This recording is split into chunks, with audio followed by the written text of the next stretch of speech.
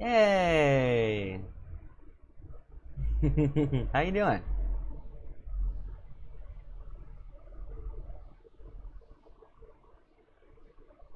It is true, I am back.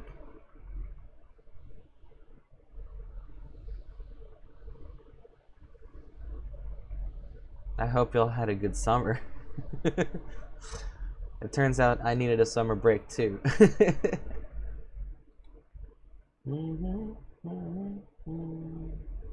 That's good. I was like fully ready to have no fans after I came back. I was like, I get it. Waiting around for someone to get out of hiatus is not fun.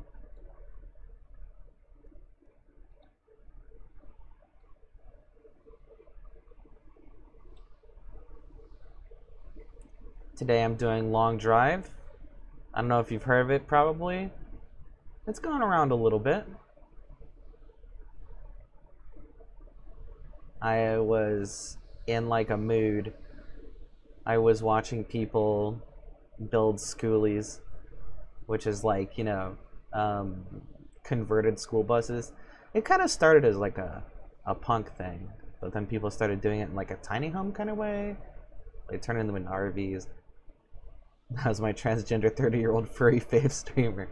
I'll be 31 in a month or two. That's exciting. Not really. Nothing's really happening.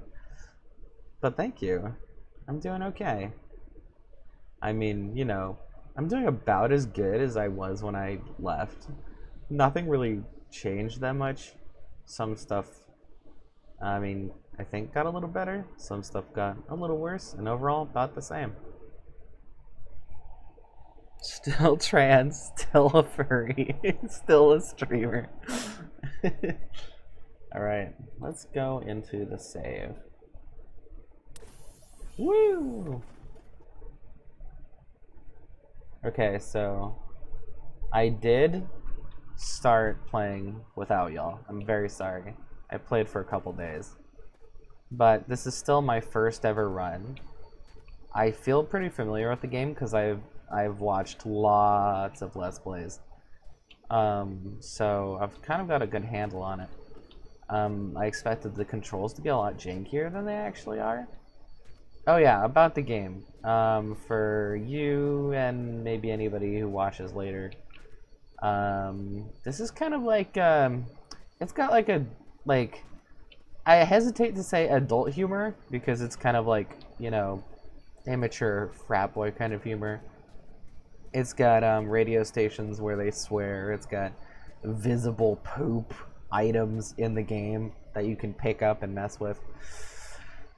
But it's kind of like it lends itself to sort of like a chaotic atmosphere that I really like. It's got like aliens and killer rabbits. It's very weird. It's a weird game. I wish I could figure out how to how to show you. There's like a camera you can set down and look at yourself with, but like the character can crouch down to the point where they're about as tall as their own shins, and I love that a lot. Also, you can just sort of fall asleep standing up, which I love. So the premise of this game is you're in the post-apocalypse and you're on the way to visit your mom. That's the entire story. It's the whole world is a desert, or they thought so at first. Most of it is a desert. 90% of the world's population has died. You start in a house with a garage and a car, and you get to fix it up. One of my favorite things about this game actually is the fixing up cars thing. Like this bus, if I remember correctly, it was not really functional at all. It didn't even have wheels or anything, I think, and it was all rusty and crappy. And it really rewards you for doing stuff about it.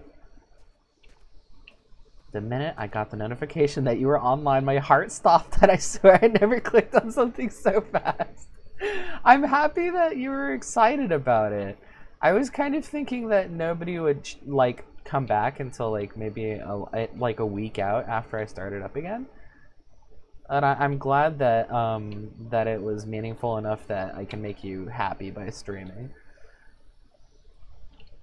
It's definitely nice being able to play this game with someone. Because it's like very lonely on its own, not in like a bad way, but it literally just feels like a long drive. It's like very accurate. Woo! Every time I do stuff in this game, I find myself saying woo.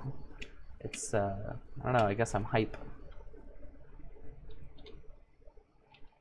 I decided before I even started playing that I wanted a bus.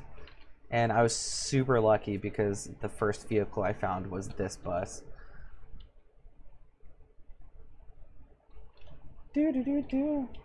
I mean, surely you watch other streamers, right? I mean, like, I don't want to monopolize your time.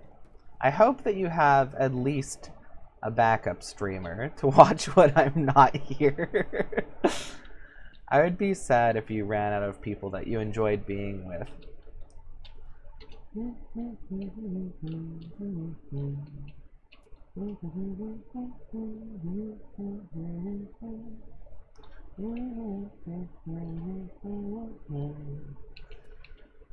No. You should probably watch more than one person. Oh my gosh. What if I start lying about stuff? What if you get like bad worldview because of me? Then you wouldn't have anybody else to help you get right back on the right path, you know? It would just be like Apollo's cult forever. I always think that it's good to have multiple sources of wisdom and culture and stuff. It's good to have a variety, a diversity, if you will. Oh yeah, here's my collection of dangly things. I'm very fond of them. If I push the bus, they'll jiggle around. Push, push, push, push, push. Whoosh! There they go. Woo! You tried? Aww. Was it just not the same? I always kind of wondered, like, you know, before I started streaming, I was like, if I become a streamer, like, am I gonna fill a niche, or am I gonna be like part of a collection? I think both are good, but I wasn't sure which one it would end up being.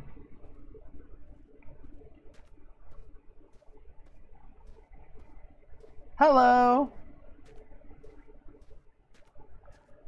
You guys' like Twitch names are like so different from your normal names. Like, I know the guy no one asked for is Axolotl, but I don't know what to do. I forget which person you are. I know this is stupid. I say this every time, but I can't remember. What do you usually go by when we're talking?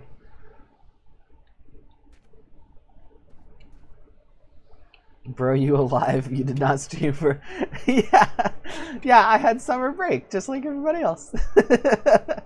Seriously, I was like so depressed in the summer, and it was so hot. I didn't want to do anything. I hated it.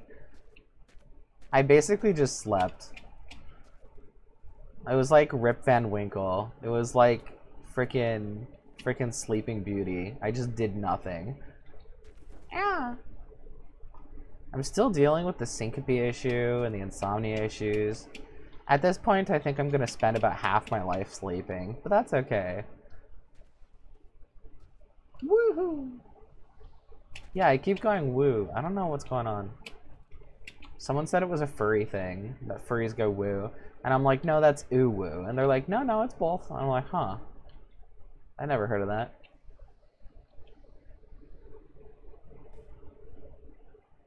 You're glad I'm okay? I'm glad you guys are okay too. Thank you. I'm glad we all survived the summer. Unlike the Queen.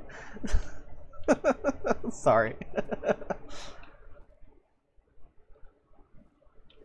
Oh, I should probably just attach this. There we go.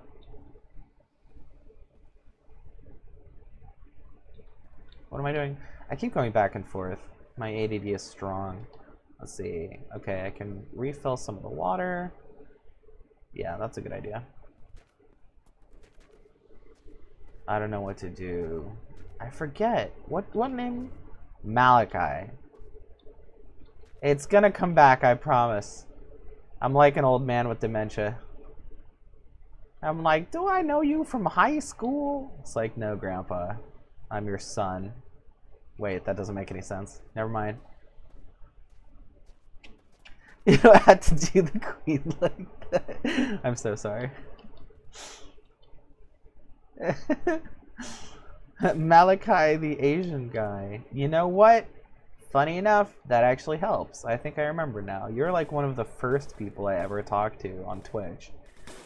You were... either you were moving or the girl was moving, right? How did that end up? How are you guys doing? Are y'all okay? Did you end up moving near each other? Was that the thing? Yeah, you were the one who moved? I hope everything went well. Oh, that's right. You were afraid of, like, fucking New York villains or something. Like, people in Chicago. You were, like, moving to a place with a lot of gang activity. And you're like, I don't want to die. I don't want to die to an American gang member. Which is totally understandable. Dating for a year? Yes! That's so nice! I'm happy for you. Me and my ex-wife still haven't actually divorced. So your relationship is going better than mine. I don't know, does that... Now I've confused myself again. Is the sign of a successful divorce, like, that you have finalized it or haven't finalized it? I wonder which direction that goes. We're being very lazy is what I'm saying. But yeah, that's awesome. I hope you guys are, like, enjoying your time together and, like, enjoying the you know how relationships are. I hope you're enjoying, like, the spice of life that you bring to each other's lives. Like a spice cabinet. Getting your own apartment. Ooh, that's gonna be a whole adventure. That's gonna be wild. Getting your own place for the first time is so wild. The first couple days is always like, why is this apartment so freaking empty? That's always the first part. It's good to look up online. There's like checklists of like basic home items that are really good to have around. So if you ever are thinking, damn it, what if I'm missing something? Then those are really helpful. Ah, damn it, hold on. That was the wrong thing. Let's see. Gas and oil. Ugh. Alright, let's see. Empty. Full. Okay.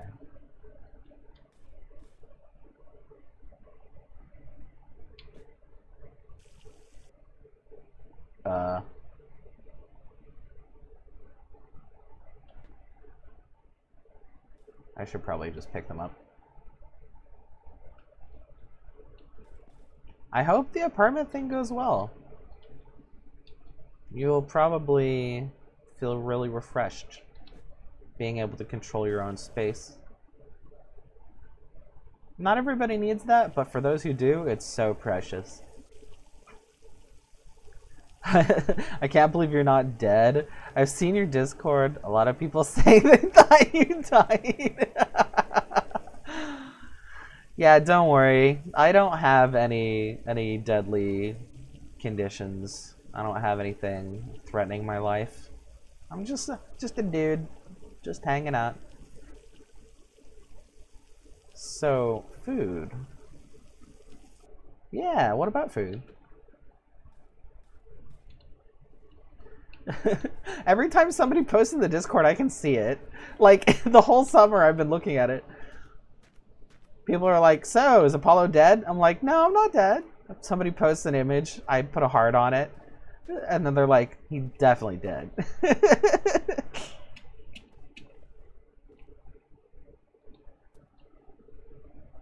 So food, it's food? Food is food. You are 100% right. Food is definitely food. You are so right. Let's see. Got 2 things of oil. Actually, we probably have more oil up there. I don't need a lot.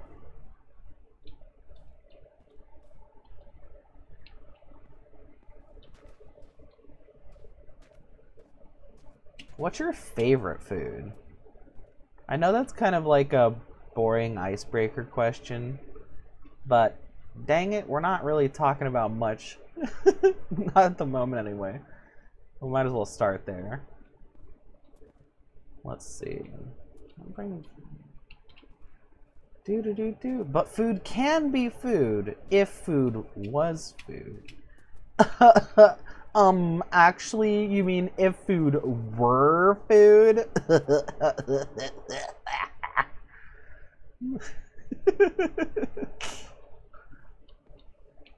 I love that the bus has these little buttons that the passengers can press to indicate that they want the bus to stop. I love it. This is like prime for roleplay. They just added multiplayer, and it's super janky, but I'm excited about it. Actually, this whole game is janky.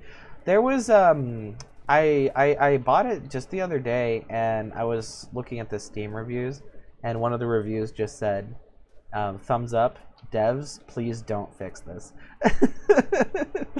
Do not fix this game. I love that. So far, not much has happened, but the most common cause of death is by glitches, so, like, that's definitely a thing. You gotta save frequently, especially if you're about to do some funky stuff. Oh, the fridge. Did I check the fridge? Oh yeah, I don't control the contents of this game, so just as a warning, there are blow-up dolls in this game. And there's alcohol, and there's random turds that are just on the ground. Just stuff like that. Let's see. You're like one of those English teachers that go, it's not your, it's your, or whatever. See, that's the thing, right? My stance is, you can break the rules, but in order to break the rules, you have to know what they are first. And that way, if you want to be correct, you can be, even though you don't have to be. I think that's powerful to be able to come across in a certain way when you want to. I think it's good to be able to switch. Do, do, do, do, do. Not even to actually switch, but just to have the capability. Woo! Although I'm also a, kind of like an amateur linguist, you know. I'm like a linguist, but only in self-study. But like the strongest linguist stance I have, and I'm very passionate about this, is that there's no such thing as correct or incorrect language. Proper English is not correct English. It's just a style. It's like fancy English. You know what I mean? It's like it's a style that you use so that you can come across a certain way. It's like putting on a tuxedo. A tuxedo is not a correct form of clothing. It's just a fancy form of clothing. But I want people to be able to have a tux in their wardrobe in case they want to use it. Woo! Loose lips sink ships. Yeah. I'm very, like, it was alarming how often you guys, maybe not you specifically, but in general my Twitch chat, just really enjoyed sharing identifying information. Not even like personal information even, but like specifically, here's how you can come find me. You know? I was like, guys, help me help you.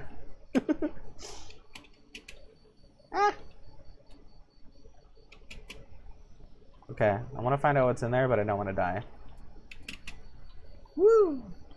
Oh, I think I did it. This game's kind of pretty sometimes. It's nice. Crickets chirping. I'm gonna save before jumping into this. I always intended my streams to be an adult-focused space because I'm an adult and I like being able to do adult things with other adults. Not even like things that are impossible or really inappropriate for children to do, but just things that adults find comfortable. You know what I mean? I like to be comfortable as an adult. But I always intended it to also be like a space where children can like wander in and like nothing bad will happen and that everybody will have a good time, right? But it ended up being only children. My fans are exclusively children. And my address is beep. Come on. Oh my gosh. Come get me. I am here at this time, in this place. Find me if you dare. Oh yeah, this is the bus. I was thinking about. I was originally gonna call it the Down with Cis bus, but I didn't want to upset anybody. I personally think that the Down with Cis bus story is really funny, but I don't want to give people the impression that I'm making fun of them. Oh shit, see look, I just died. I died by getting wedged in between two objects, and the collision just squished me to death. If y'all don't know the story of the Down with Cis bus, it was somebody making a comedy post. It was like a parody of something. Apparently they didn't like the sort of everybody clapped type stories, so they just made their own version of it. And the story was that a random cis person was walking down the road innocently, and a bunch of trans people popped out of a bus and beat them. and they ended up like fighting each other or something. And they popped out of a bus that had Down with Cis written on it. And it's just like, it's really funny to me because like, what does Down with Cis even mean? You know, it's like cis people aren't like, I don't know, like a government or whatever. Anyway, the whole story was ridiculous, and the person like explicitly told people that not only did it not happen, but also they're joking. But it ended up being causing a lot of contention because there was, you know, it's like confusing and there's like negativity surrounding it. So I decided, instead of making this the Down with Cis bus, it's just going to be the trans bus. It's just going to be a bus with trans people. It's going to be the transportation, if you will. I don't know why I'm still looking around this house. I don't think there's anything here. Alright, let's pack it up. But I gotta check the bus because every time things load into this game, there's a possibility that everything falls off and glitches. Woo! Caca. Did you see a poop? There are definitely poops in this game somewhere. I don't think there's been any at this house, though. Whoop. Woo! Eh. Okay. Detach. Detach. Check over here. This stuff's fine. There's 4 of them, right? Oh shit. Oops. Pardon my foul language. All my stuff drained out. Which one was that? Oh, this? That's fine. Not worried about that. Okay. Time to get the showboat on the rowboat. First, let me double check my coolant and stuff. Fuel tank's full of diesel. My tiny engine is full of oil. And we're full up on coolant as well. Look at this. Look at this engine compartment. Look at this. This whole space for this little this little tiny motor. And this is the best coolant tank in the game, but it's rusted to crap and back. It looks like, somebody said it looked like a slab of bacon. You didn't see poop? Just caca. Okay. I can vibe with that. And this is the giant fuel tank. Carries over 200 liters. That's amazing.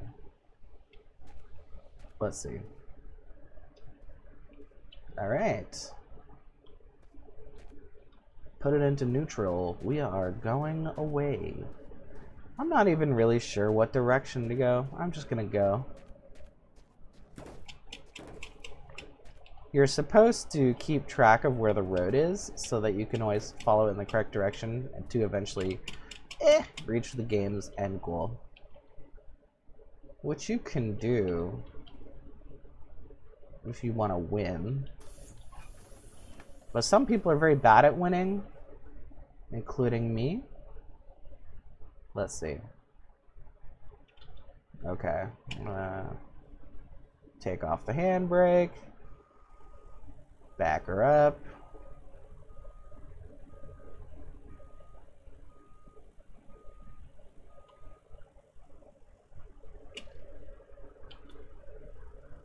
I'm gonna take a quick peek up on my custom-made watchtower and choose a heading.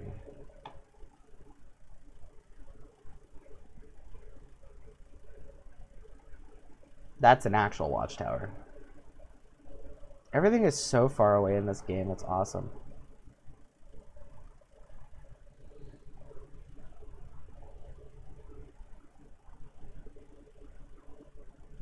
It's still pretty glitchy, but I like it.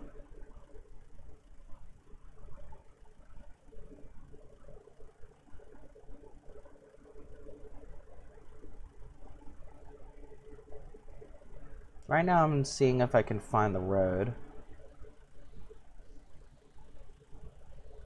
Oh, there's another house. And a small gas station. Ooh, one of those things. Okay, I really want to stop there. I'm doing a Pokemon Sword Nuzlocke by my rules. Ooh, a Nuzlocke. Good luck. I had to stop playing Pokemon years and years ago because every time I lost a battle, I would get upset at myself and I'd be like, I'm so sorry. I'd be apologizing on behalf of my Pokemon. No, not on behalf of my Pokemon. I'd be apologizing to my Pokemon. I'd be like, you didn't deserve this. I'm too sensitive for things like Pokemon.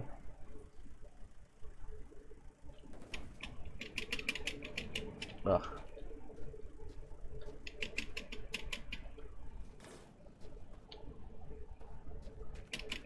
Woo! Come on. I wanted to see what that thing is. I think I missed it. It's probably just a bucket or a motor or something. Oh, Discord message. No, a Telegram message. Ha ha ha! Of course. It's my ex sending me memes. Let's see. Frick.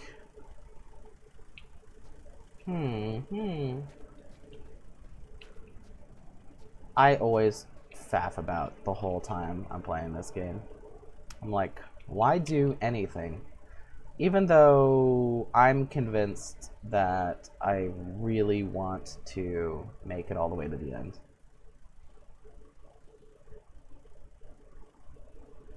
If there's a bus over there by any chance, oh, that'd be amazing.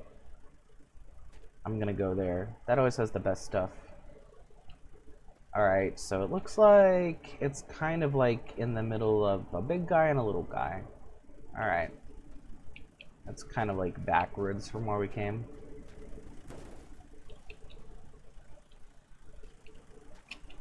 Oh, I probably shouldn't leave this running.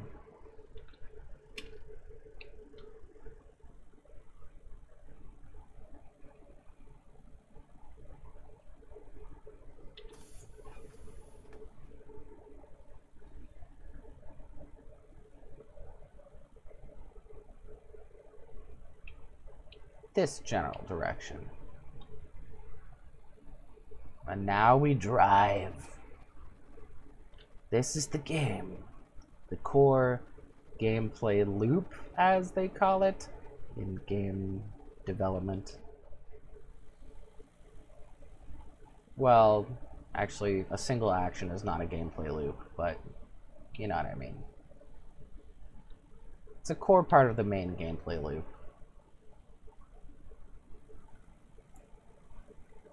This desert sure is big, and it never gets any smaller, I'll tell you that. It is always this big. That house already looks so tiny.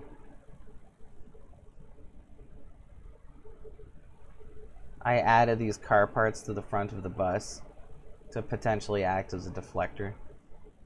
For like if I ram into rocks at full speed, which is something I've done multiple times. So, tell me the rules of your Nuzlocke. How's that going?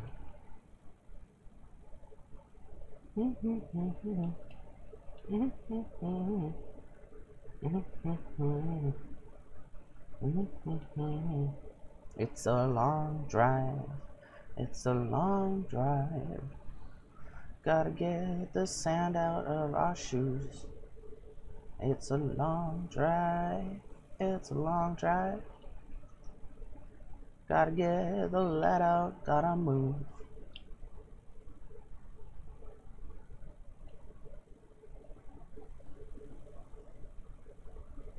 So many mesas.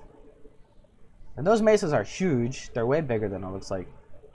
I really hope that my bus engine can make sloped ground, because like I had like a normal car engine in the bus, and it could barely do any sort of incline at all. It had no torque. 2 raid dens, 1 Pokemon each route, 2 Pokemon every time I have to go through the wild area. Ah.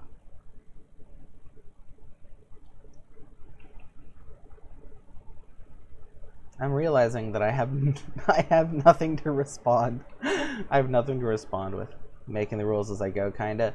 I think with a Nuzlocke you have to like make sure that you don't go back on a rule, because otherwise it won't feel satisfying. Like, I think that the point of a Nuzlocke is that by having tighter restrictions, you have a greater sense of finale when you're done.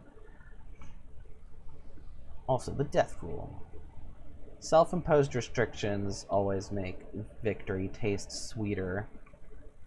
It is the way of the masochist, as Markiplier would know full well. The camera keeps making my eyebrows go up. I think it's getting confused about my glasses. It really does not know how to handle glasses. I'm thinking of switching to rimless glasses just because of this issue. It keeps making me go like, woo, woo, whoa.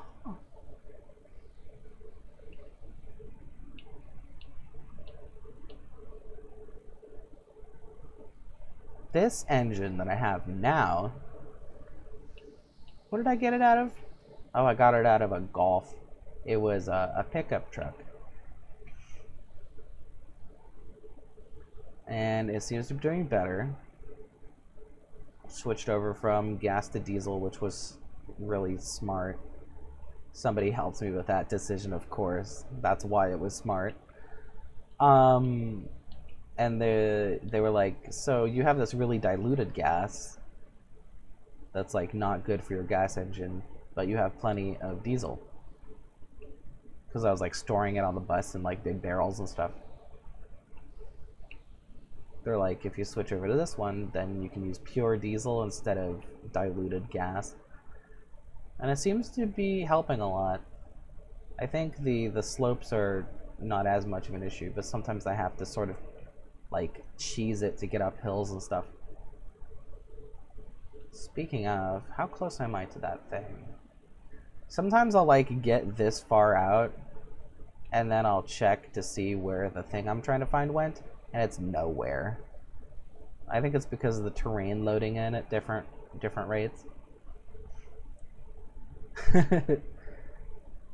I think my fave art I have ever made for you was when I made a character, and in the caption, Apollo explaining the rules to me for the 10,000th time. Yeah, I like that one. That was the latest one in that channel.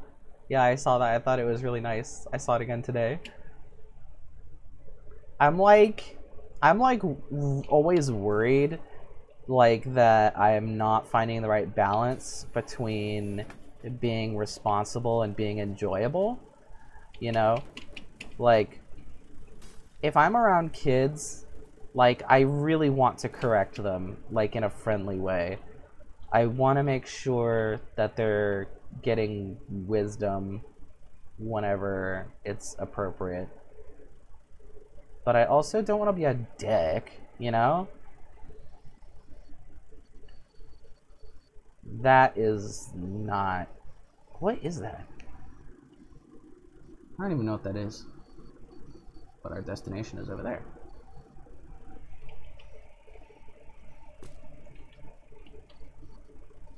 So I'm happy if it comes across as like a lighthearted thing. I'm gonna go for more like dad and less like, you know, angry teacher or something. Poop hee hee. Oh, you rascal. I'm gonna ruffle your hair. Don't go telling your mother I said you could say poop, okay? That's between you and me.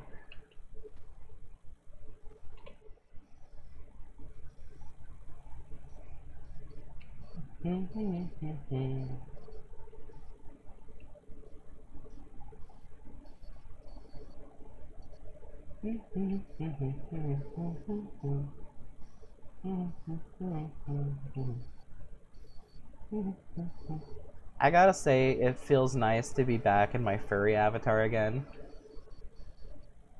Every day I wake up in the morning and I look at my face in the mirror and I'm like, But then I, like, start up the webcam, I'm like, I'm bald, that one kid? Huh? Please explain? What? Not sure I know what you're saying.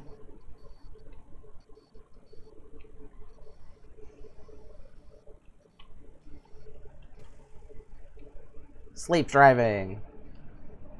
Inadvisable. Gonna hit a rock. Oh, we dodged the rock.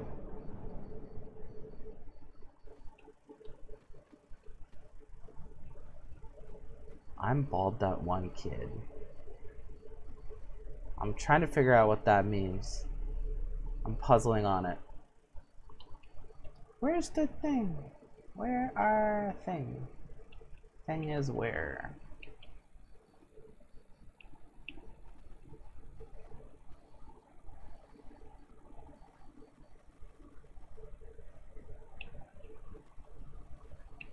Like that one kid, the Kaya kid?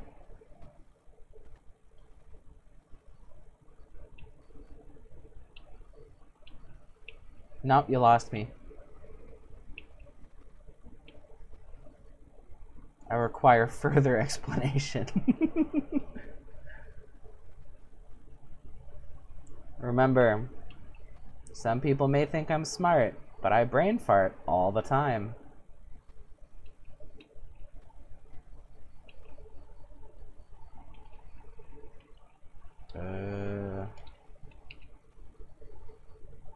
Oh, nice. There's a ship out there, too. I mean, not that I really need it. Although having extra diesel probably couldn't hurt. Oh, there it is. Okay, hold on.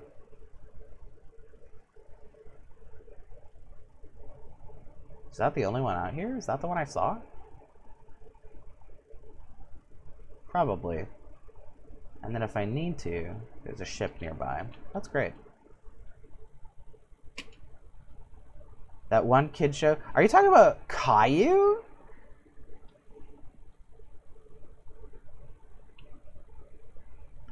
I like barely watched that show. I saw like a couple episodes. I haven't thought about that show in a bit. Sometimes people like occasionally reference it. I don't even remember what it was about. Was it like a Calvin and Hobbes type thing where he like goes into like imagination zones and stuff? Like Rugrats? Yeah.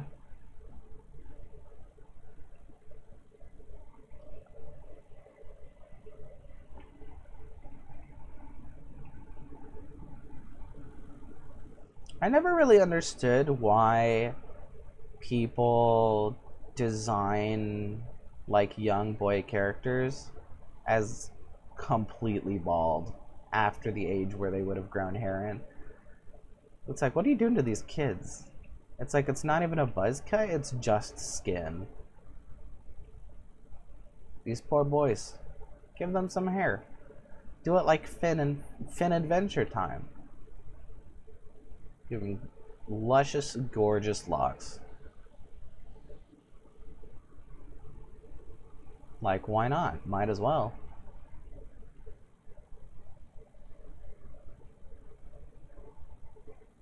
The desert is big. The desert is large. The desert is roughly the size of a barge.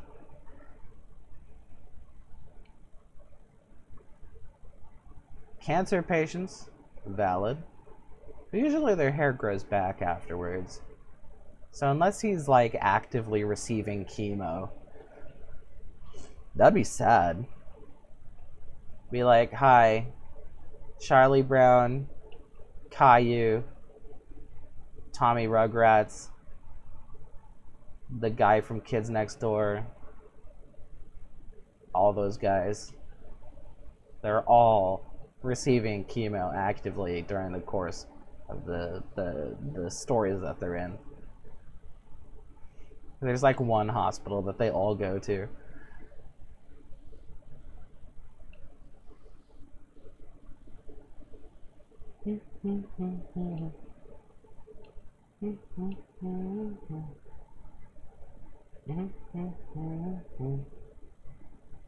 It's making me raise my eyebrows constantly.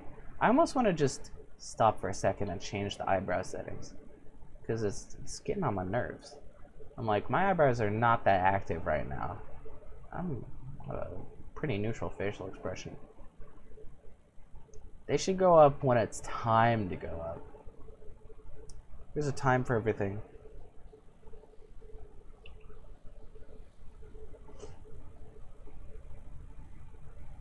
trans bus.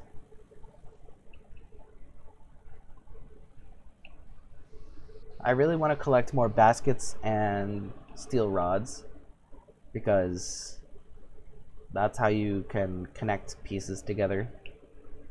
You can do some wild stuff. It's very nice. I'm pretty sure I am not going in the direction of the road. I think the road is in the hills back there as it turns sort of a grassy green around that area. But I have a feeling that somehow I will hit the road regardless of what direction I go in. I don't know why, but that's just sort of the vibe I get. And if I get too far away, I think I'll be able to see it on the horizon anyway. There's sort of like this glitch where you can kind of see the road floating in midair.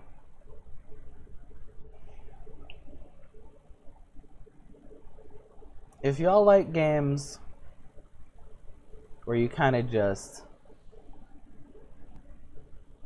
be like a cool cowboy for like 36 hours, this is a pretty good game.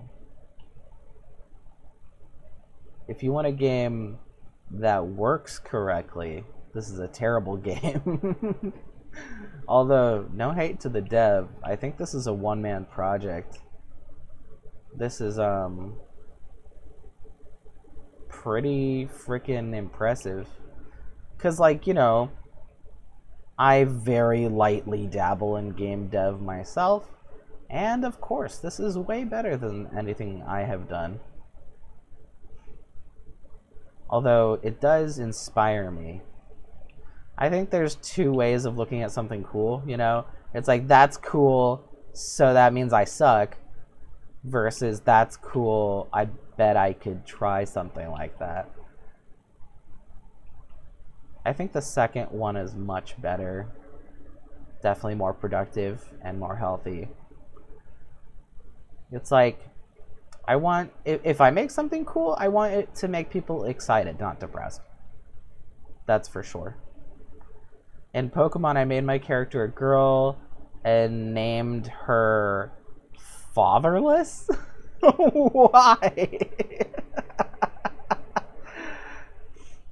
Yeah, it's Fatherless. We call her Less for short. Actually, how would you shorten that as a girl's name? Maybe Theory.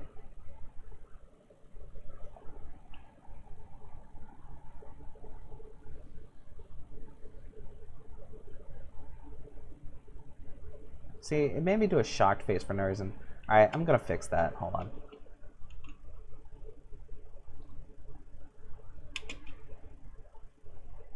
Yeah, those eyebrows need to calm down. Maybe I'll just turn off facial expressions for now. But I like the smile! I really like the smile.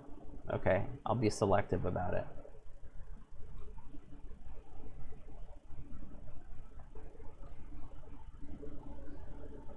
Neutral expression, fun expression, anger expression, joy expression, surprise.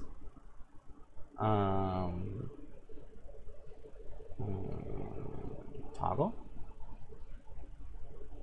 That's much better. Okay, I've just turned it off. No, wait, I haven't. Oh, I see. Wrong setting.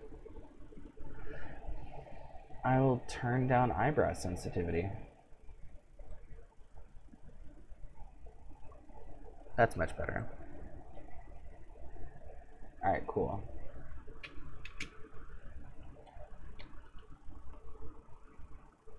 I was about to be misogynistic. Okay, so in the theoretical world in which you would have been misogynistic, but clearly that isn't what has happened, what would you have said in that scenario?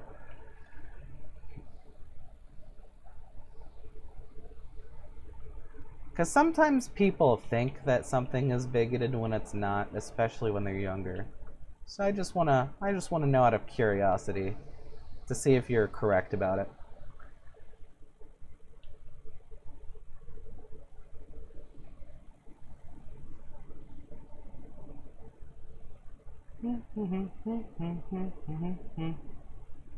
Is it still making me do a surprised face?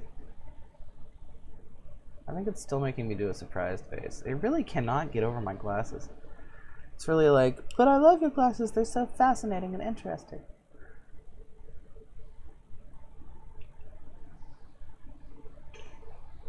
Less rights? I mean, a fact is a fact. If women have less rights, pointing it out is not bigotry. In fact, that's kind of the opposite. So yeah, I kind of figured it was something like that. It's dark humor, but that doesn't mean necessarily that it's punching down.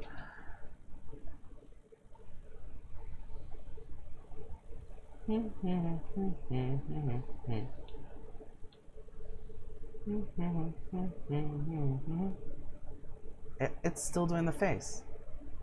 I'm just gonna turn off facial expressions temporarily because it keeps irritating me. I keep getting distracted.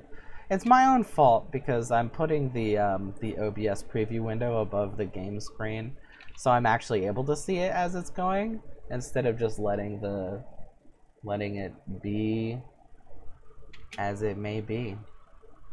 Now I'm getting picky. Let's see.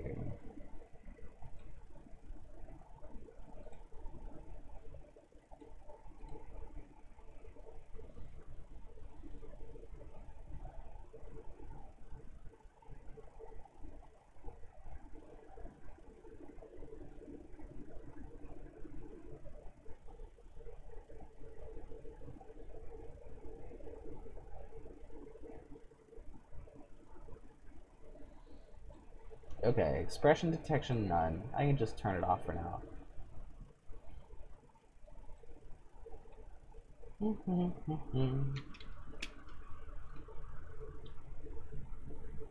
We're almost there. I put a woman's rights book in the fantasy section of the library. I don't think that's very helpful, but that's pretty funny.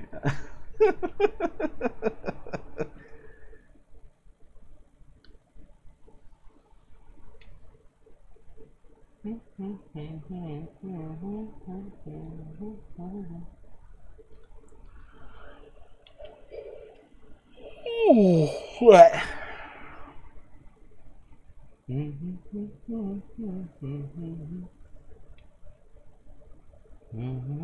Hey, it spawned a bus! I might be able to get a bus motor out of this if I'm really lucky.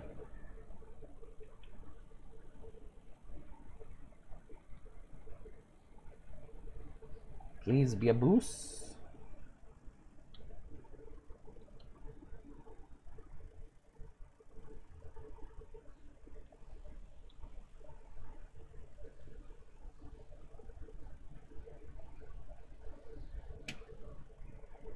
Nice. What do you call a wheelchair guy that's on fire? I feel like this one's gonna be worse, but sure, what? Hot Wheels. Yeah, that one falls below the line, I think. I wouldn't do that one. Also, wheelchair guy. It's clear that you've been around more women than you have wheelchair users. That's okay. Experience comes with time.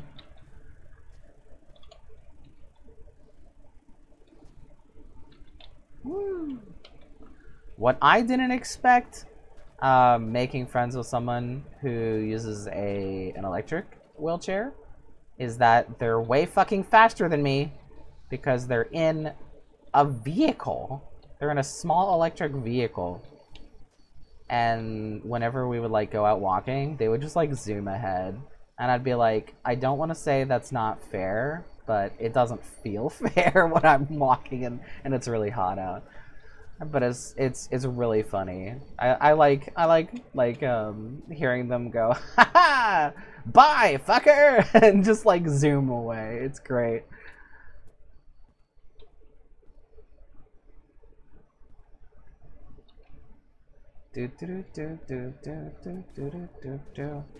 Somebody, I was watching a TED talk of a woman with 2 prosthetic legs. I was so surprised when she said that it was both legs, because she said that she used leg prosthetics. So I'm like, okay, which one is it? And I'm like looking at her legs, trying to figure out which one is the prosthetic leg. Meanwhile, she's just like daintily like walking across stage, no problem at all. And I'm like, when I figured out that she meant both legs, I'm like, damn, she's been on stilts this whole time. She's been like balancing on like unfeeling plastic. Like I would have fallen the heck over, absolutely 100%. I would have. And she was in heels. She was in heels, not able to move her ankles, not able to move any, like, you know, foot muscles or calf muscles or anything to help with balance and stuff like that. She was just like strutting around like no problem. It was great. She looked super elegant.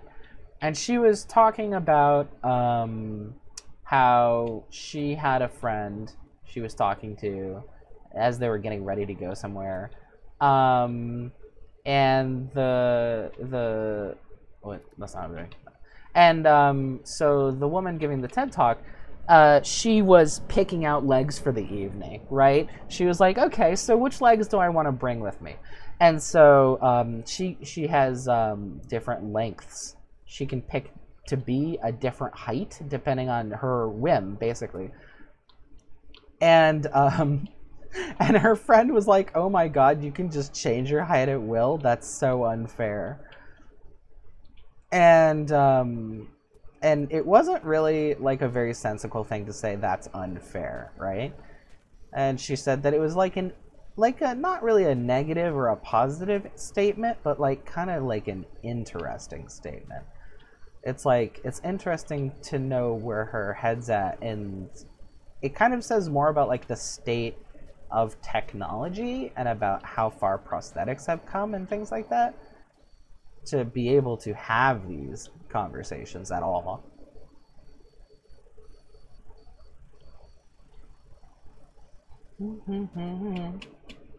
Yeah, you said you would run and say, at least I have legs.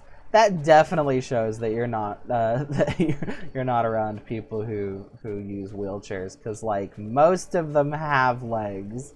I mean, even the lady I was just talking about, she still had the upper half of both legs, and that's definitely legs. Like, she had legs, she just didn't have all of them. I mean, all parts of both of them, whatever. You know, it doesn't have a motor. The bus doesn't have a motor. No.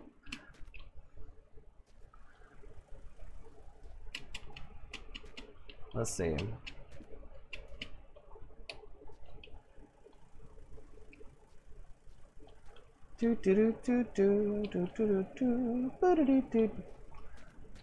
I mean, you know, you live and learn. Like, I didn't know for quite a long time that blind doesn't mean the person can't see at all. Blind is like a threshold. Like, there's more blind and less blind. The same goes for deaf as well. There's lots of people with partial deafness, or rather people who are hard of hearing, that kind of thing. Same with vision. A lot of people act scandalized when a blind person can see and a deaf person can hear, but that's actually normal. That's like most blind and deaf people.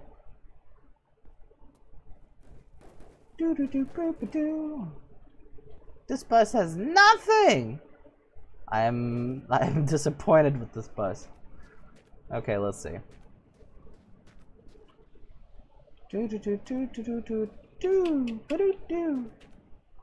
Although I kind of want to clean it up just for fun. It's nice scrubbing the rust off of things. Let's see. Maybe if I find some cleaning supplies in here. There's 2 beds. Why are there beds in here anyway? Oops. That's not what I meant.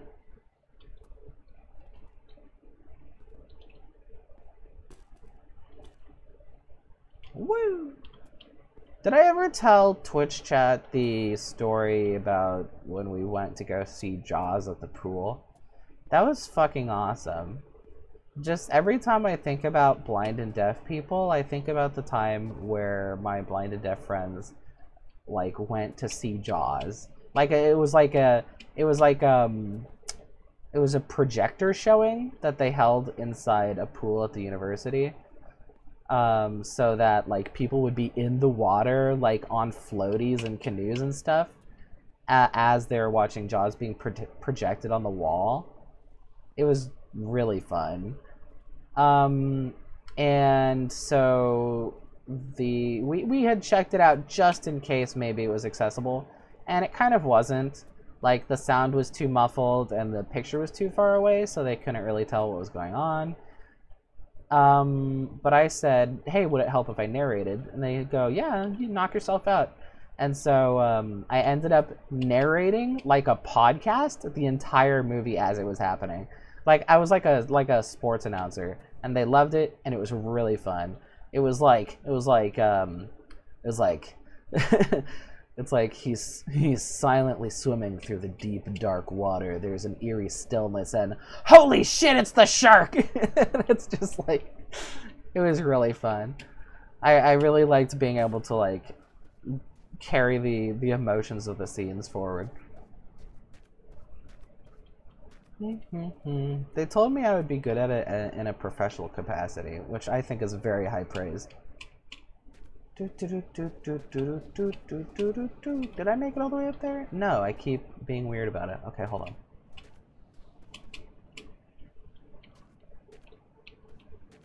Actually, can I glitch jump up there? I'm gonna test my powers.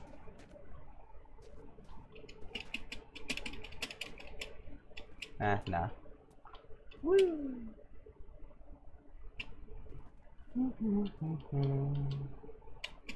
If you ever get a chance to hang out with blind and deaf people, they're awesome. Like, they really have their own culture because they get isolated from other people. So there's like this sort of like whole way of living that like other people aren't really aware of. It's like visiting a different town. It's great.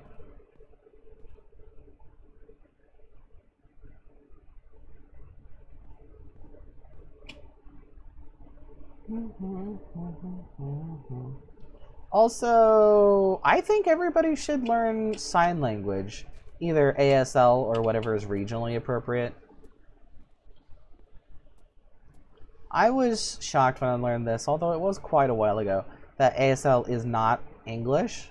It's not just English and then you hand sign it. It's actually a different language. That's why it's called American Sign Language and not like signed English. It's got its own grammar, it's got its own inflection system and pronoun system, and there's just a bunch of stuff going on there that linguistically, as a language nerd, makes me very happy. And it's weird because it's like, can you even call it like language if we're being super technical? Like linguistics and language, the root word of those words is, it means tongue. Right? It means literally the tongue in your mouth that you use to speak things. But obviously, with signed language, it's like, you know, you're using your hands, not your tongue. So it's weird. Like, what would the other word for that be? Something with like manual? Like, I don't know. But they still call it language because we've basically just been using language to mean a form of communication. I got a basket! Baskets are pretty valuable in this game. I'm happy I found one. Usually the weirder spots you reach, the better the stuff is.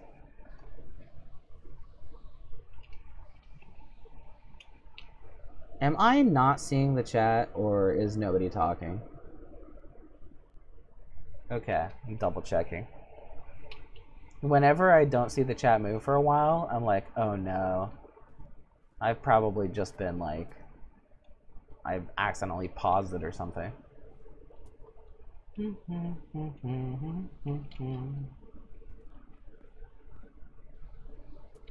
It used to really make me upset when people ask me questions like, which would you rather lose, your sight or your vision? Or, sorry, your sight or your hearing?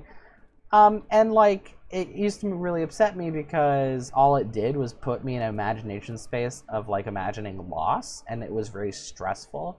I think that it would have been better if people had said something like, if you lost your vision or your mobility or your hearing, what would you do about it, right? I think that's a much more interesting thing to think about, and also a much more positive thing to think about. Because it's like, when you get a disability, life doesn't stop. You're still alive. You have to get up in the morning tomorrow and do something, you know? And it's like, figuring out what that thing is can be very interesting.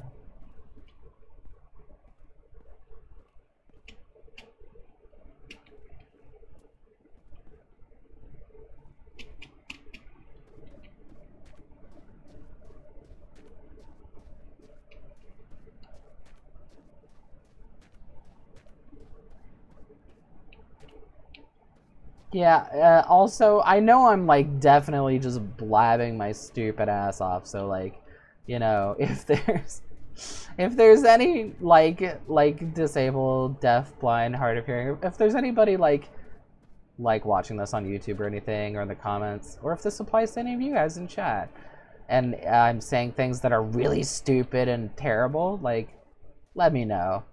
I thrive on being educated, and that's how people get better. I definitely want to listen if I say something stupid.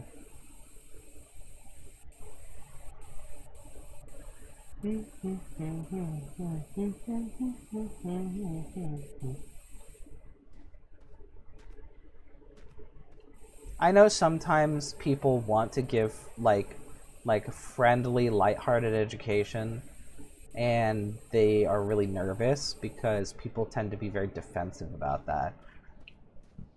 Which is, both sides of that is very understandable. It can be pretty nerve-wracking doing any kind of social interaction at all. But I just wanted to throw this out there that I'm not the kind of person who will get very reactionary if I'm corrected on something.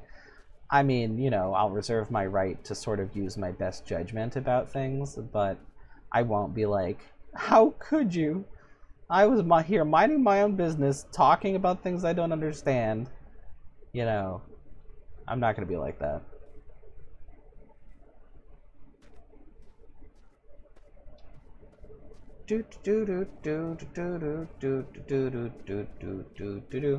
Oh yeah, and the what would you call it? The corollary to that is that also, if I correct somebody on something, I definitely don't mean it as a diss or as like an attack on their personal character. I think that education is beautiful and positive, and I want people to enjoy being right, you know? I think being corrected is the easiest way to be right, you know? Because if you're corrected, then you're correct. You know what I mean? I think that's great. That's why I love being corrected, is because I love being correct. I wish more people saw it that way. When people are giving you information, that's power. They're just giving you power. Whee! I should really save this for my own bus, but like, I don't know, it's just fun.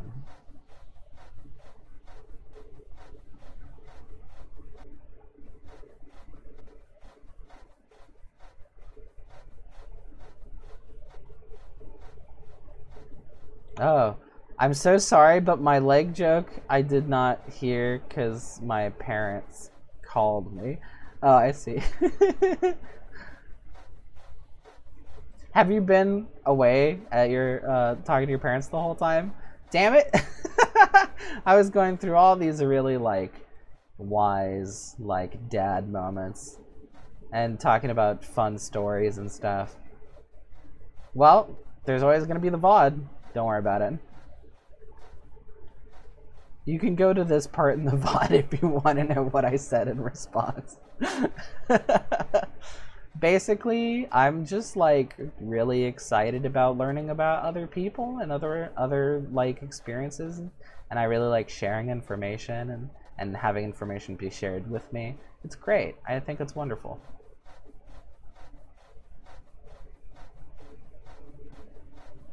Okay, I think this is as unrusted as it can be. I think.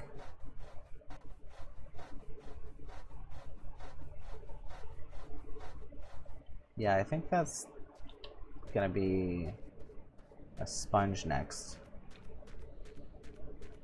Oh,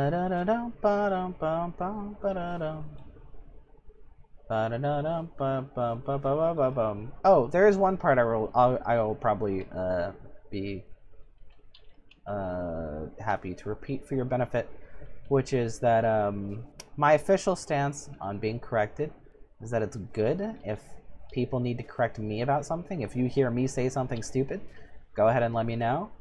I'm not going to be reactionary about it. And same, if I tell you something, I want you to know that it's not because I hate you or anything. It's just because I love information and sharing. Alright, we have milked this place dry. It is time to move to greener pastures. Hopefully, literally at some point. I'm playing on peaceful mode, but usually those rabbits will actually attack and kill you, which is fun. It's fun because it's exciting, mostly. Kind of. It's kind of like with the combat in this game, it's mostly just like trying to get the rabbits to stay as far away from you as possible. And if they come at you, you just like climb into your car and shut the door and hope they go away.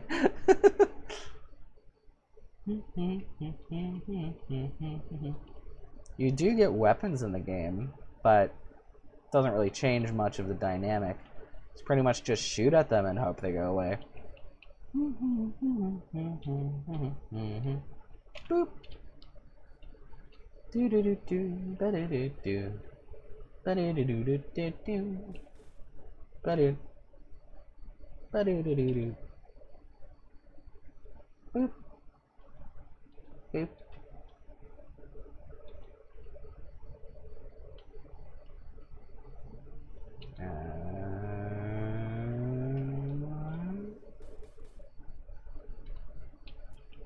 It's probably better.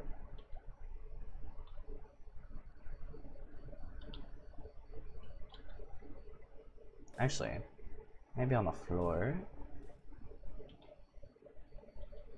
Nah, might be worse.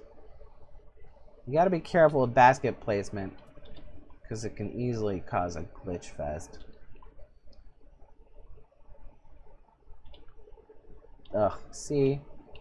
Now it's colliding with the exterior of the bus. I wish there was like an indicator to show you where something is about to end up before it actually gets dropped there. You know, like ghost placement, like where there's a ghost of the item and you can see its sort of end result before it happens. But that's okay.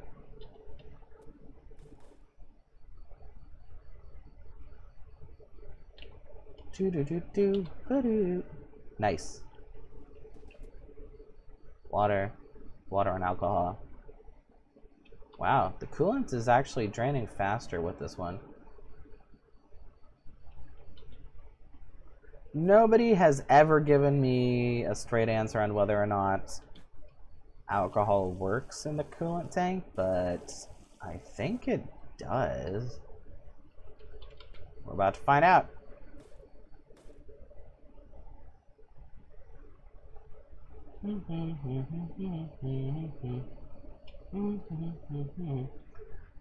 Oh yeah, do y'all like listen to music while you watch my streams? Or is it like if I don't play music, there's no music? Like I'm always worried about like playing over other people's music. Let's see. Oil tank. But you know, I have freaking ADD, obviously, and I have a hard time concentrating when there's nothing to keep time with. Woo! I think that's why I'm like really weird when I play games. Aside from normal. Maybe it's not. Maybe the reason I'm weird with games is because I'm weird. I mean, that's pretty plausible.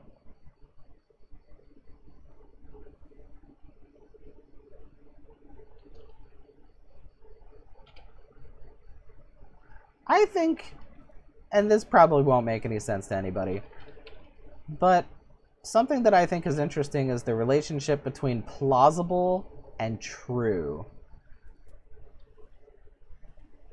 It's like it's plausible, but it's not true. I don't know if that makes any sense. You just listen to me, that's it? Maybe I should put on maybe the in-game radio or something. It's kind of a minefield with the in-game radio as far as streaming goes.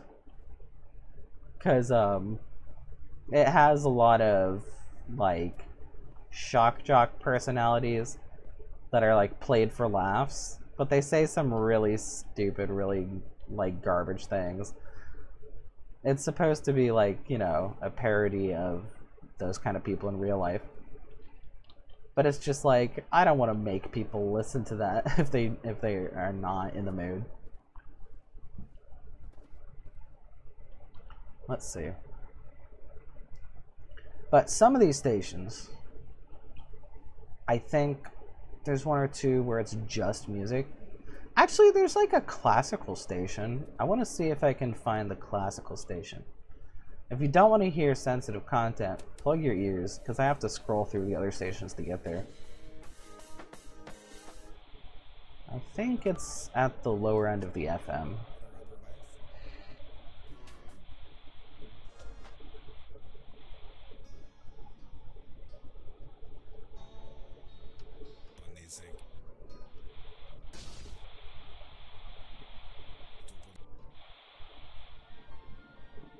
There it is.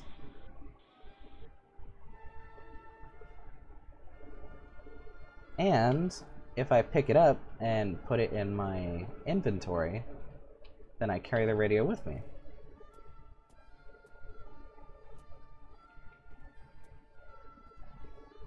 Okay, we're good to pack up.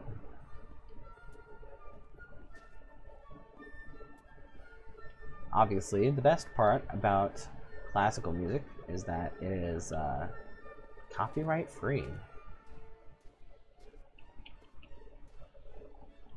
Try to get me now, freaking YouTube. I was so mad about the Minecraft thing. I think that's my first ever sort of like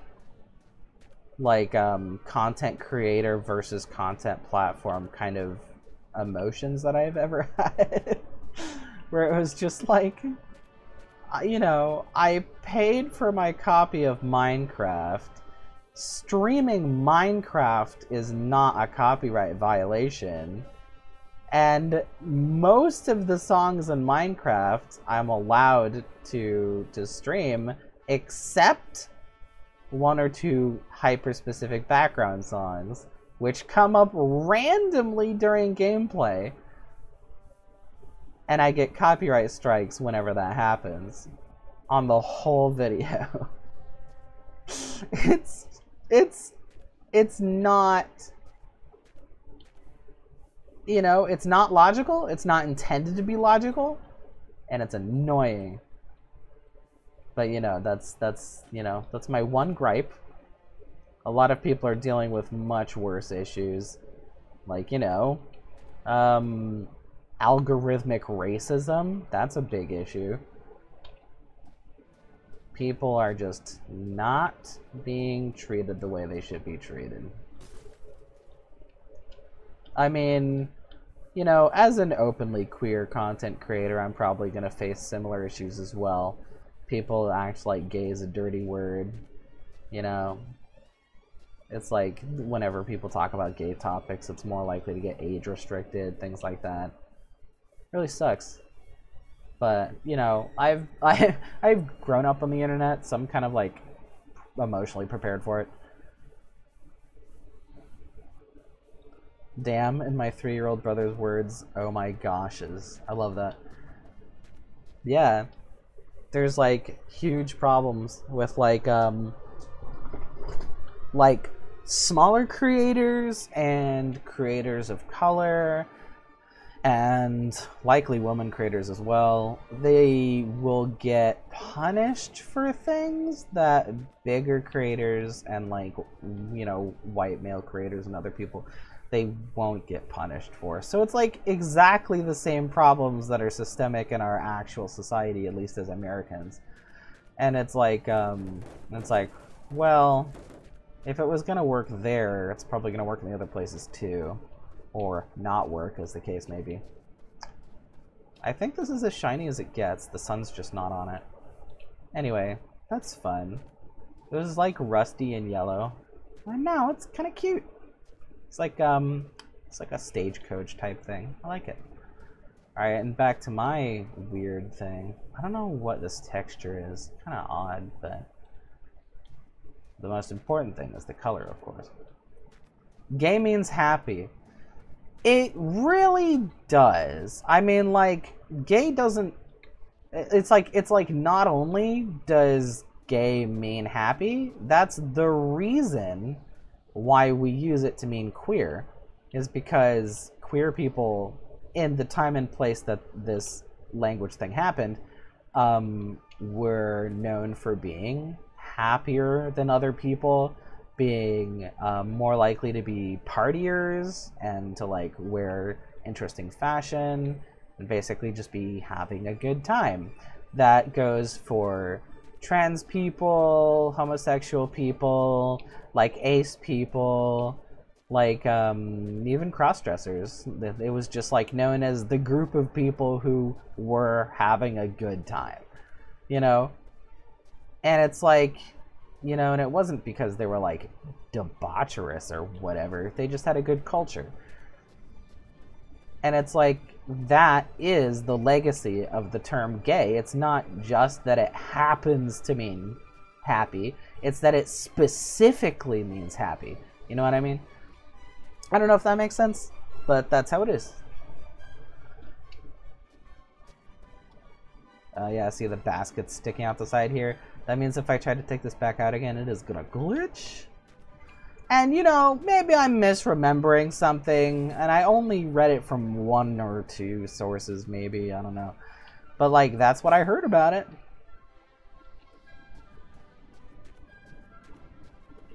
Do, do, do, do, do, do.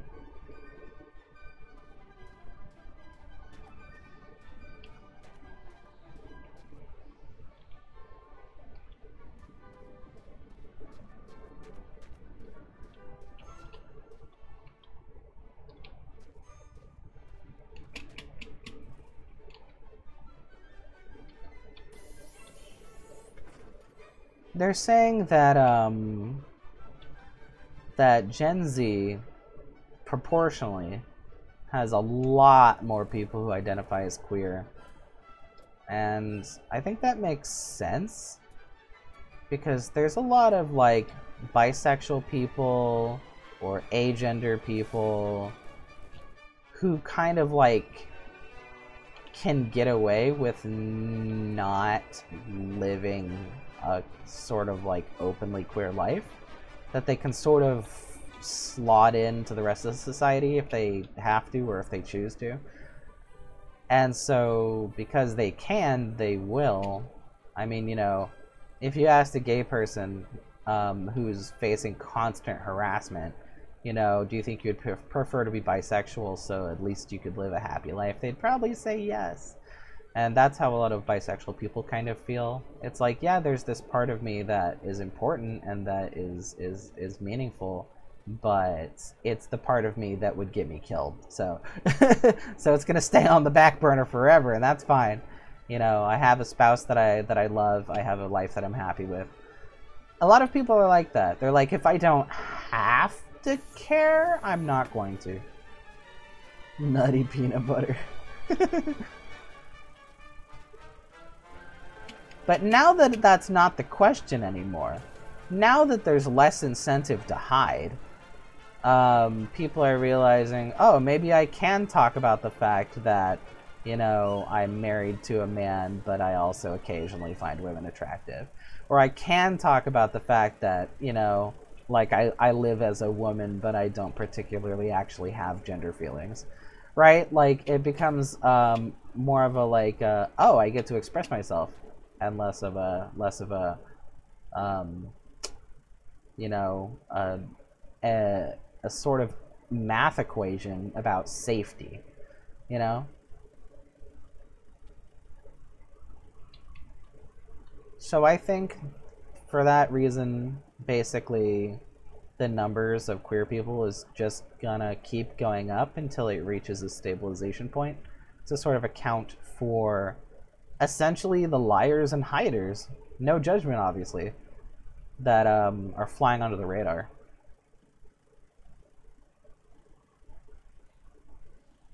Do you know what I say to that? What? What's up?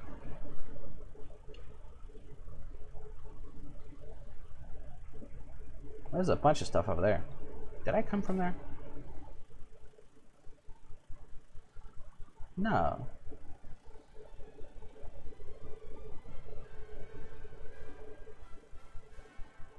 What do you say to that?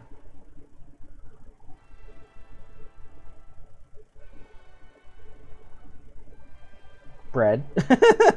Okay. Yeah, I know. I tend to go on sort of like unmanageable rants sometimes. The sad thing is that people are gonna really panic when the numbers keep going up, because they're gonna be like, oh my god, it's the gay agenda, they're converting people, this is the worst case scenario. But, you know, just like you can't pray the gay away, you also can't gay the straight away.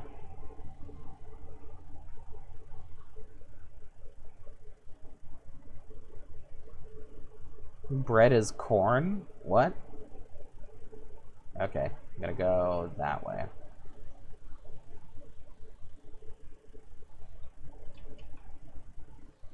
Which is towards the two big boys on the left.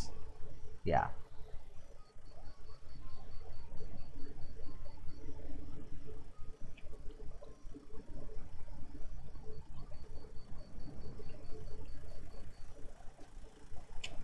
The corn song on TikTok. I forget you're old. I'm on TikTok, just not as much as you. That's all.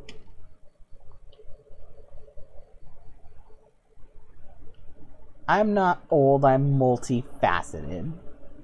I mean, I am old, but I just take media from many sources.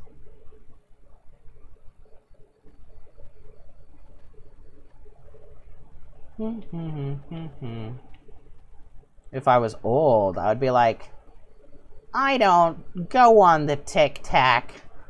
That stuff's for babies. I'm so old, you said old twice. Don't worry, I'm getting there. Listen, I was born a grandpa. It's my destiny. The closer I can get there, the better. I want to live to like 200. I want to be the oldest goddamn motherfucker. Sorry, language. I keep forgetting. Hold on. I'm a natural swearer. And I haven't adjusted since summer break. Oh yeah, let me tell you about fucking... Sorry. Again. Never mind. If anybody's parents are watching them watch me, I'm so sorry. I'm working on it. Oh, my hip! I mean, I do have joint problems. It's real. Millennials are all busted up. We're like physically not okay. We're like mentally not okay. Millennials are the most busted up generation, except for the ones who are actually at war.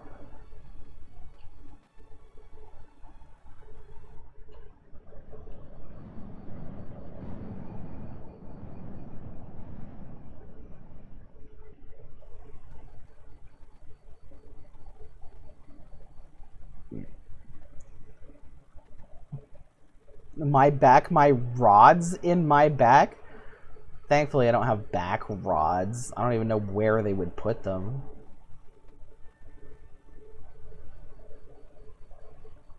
But yeah, guess what? I'm not old.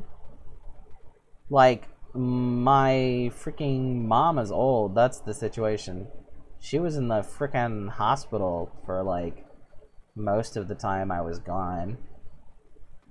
She was supposed to get a hip replacement, but then a whole bunch of stupid things happened. So I was, like, freaking out about that, like, a lot. That's one of the reasons why I didn't come back for a while. I was, like, visiting my mom every day and stuff. That makes me think about being old.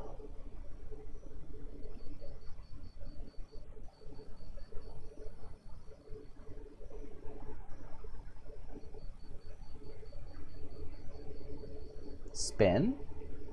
What do you want me to spin?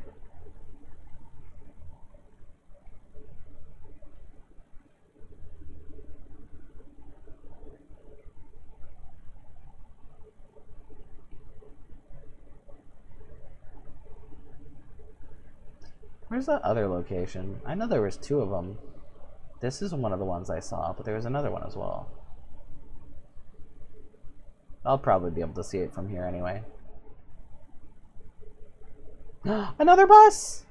Another bus, another chance.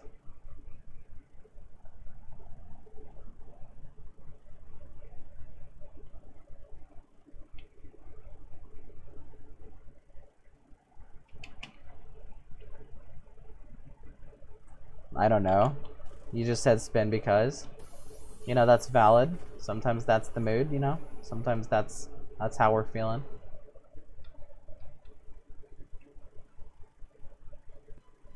Sometimes it's spin for a good reason, sometimes it's spin for no reason.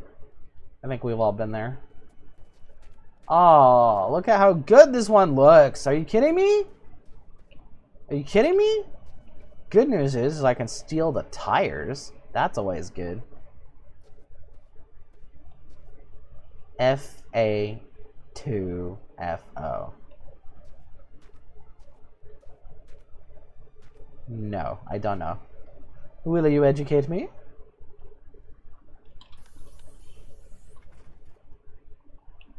Does it have an engine? Please tell me it has an engine. Oh my god, does it have an engine? Does it have a bus engine? Oh my god, it has a bus engine. It even has the covers. You're kidding.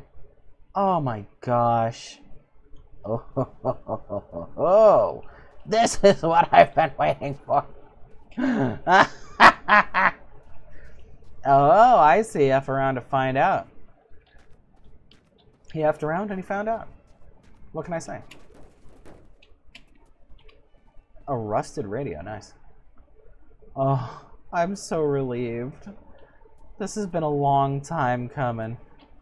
I've been waiting for this bus my entire journey. Oh my lord. Lord have mercy on my soul. Actually, this is the Lord having mercy on my soul. This is what that looks like. Oh my goodness. I'm like happy, but in a way that's making me feel PO'd. You know, I'm like happy, but I'm angry.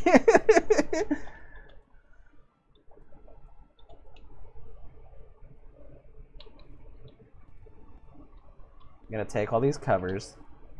Absolutely.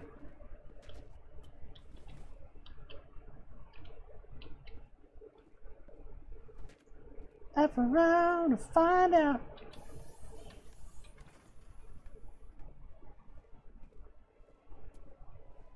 Don't make me show you now.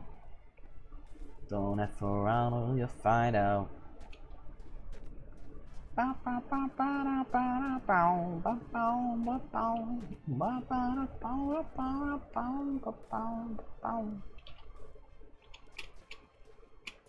Oh, it's so nice that it has a cover. I'm so tired of falling into it. And now I don't have to worry about stuff rattling around in here either. That's so nice. Just beat it. So you wanna be bad? Just be that. No one wants to be defeated. Show 'em how funky strong is your fight. It doesn't matter who's wrong or right. Just beat it. Just beat it.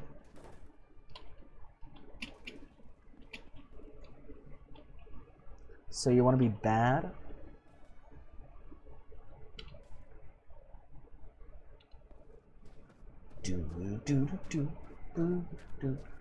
Damn it. Okay, you can't make me do that. You can't get extremely popular songs stuck in my head, because guess what?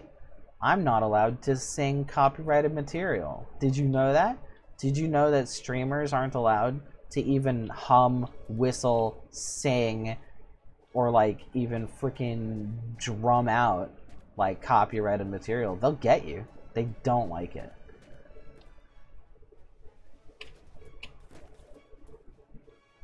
It's considered a performance. You know, not allowed to perform copyright material.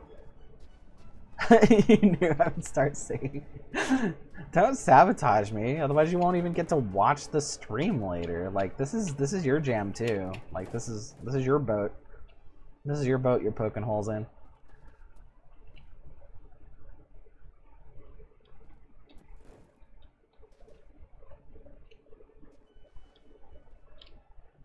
Boop.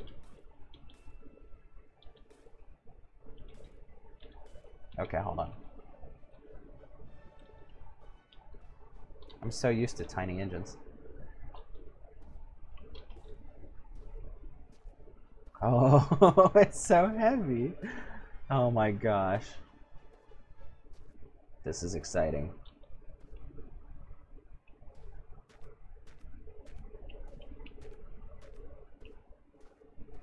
I have my own songs. I should just sing my own songs. Can't copyright strike me on a song that I wrote. But it's so embarrassing. Besides, singing other people's songs is fun. You know, professional composers are professionals for a reason. They're really good at making fun, catchy stuff that's fun to sing. Like, that's the point. If they didn't want people to quote perform it, then they shouldn't have made it catchy and singable. Thank you for chatting for the first time of rule breaking doorknob. UMG will do it anyway, lol. I have ADD, so it's very hard not to. If somebody like prompts me to do something, I'll go on autopilot, and then where will we be? We'll all be lost in the weeds of corporate BS and the copyright swamp. That's where we'll be. Woo! Listen to No Snitching. Oh, I meant that Universal Music Group will copyright strike you regardless of if they own the music. I get you. I took that as an OMG. And you're right, they probably will. They'll be like, I don't know, those 3 notes in succession sound mighty familiar. It's like, yeah, they appear in half of all music. Go away. Ugh, you are right. You're absolutely right. How are you this smart? Do do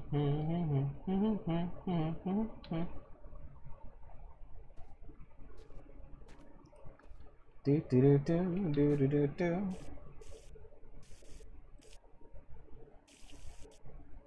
Yes. Ha ha ha ha ha. Yes. The oil tank. It's 10 liters. It can take 10 liters of oil. Oh, it's beautiful. Why does it have 2 knobs? That's funny. I wonder if there's one on the other side? Making my way downtown. You don't understand. When you said that, I had like a physical gut reaction. The music tried to come up out of my lungs, and I had to hold it there, and it hurt. Like, you don't understand what you're doing to me. It's like trying to stop a sneeze. It's painful. And I'm homebound. God. Grab the other bus's radiator. Rusty POS ain't gonna cut it for this engine. Are you sure? This is the best radiator in the game. It just happens to be rusty. Is it worth it to have a lesser radiator in a better condition? I'll just grab both. Yeah, best radiator or worst condition, exactly. Do you think that that's not worth it's better to have the bus, the bus one? It means that it's worse than the worst radiator in the best condition. Oh, okay. I love torture, smooth criminal. I know what you're saying, and I know what you're doing, and it's very rude. Thanks for the advice, by the way, Doorknob. I appreciate it. There's still unanswered questions I have with this game. This is technically my very first playthrough, although I've watched a lot of Let's Plays, so I feel I at least know my way around, but I don't really have all the sort of advanced knowledge. See, I have to go into like jazzy improv mode, otherwise you're gonna get me freaking banned from freaking YouTube. And probably Twitch somehow too. Let's see. Rule breaking Doorknob. Do you happen to know, is it okay to use alcohol in the radiators?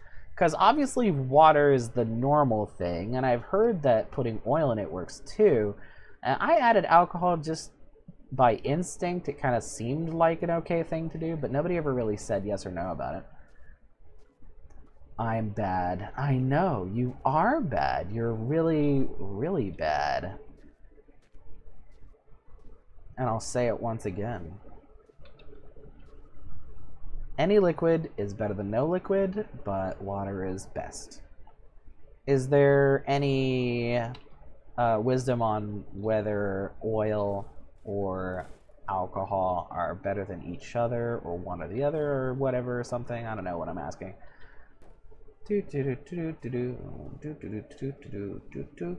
Thankfully, I have a decent amount of water.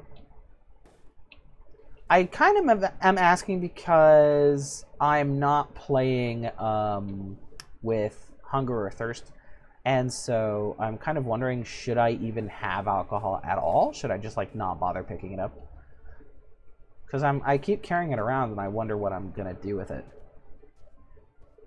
404 Predator Not Found. First time chat. Hi. Thanks for joining. Hey, another first time chat from TNT is www. Yeah. Very unique username. Thanks for joining. I am a new long drive player, and I'm just kind of feeling things out. Also, I put a binocular platform on top of my bus. I'm playing in peaceful with no hunger and thirst. And automatic, because I can't even drive cars in real life, so. I called up my ex, and I'm like, how does a clutch work? She was like explaining it over the phone. Ever put a bus engine in a car? No, but I've seen people mess around with that. It seems really fun. That's okay. Thank you. Alcohol is used to heal you and can be used to dilute gasoline up to 10%. Oh, thank you. Yo, Wolfie, becoming popular. Thanks. I mean, I'm a domesticated dog with wolf-like features. Think of me as like a cross between like a Samoyed and a German Shepherd. That's about the vibe. Whoa! And yeah, I mean, like, I figured it's because I switched over to the long drive as the gameplay, because, like, you know, whenever you switch games, you start getting people in who are already fans of that game to check out what people are doing with it. And so I'm guessing that's why we're having a little bit of a bump.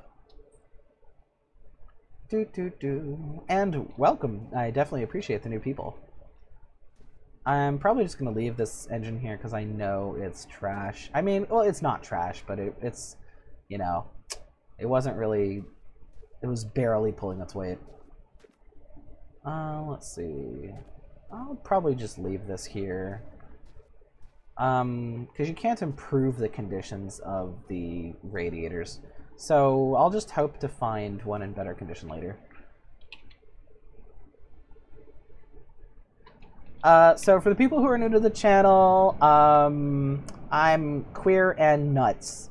Like, my brain is very, very wild. And so I will probably do things that are frustrating or confusing, and I apologize in advance. I'm not a very straightforward game player. I kind of run around randomly like a chicken with my head cut off. Fun fact, I think that if you have 3 to 5% oil in your gas tank, you can make a goil, and you might not need to put oil in your car engine. I don't know about buses, though. Yeah, isn't this one diesel? This has got to be diesel, right?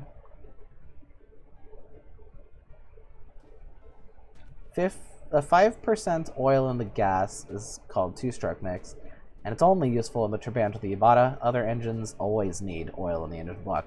Yeah, that's what I kind of thought. Like, I knew about the two-stroke oil combination thing. Isn't it true that they don't even have a separate fuel and oil tank? You just put them both in the same tank, and that there's no other way to do it anyway.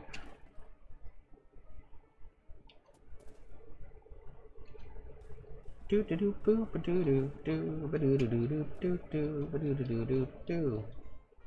get you some more water. No, they're separate tanks. Oh, okay. Let's see, which one's my water? That's water and alcohol. That's water.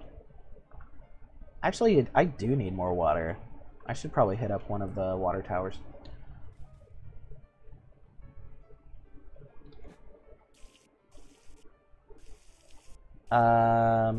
The two little yellow things are oil slots.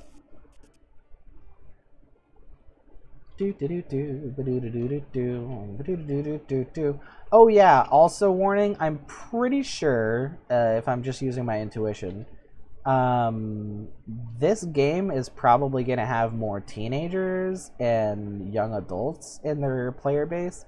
And my regular viewership is mostly from Minecraft and Roblox, so just so you know, there might be like an age mingling happening. Just so we're not surprised. Gas and oil, oil, oil.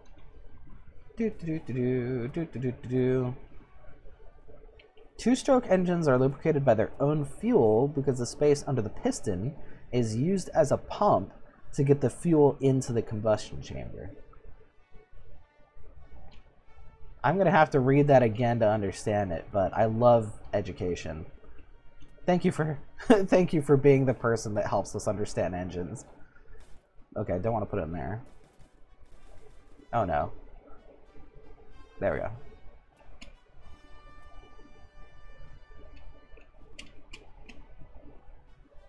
A lot of oil. Yeah, thankfully this tank is huge. I was kind of waiting for something like this. Actually, I've been playing for like 2 days. I started the game with the intention of driving a bus to Mom's house. That was my goal. Drive a bus to Mom's house. I was lucky because a bus was the first thing I ran across, but I used my starter engine in the bus because it was empty. And from then until right now, I've been chugging. It's been terrible. So I'm very happy about this turn of events.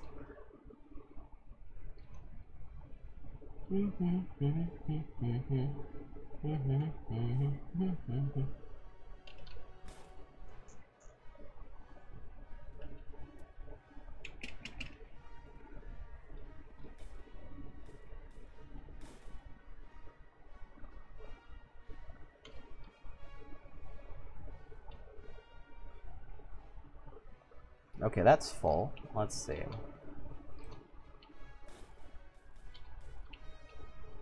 Your oil, your water and alcohol. I kind of want to dump that. I will dump it, actually. Well, maybe for emergencies. Then what else do we got over here? Gas, oil mixture. Oil and empty. Okay, cool. I already checked that. See? This is what I'm talking about. That's just going to keep happening. Alright. Time to... Ooh, yeah. Steal some tires. Let's do it. Am I having fun? Yes. I knew that I would enjoy this game enough that I was willing to spend money on it. I was not expecting me to enjoy it this much, so I'm definitely having a good moment. It's like, it's as fun as I was hoping, plus a bit extra. Let's see.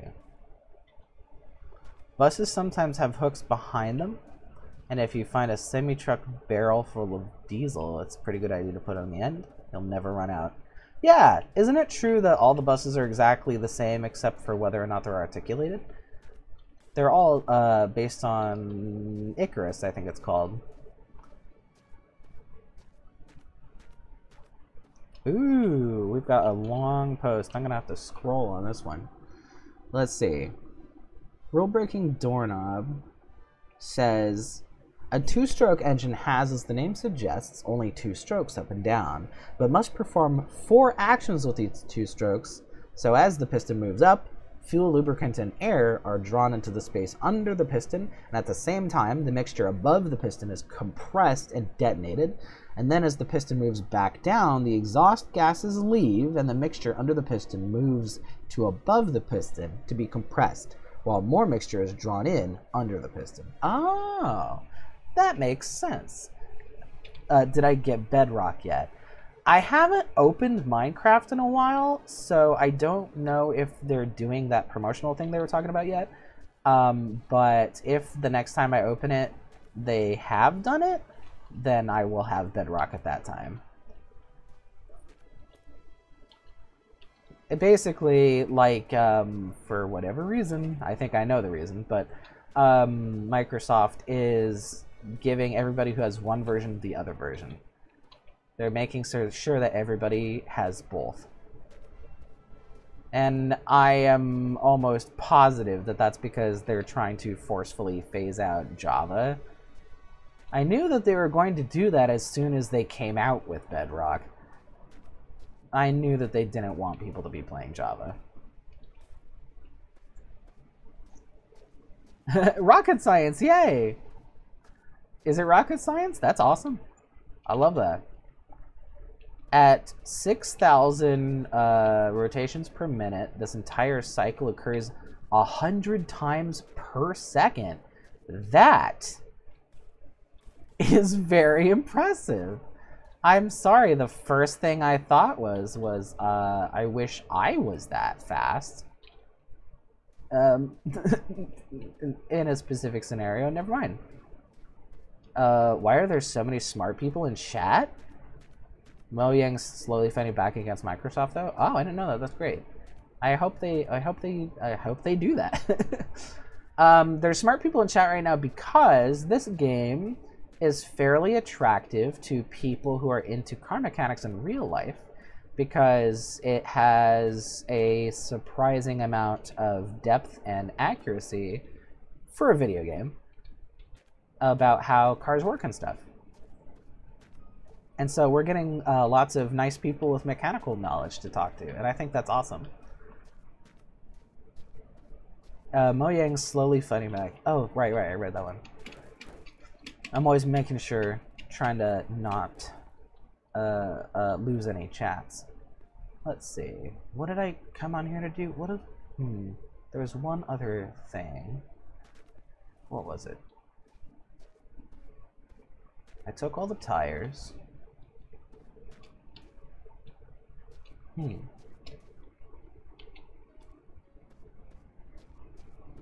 Lol, you're the smart one? See, that's the thing. is that if we're learning, we're all smart.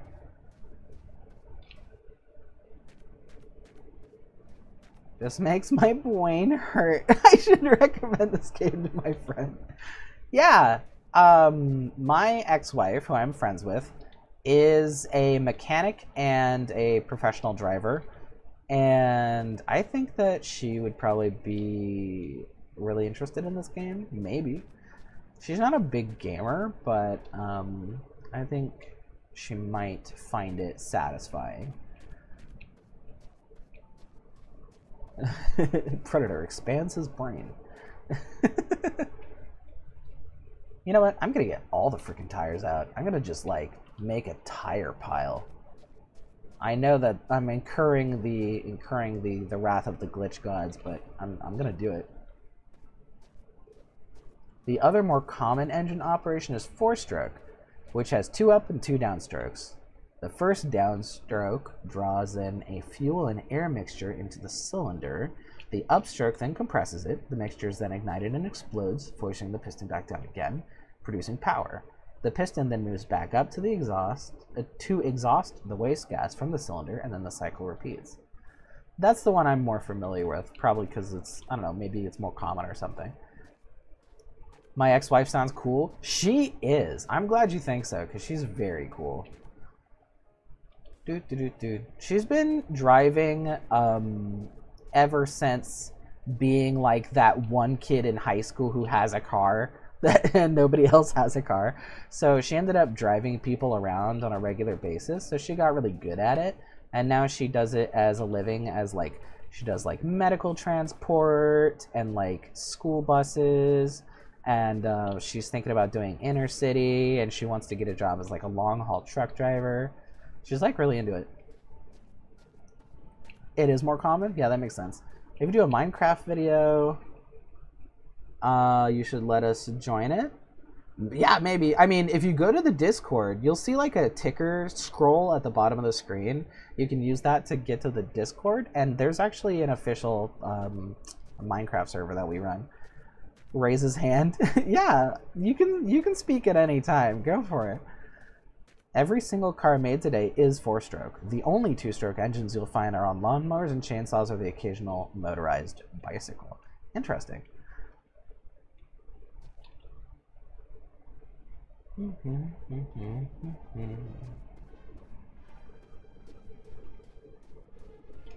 Yeah, Axolotl, if you have a question, go for it. Boop.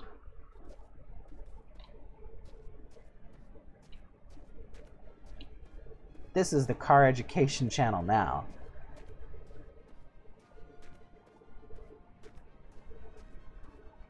Boink. One of my ex's favorite cars that they've personally driven is the Geo Metro X5 because of how easy it is to work on. I know a lot of people think the X5 is pretty dorky, but there's kind of like a passionate like cult following behind it. One of the cool things was if we were ever having trouble with it and we found other people who also like Geo Metros, they would like really excitedly start helping us out with it for free. It's like everybody was super friendly. It was the only car I've ever looked into the hood of where I could just see straight to the ground like perfectly. It was just like it was just a box. It was just a box with some stuff floating in it. It was great. I think I have my new relaxing streamer. Aww, that's really nice of you. I hope you enjoy. Teacher, can I leave this class? Because I'm not majoring in car stuff. I'm majoring in not giving a F. Well, the nice thing about having a major in not giving an F is that you can do that in any class. It's nice because it helps you make friends better because you can just sort of go wherever you want. It's great. So the thing about, if it makes your brain hurt, I'm very sorry. But you can always choose to not listen. That's fine too. And if you wanted to bring up any other topics of conversation, there's nothing wrong with that. We can talk about anything.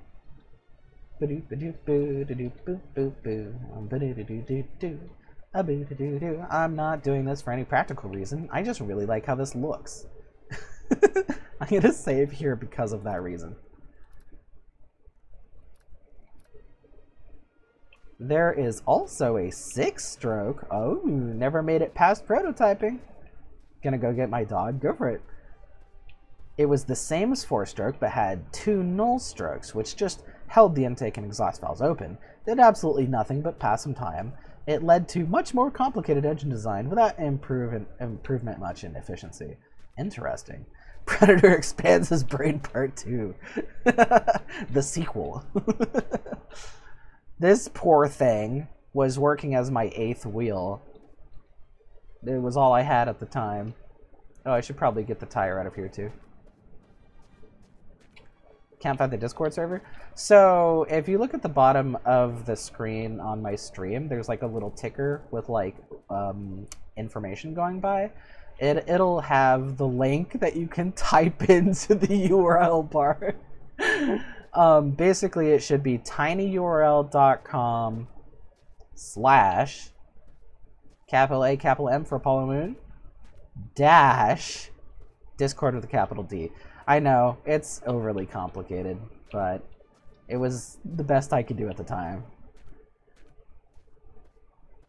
Axolotl, do you mind linking the Discord in chat? That'd be great. You don't have to, but I'd appreciate it. Hey, just so you know, you can't drive a bus without both 2 rear wheels in. Okay, that makes sense. Thank you. I plan on putting all 8 back on. I just wanted to be picky about it.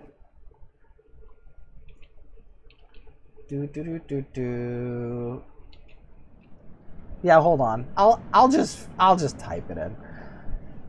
I have to find out how. Yeah, don't worry about it. I'll type it in. I keep thinking, you know, the ticker tape is so useful. It'll work perfectly, and then it never works. Let's see. Hold on. Where am I? OBS. Where's the chat? Okay. Let's hope I don't type it in wrong.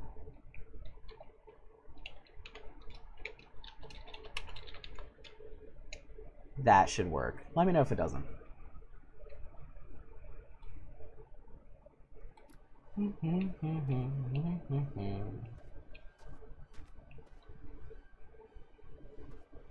Let's see. Gotta wait till the sun comes up a little bit. Trash wheels. Trash tires. Although, these can be spritzed up with a spray, and these can be shined.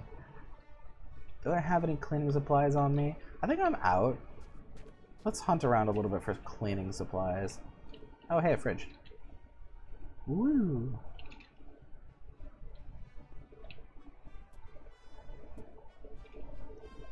I have my doggo chocolate, my fave streamer. I'm in heaven right now. Aw, I'm glad to be your angle. To complicate engines further, yes, please do it. We're here for punishment. I'm a masochist. Let's see. There is also 5-stroke, which was 1 extra large piston, which goes at a different speed to the rest and acts as an air compressor to force more air into the rest of the pistons, which operate on 4-stroke. Axolotl, I know, I've been ignoring you. You've said it 3 times. I don't want to bring that joke back because you guys were uncontrollable.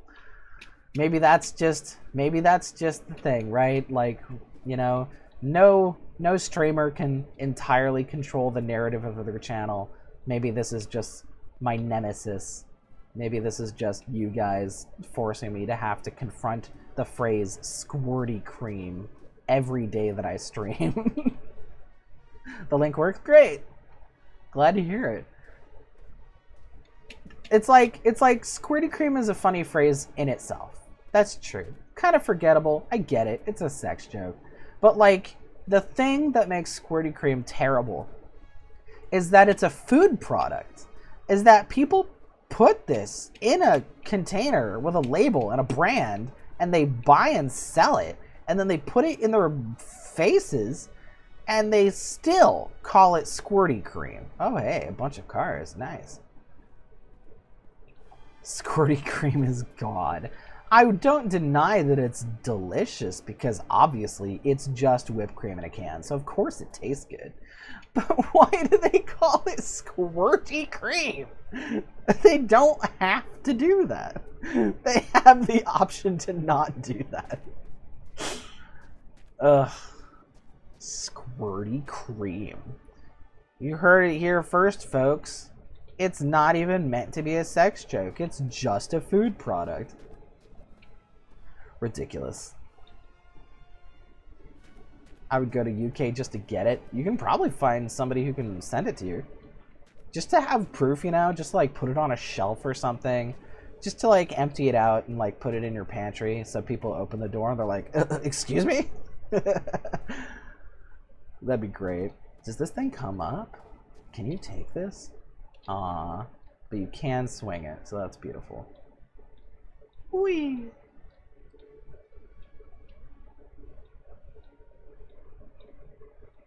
Does that say leg job?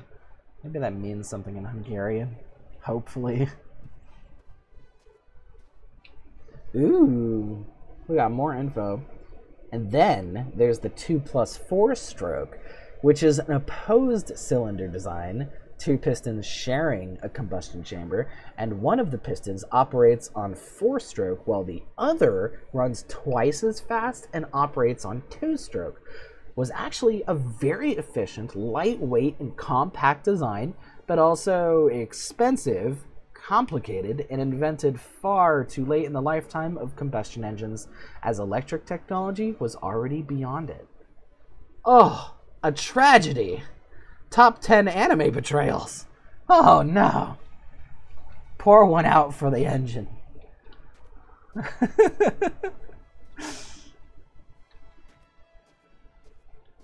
Axolotl's about ready to give up on having a brain. I feel like that sometimes too. Don't worry, it's not just you.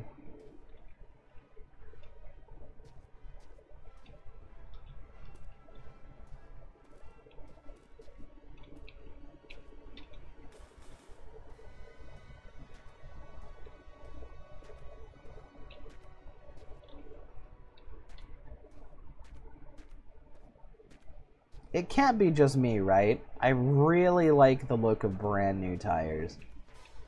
It reminds me of those giant Michelin piles that they have at like Costco's and stuff. It always looked fun to climb on.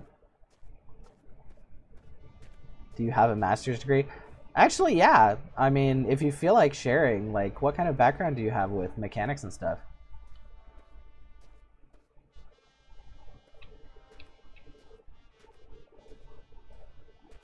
I like the idea that anytime that they're not speaking, it's because they're preparing the next paragraph, and I love that. They're just like, ooh, somebody actually wants to listen this time. Sorry, that's not supposed to be a dig. I know that every time, I mean, we've all got passions, and we're all just like, you know, who's gonna let me, you know? Who's the person who's gonna hear me out? oh, Riley.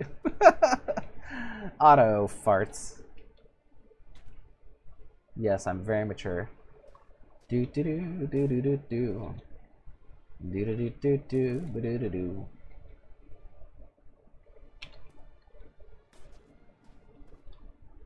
Ah, yes, the gorgeous tire pile. I love it.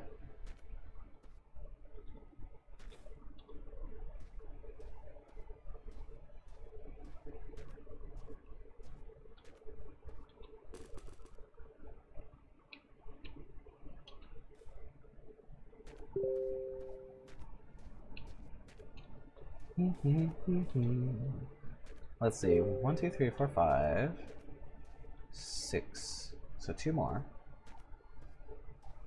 I'm at a payphone.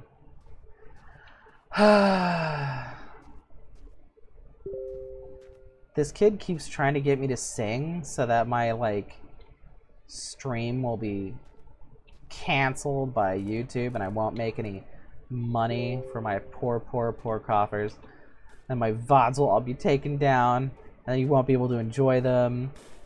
You want a tragedy? That's what you want? Want tragedy? Trying to call home.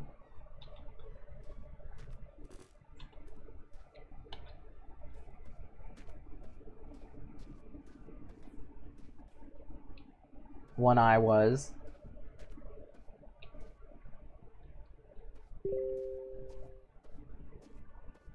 I hope y'all can't hear my Discord pings. Actually, Telegram? Do do do do do.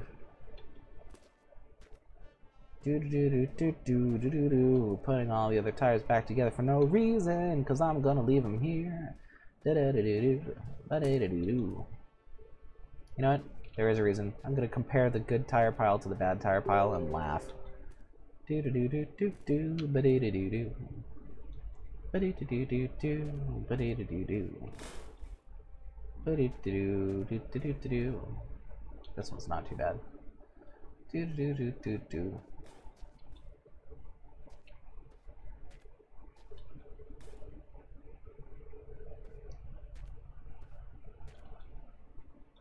You guys can hear them? You get scared every time it pops up? Okay, hold on. I'll just mute it. Let's see.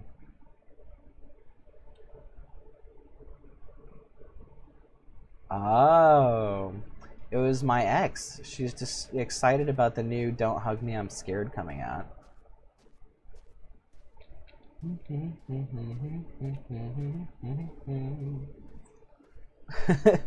we enjoy the show as fans of puppets. Who doesn't like a good puppet?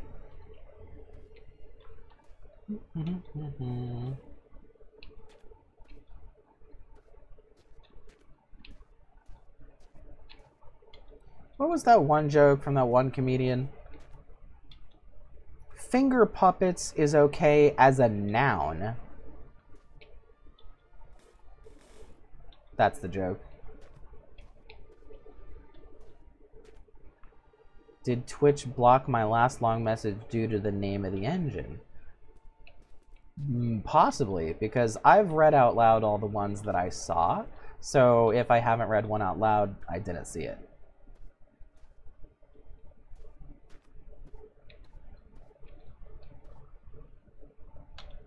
Might want to try again with some sort of fancy censoring mechanism.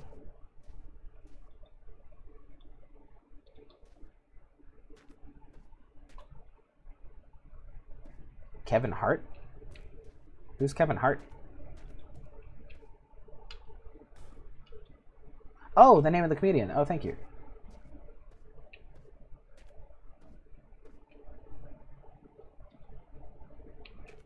I'll repeat it and censor the name this time. Yeah, feel free.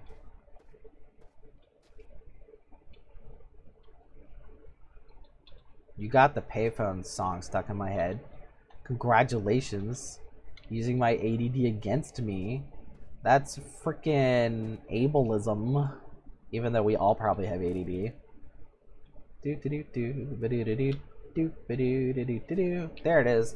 Oh, it's the Wankel engine. I like the Wankel engine. Isn't it W-E-N-K-L? Isn't that how it's spelled?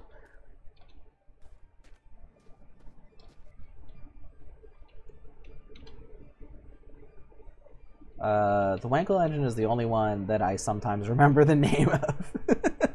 Just because it sounds funny.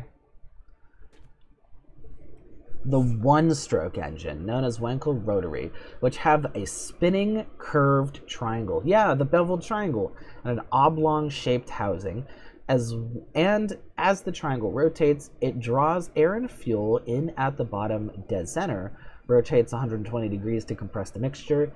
The mixture then ignites and forces the triangle to rotate another 120 degrees, where the gases then exhaust.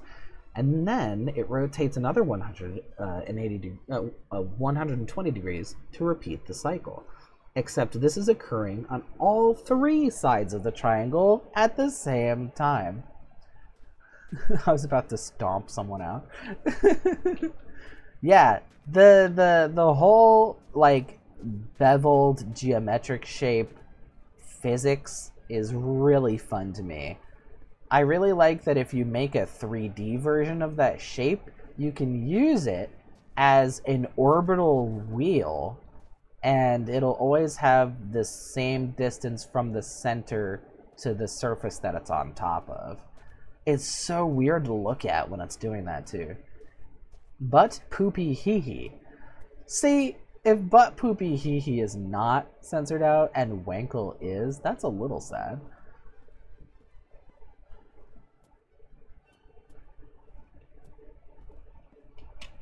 Let's see.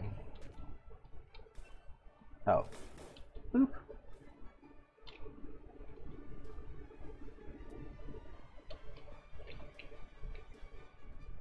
Wait, is this a Fury? No. I don't really recognize any of the cars, but these fins.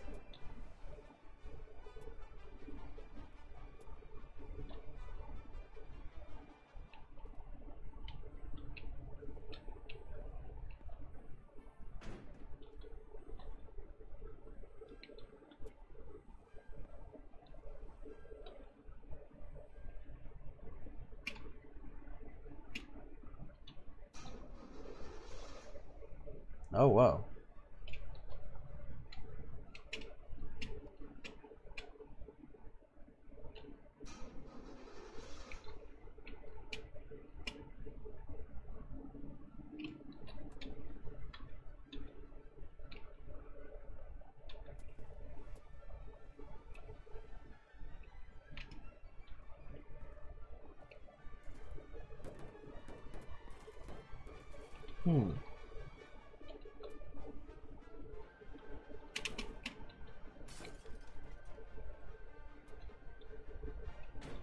Oh, I've been forgetting to steal license plates. This is my one collection. A Winkle Poopy Butt? As you can read from my messages, I am a person. I've true age of 13. Your real age and your true age are the same in your case. You know, nothing wrong with that. Oh, wrong bus. There's another engine. Ooh. Let's see. A person over the age of 18. No, you're not. There's another engine. Used only in a single car, as far as I know, which doesn't have strokes at all. It's a gas turbine engine. Essentially, a jet engine, but instead of using thrust, the turbine's connected to a gearbox. And drive shaft and its rotation is used to turn the wheels. Nice. This is not related, but it reminds me of the time where somebody made a giant walking T-Rex sculpture that ran on a drill motor. He used his own custom-built gearbox to convert the high RPM drill motor into a high torque engine. I thought that was really cool. Why are there so many engines? Honestly, because most of them suck, so they keep having to invent better ones. Like, it's a very complicated sort of thing to try to go about improving. And so a lot of people have tried a lot of different stuff. It makes sense. Like, we're not even talking about other types of engines, like steam engines and, you know, other stuff. Why does it do this? Why does it spawn with a giant freaking rock in the middle of the room? Okay, let's see. Where do I want to be? Where's the light switch?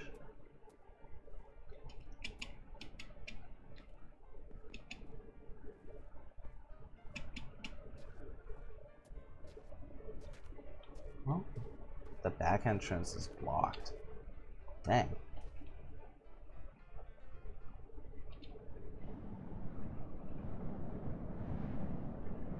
So, I have a German Shepherd lab, and he thinks he's a lap dog, and I'm the only one who will let him be a lap dog. Yep, so now you have German Shepherd on your body. That's how it works. That's why if you know that your dog will grow up to be very large, you should not cuddle them directly on top of you while they're a puppy, because that will be their, like, comfort thing. and they'll desire it as adult dogs as well. And so, in order to not disappoint them, it's better not to appoint them in the first place.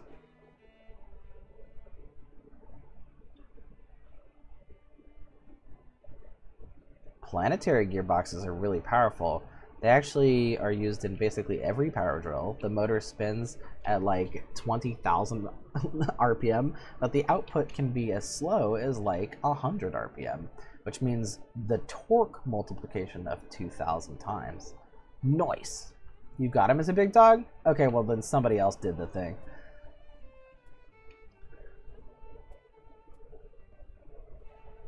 Where's the flippin' light switch? There it is.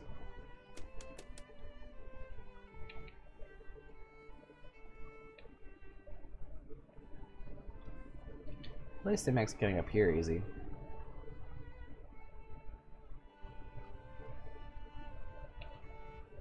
Guess.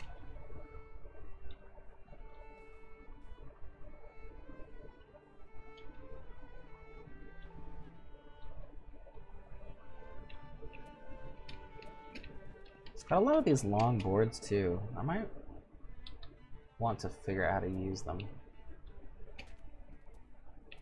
Don't really need the extra paint. Oh, I can do the inventory trick. Haha. So what was in here? Oil. Nice. Teacups! Teacups! How you doing? Fancy? Hope you've been good.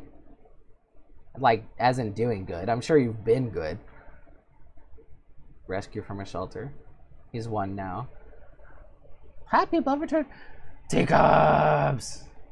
I'm very happy about the fact that you exist. I don't remember a lot about what we've talked about or what your personality is, but I remember that I like you. And I hope that's nice to hear. I am very, very bad with having a brain.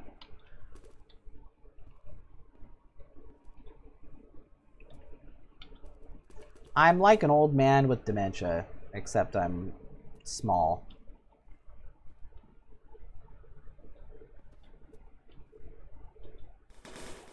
That was not the grab that I was trying to grab. Oh, I see. It's attached.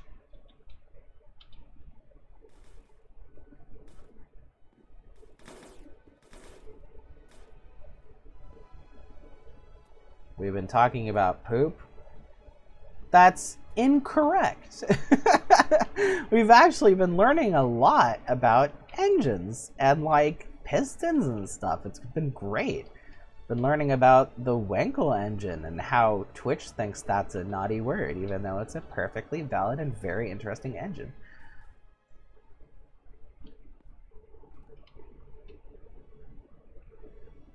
Gentle yeet. Seriously, if anybody has not seen a video of a Wankel engine in action, I highly recommend it. It's really weird, but really satisfying. Wankel engines are cool. But you're old? Oop, help me? Last time we were speaking about yawning. Is that true? Were we talking about yawning? You're gonna make me yawn.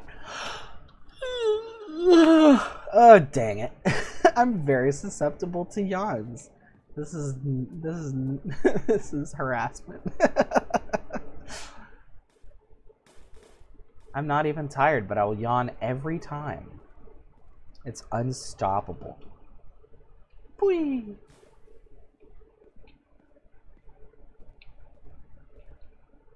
Doop. Yeah, you yawned a lot. Oh, I remember. You guys were harassing me with this. Every time. I'm like a vending machine with you guys. It's just like you put in $1 and it's just like, this time I want him to yawn. And then you put in another $1 and you're like, this time I want him to sing a famous song so his stuff will get copyright claimed. You guys are a little gang of goblins.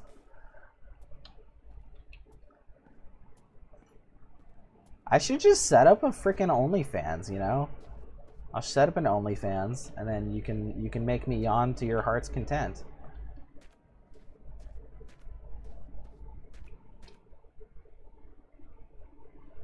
You realize that if it gets too obnoxious, I'll just not read the chat. And won't that be sad? Wouldn't you prefer if I read the chat? Let's see. Diesel engines work similarly to petrol engines. However, their intake strokes only draw in air and no fuel. Then the air is compressed so hard it superheats, and then the fuel is injected directly into the hot air, causing it to combust immediately. That's really interesting. I mean, like, I know this sounds backwards based on how my face is operating, but like, I can't not be interested when somebody uses the phrase combusts immediately. You've been struck by no OnlyFans. I don't have a job yet. Well, I also have a Patreon, so it's like what is it? It's like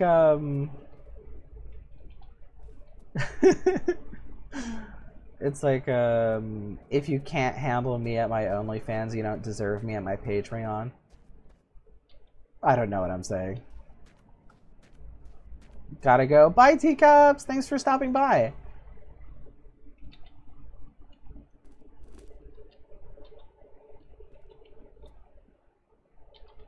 Do do do do do do do do do do do do do do.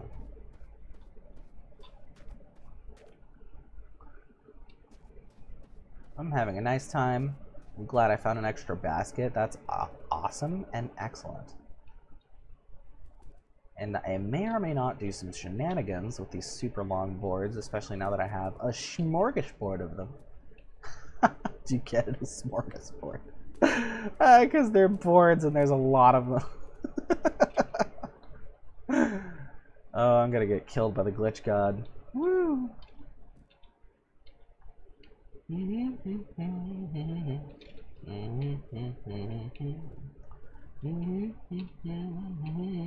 I will be getting a job at 14. I mean, I don't know whether to say that's good or not, but I hope it works out.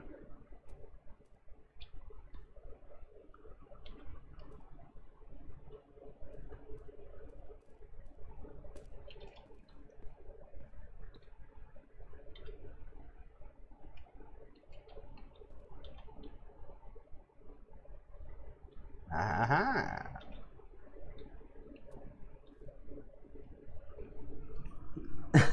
Dad, please stop. Stop doing what in particular? I'll take requests, but you'll have to be specific because I'm doing a lot of things right now. Oh, the smorgasbord joke. I get you. I mean, how can I be a dad if I do 2 puns? You know what I mean? I feel like it's a job requirement. I'm still yawning.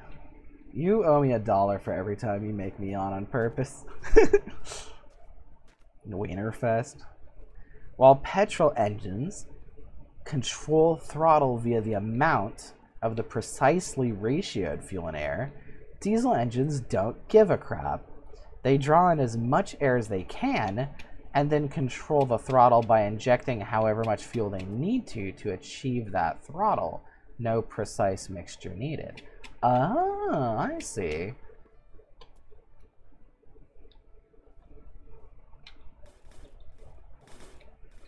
You probably also know the answer to the question, which I have currently actually, which is, why do diesel and gas, why are they like different substances? Is it just different ratios of the same substance and or the same substance plus a different thing? Is it basically just like gas is just like mixed to diesel?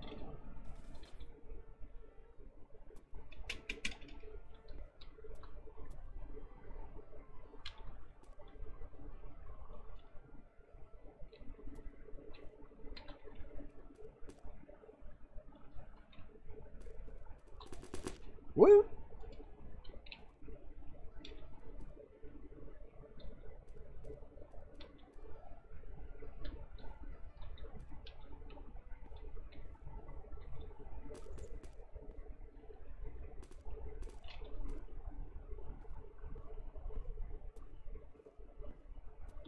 Woot, woot, woot, woot, woot, woot, woot. Don't know why I'm freeing the boards, but it feels good.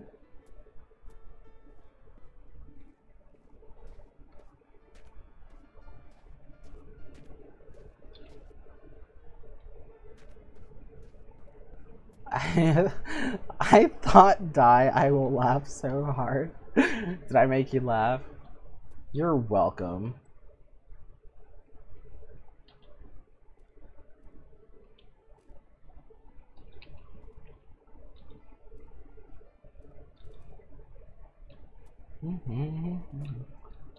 If you die? Hold on. What? Are you saying you'll laugh if I die? Oh, in the game. Okay, okay, that's fair. Yeah, that's absolutely fair. Death in the game is pretty funny. Whenever people say anything in chat, I never assume that they're talking about the game I'm playing. I don't know why. This also means that diesel engines don't care what the fuel is. They'll run on anything, including diesel, gas, lubricating oil, propane, alcohol, vegetable oil, butter, wax, coal dust, coffee creamer, flour. Nice. Axolotl, thank you for specifying that you would only laugh if I died in the game. I appreciate that. I feel like if I died in real life, I'd be sad, you know? I feel like that'd be a sad thing. If you die IRL, I will cry. Yeah, that's fair, thanks. Same to you, for sure. You were the one who kept posting, I think he's dead, in the Discord. People were like, oh, shit, really? It's like, you're like, he's probably dead. You're just, like, trying to get emotionally prepared. You're like, if we hold a funeral now, then if he comes back later, then it's just win-win.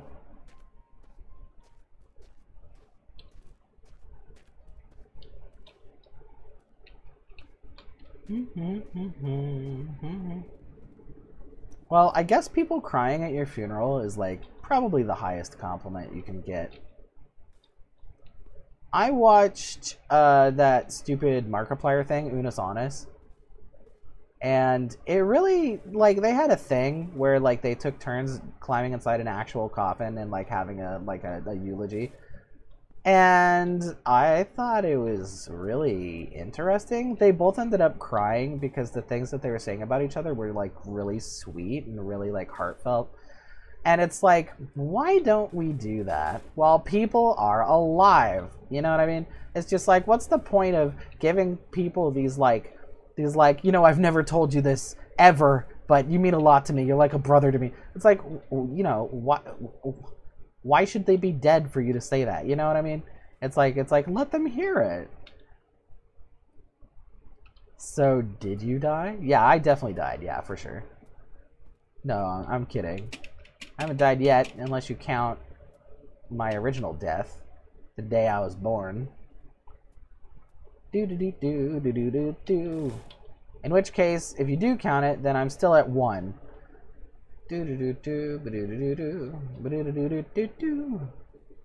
I'll let you know if I have an additional death. If I die twice, I'll let you know.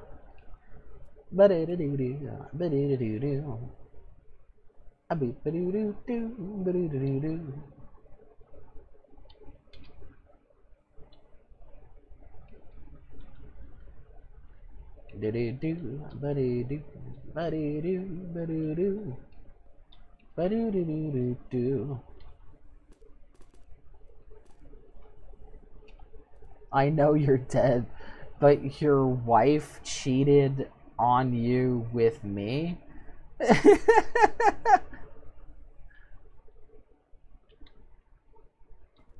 It's like, you cheated. You were dead. I think that there are probably some people in the world out there who are just like, if you're gonna be a widow, you're gonna be a widow forever. Like, don't remarry. I would hate that. I think there are people who are like that. I would never. I mean, maybe I don't count because I'm poly, but like, you know, it just seems like such a mean thing to do. Let's see. It's because of this ability to run on anything, and the fact that more fuel directly equals more power, that diesel engines have a failure known as runaway diesel, where the engine finds an unintended source of fuel and begins to accelerate uncontrollably to speeds and power far beyond their design specifications, up to 10 times in fact. So a 125 horsepower van engine can suddenly turn into a 1,250 horsepower drag racing engine. You have to tell us, do you have a master's degree? How did you get this knowledge? If you're a car cop, you have to let us know.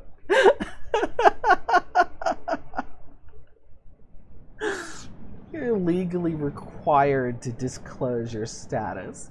Oh my god. I do have a college degree in vehicle maintenance. Yeah, see?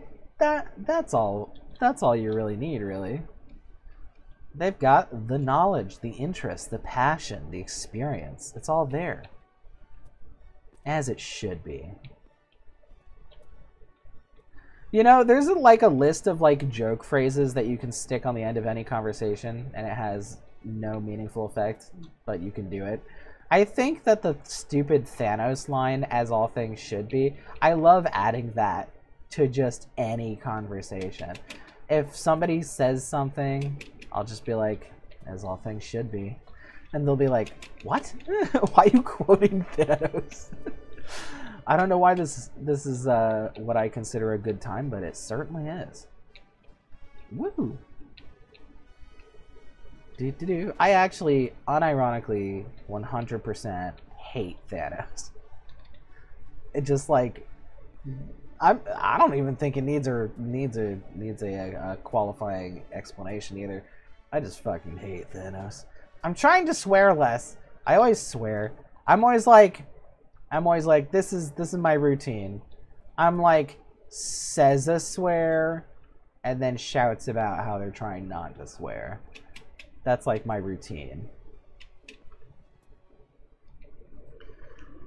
Axolotl says, bro, I poopy squirty cream, then yawned just beat it. Dornub says, runaway diesel engines actually have been responsible for 2 major disasters. The Texas City refinery explosion and the Deepwater Horizon explosion. That sounds scary. Those things sound very intimidating. Okay, so my question about that scenario is, when you say that the engine finds an unintended source of fuel, like, what does that look like? Like, how can that happen? Like, what's an example, I guess?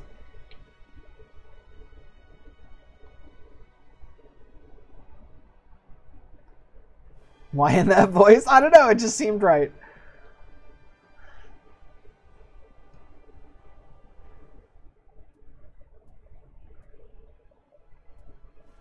Was I doing my In a World voice? In a world.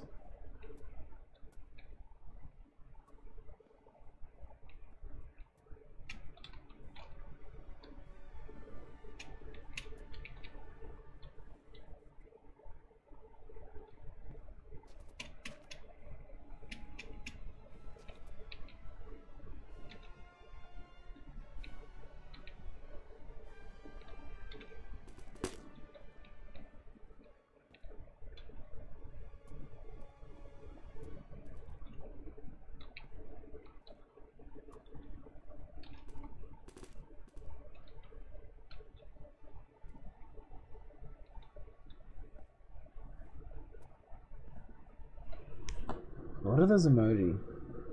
Is that like a snake and a laughing guy? Nice. Do do do do do do do do. I'm having a nice time.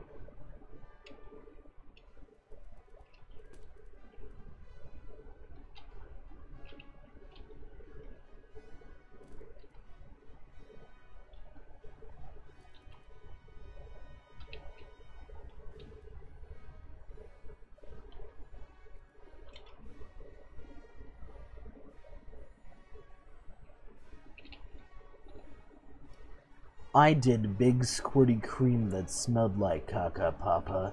I did a oopsie doops in my diaper wipey. My boin hurt. I'm sorry about your boin.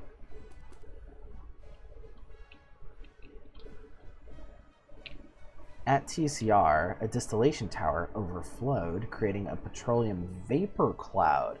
A nearby pickup truck with a diesel engine, oh my god, with a diesel engine began to intake the vapor, and the engine began to rev. The workers switched off the truck and attempted to disconnect the battery, but opening the hood allowed more of the vapor into the engine, causing the exhaust pipe to heat up, which reignited the exhaust fumes. The truck backfired and ignited the entire vapor cloud. That's scary as hell. Yeah, Axolotl is also dying. I love that we're going back and forth between stupid cursed poop jokes and like insane cursed disasters. This is what internet culture is about. Whiplash.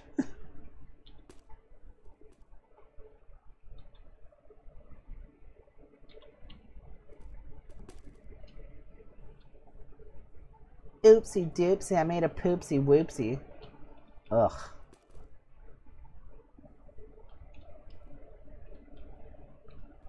You know what? It's okay. As a fictional father, I'm used to dealing with fictional poop. It's just part of the job, you know? You gotta have an appreciation for making sure you're, you know, handling your duties. That wasn't where I was trying to make it go, but it went there.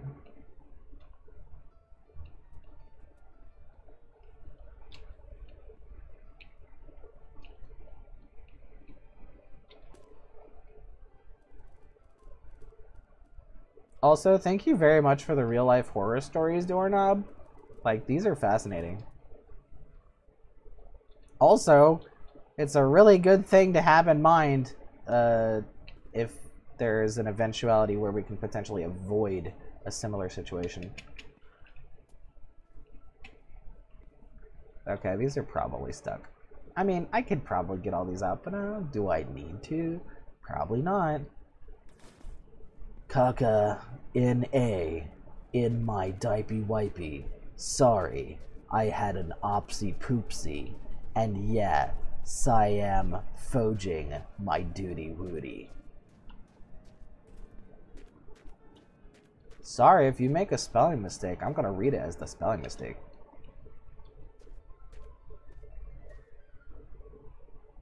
I'm not gonna impose my own artistic vision on the joke. I'm never able to be childish, so this is me being childish. You know what? I support that. You know, some people just need an outlet for stuff that they never got to do. I totally feel it.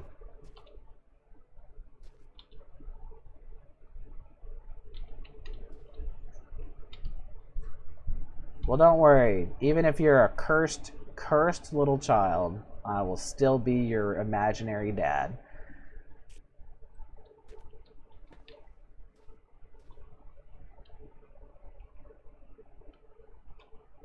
Yeet.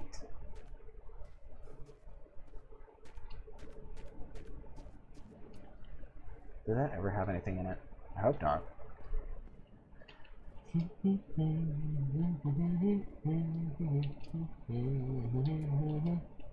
Oh, yes. And at, what was it, Deepwater Horizon, you said? DWH, there was a well blowout, which began shooting hundreds of tons of mud and crude oil into the air, along with flammable vapor. The oil rig's enormous 1,000 horsepower diesel generators began to intake this vapor and accelerate to over 8 times their designed RPM. They produced so much electricity that workers reported seeing light bulbs brighten and then burn out, electric fans tip over from spinning so fast, and the engines accelerated until they exploded, igniting the vapor cloud once again. That's nuts! Mommy, your ex-wife. Daddy is drinking again. Mommy, why do you have a Ford F-150? No. My ex-wife can't be mommy. Like, she's the one person who can't be mommy.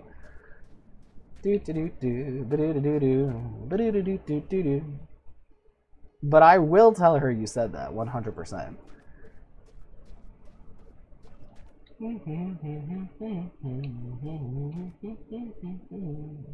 I'll take that 0.1 liter of water.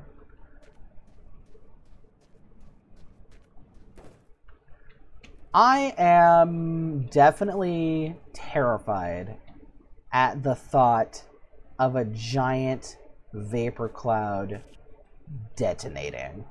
That is wild.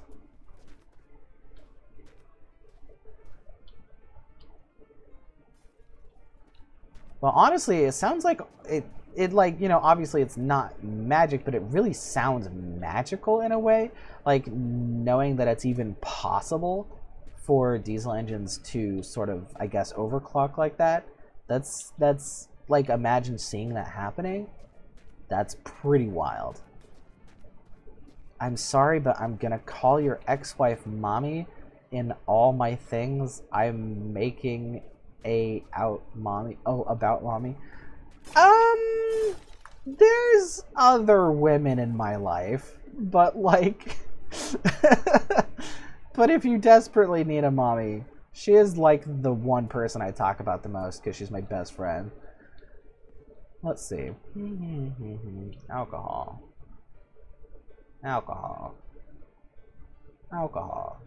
Should I make a separate thing for alcohol? Alcohol? What's in that? Oh, that's oil.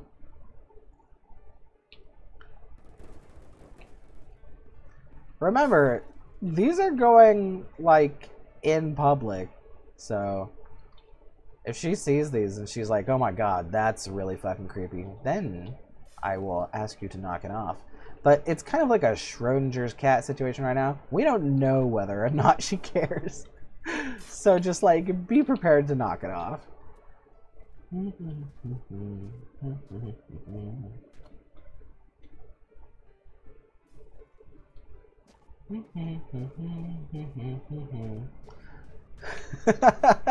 I was gonna say maybe you'll find like a woman streamer that you really like, and then, you know, she can be mommy. But then I realized I don't want to send her to hell. So like,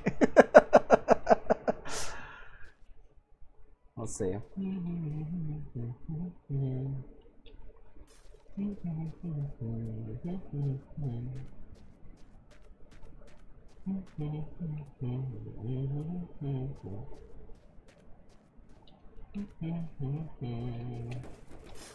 I can't tell you my real recommendation for what I think you should do in your situation because you're not an adult yet. But I'm just gonna say there's adult options for this emotional scenario you're going through. And they're very effective and nice, so look into that later. Not now.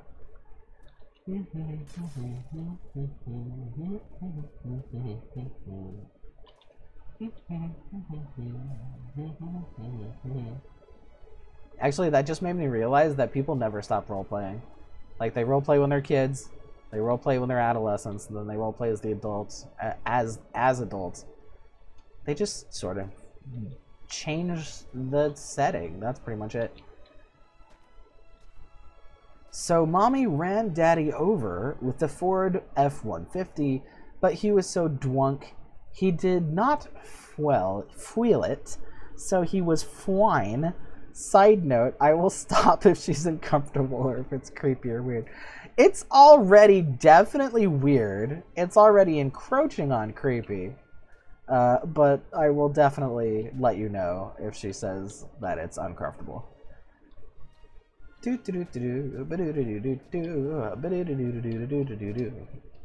But I know you're a cutie. I know you don't mean anything weird by it. Let's see. Some people just want a freaking paternal figure. You know what I mean? Some people just want to feel cozy. And there's nothing wrong with that.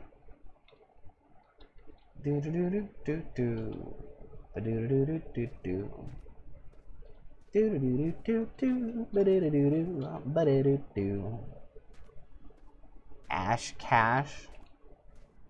Oh, you're referencing Oshkosh? Is that like the company? Oh, stop it. I'm not a cutie. Oh, yes you are. Absolutely. Everybody who watches my streams is a cutie. Guaranteed. Everyone who watches my streams is three things. Specifically these three things. Cute, gay, and a furry. And if you're not a real gay, you're an honorary gay. As long as you're on my channel.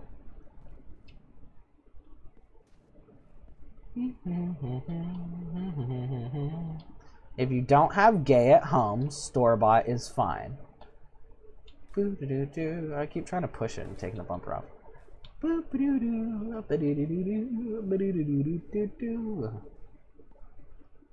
Ash Cash is a person? Oh, I don't know them.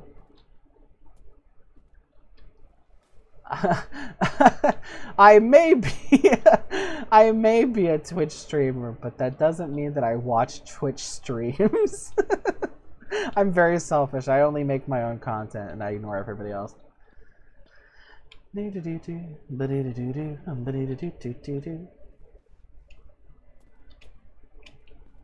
Unlike last time I was on a call with you, my voice has deepened. Aw, did you hit a growth spurt? That's nice. Your voice won't be the only thing that drops. Old. Yep. I'm not twice as old as you, but it's not too far off. Extremely old yawn. I'm gonna become immune. That's what's gonna happen. You're gonna overdo it, and then I'm gonna like develop superpowers. I'm gonna be like the person who can't yawn. That's how it'll happen. I can feel the yawn coming right now, but it hasn't happened yet.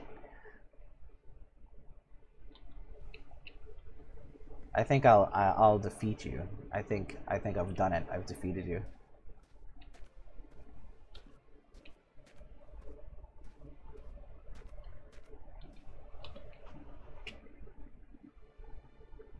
Do do do do, ba do do do do do, ba do do do do do, ba do do do do, ba da ba da dum, ba da na na, ba da do do, ba do boop boop do, boop do do do do do, boop, ba da do do do, ba da do do do, ba do do do do, ba do.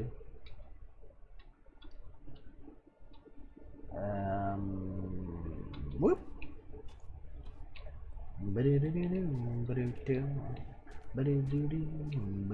Hubcaps. I will be stealing this. Whee! No growth spurt. Just deep voice kinda. Last Christmas, I gave my heart. But the very next day, I ate it. Om nom nom nom. I'm a heart eater.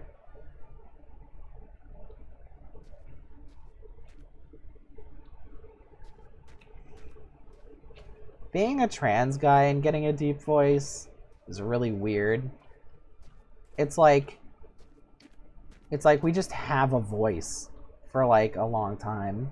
And it can be maybe kind of high or maybe kind of deep. Just depends on who you are, I guess. And then nothing interesting happens until you start taking testosterone. Then suddenly there's a limit. You can't go up too high, otherwise you'll start squeaking. And it's like, oh shit, I actually have to go deeper. It's pretty weird.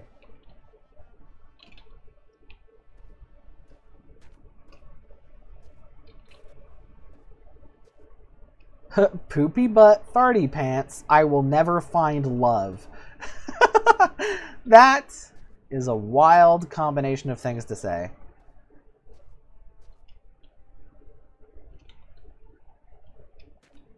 Don't worry, having your heart eaten doesn't mean that you'll never find love.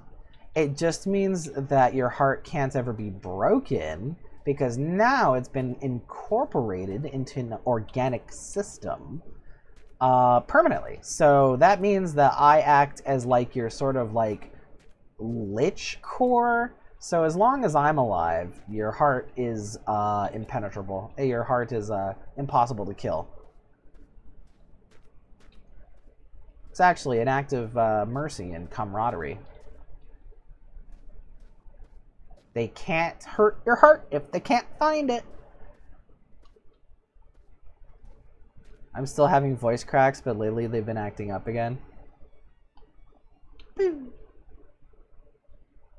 Yeah, I don't really get it, but like sometimes I'll have voice cracks, but then other times I can just effortlessly pull off an obnoxious squeaky voice. I'm not really sure what the difference is.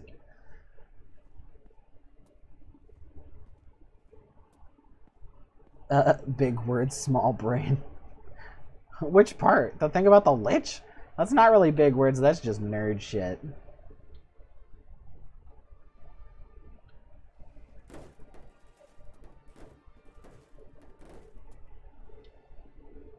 How am I gonna get this off of here? Well, you're gonna die soon because you're so old. Yeah, that's right. I'm such an old man. Oh my god. I can feel the dementia. Oh, hey. That kind of did it.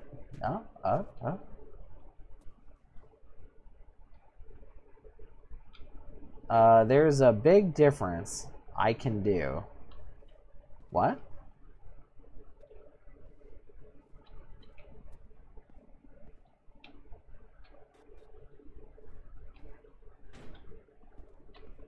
You can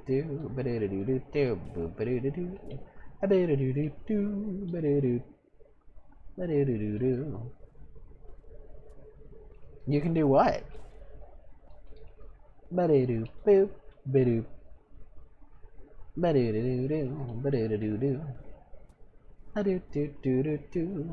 I really don't need to be doing any of this, but I am enjoying myself. I love sandbox games. I love that I'm not forced to do things that make sense. I don't know if anybody else like vibes with that sort of sentiment. But like, I hate games where the only thing that you can do is things that are efficient and like goal-oriented.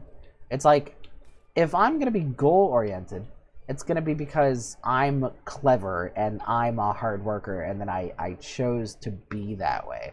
You know, if I'm being forced to be clever or be a hard worker, then it's nothing. Then it's just the game playing itself, you know? I could feel the dementia had me screaming. You can make your voice crack? I think everybody can. You just sort of tighten your throat. Which is not good to do, by the way. You will physically hurt yourself, so don't do that. There's a whole thing about, like, in with singers and stuff, and, like, safety, you know. Oh, these can dismount. Let's see.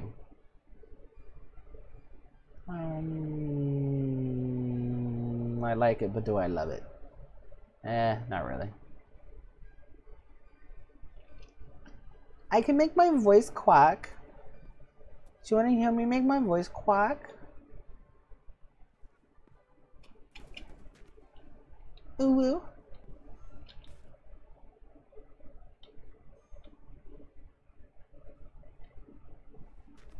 Let's see. This is a nasty freaking car. Does anybody know if you can actually dismount the seats in this game? Because it seems like you can, but I haven't figured out how to do it.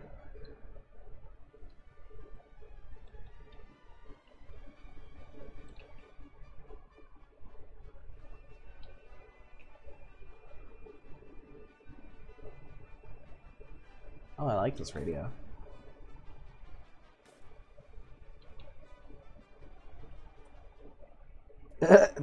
I swear if this college degree guy has an 18-paragraph essay pop up, I will have a blood clot burst. It's been 10 years, Daddy, and I really miss you.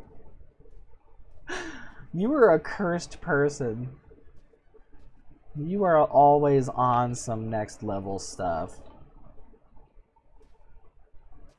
Listen, I'm right here. I've been here for the entire 20 years. Don't worry.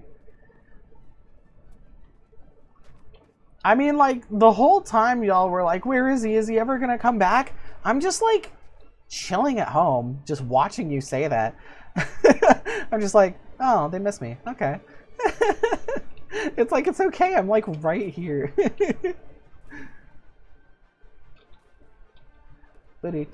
You can just post in the Discord and I will always check it like sooner or later.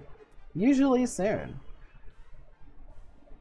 It all started when my dad hit me. No! And I put him in jail. Please tell me that's a reference to something.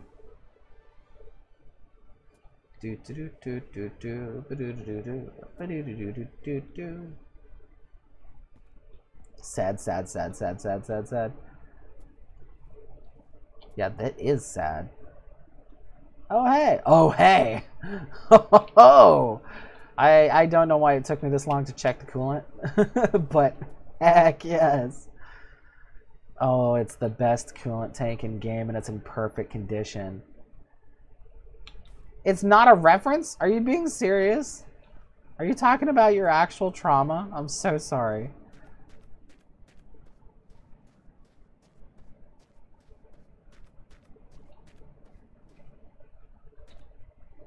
Oh, perfect condition. Yes.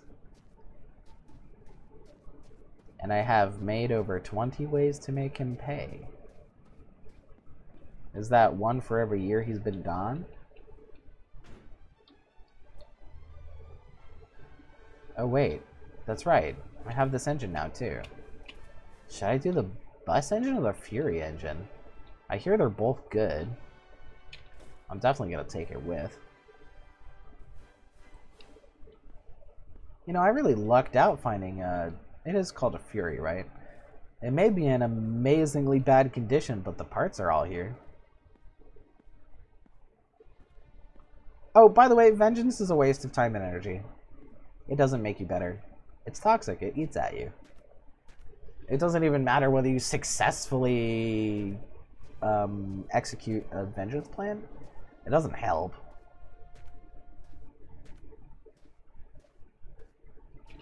Boop. Usually when people are seeking vengeance, they're having like this desperate drive for catharsis, and that comes to you in therapy or talking with a close friend or family member about it. It doesn't come from lashing out. Sorry to get all psych, but like, you know, just in case anybody's wondering, what happens if I'm feeling vengeful? The answer is, you know, the feeling's valid, it's understandable, it makes sense. But it's not always the first thing that comes to mind, which ends up being the really satisfying conclusion.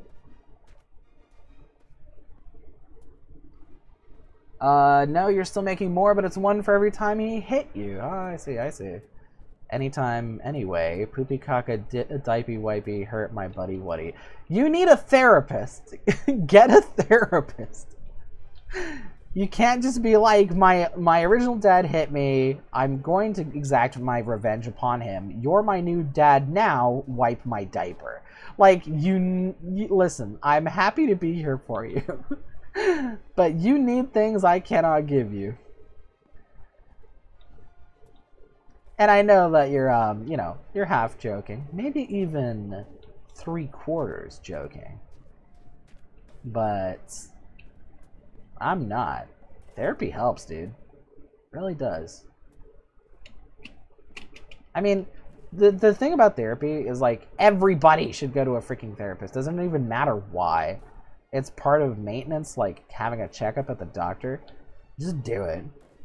Just go get a therapist. It doesn't have to be an expensive one either. People are like, oh, therapy. It's like, you know, $800 a session for them to fix my, you know, bipolar, like, extreme episodes. It's like, no, it can just be like going to somebody on state insurance who, like, offers you a chance to talk to somebody about your problems. I've been planning revenge for 7 to 9 years. Yeah, revenge is about as useful as suicide, honestly. You don't even bother, really. Really, it's just gonna be... I mean, you know, as a fantasy, it can be kind of helpful sometimes, but, like, remember that he doesn't deserve any more of your time and attention. You know what I mean? You're scared of therapy, you have a phobia of people. This is literally exactly why somebody should go to therapy. If you have a fear of therapy, therapy fixes that. Like, you won't have it after you go to therapy.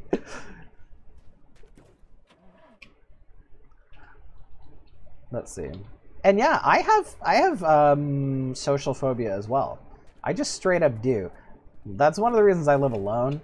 I am terrified of roommates, people I go shopping with, people I'm on the bus with. Like, I have a weird aversion to just normal social situations. And, like, that's something that my therapist is helping me with. And also, if you have a shit therapist, you can get a different therapist. In fact, you should. Anytime it's something to do with your well-being, shop around. You'll always get a good result eventually, even if you don't start out with one. You're scared of help? I know. A lot of people are terrified of the idea of somebody trying to unpack their emotional baggage, either because they know it's going to hurt and they want to avoid that, or they aren't, you know, don't feel very trusting of those people, which is totally understandable. But remember, you can always, like, evaluate your therapist, like, as you go. You don't have to start out by trusting them, you know? You can decide after meeting them. Kaka. I mean, basically. So, as a person who deals with anxiety, something that has helped me the most is... I don't know if I can explain it correctly, so bear with me. But it's okay to do things that you're afraid of. Now, I know that sounds patronizing or stupid at first, but, like, the logic behind it is when you're afraid of something and you're having anxiety about it, usually you immediately come to the conclusion that you should not do that thing.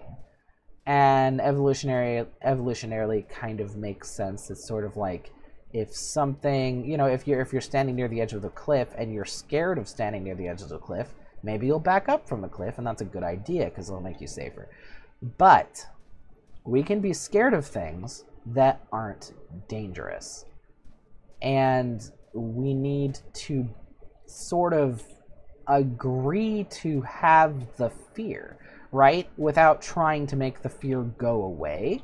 We need to agree to be afraid and let it sit with us as we're doing the shit that we decided to do. Like, people think that bravery is about not having fear, Or even people think that bravery is about overcoming fear or reconciling fear, but that's not really how it is. It's sort of like the Bruce Banner, "That's my secret, I'm always angry." Like, with anxiety, it's "That's my secret, I'm always scared." It's like you can have the fear and not stop, if that makes sense.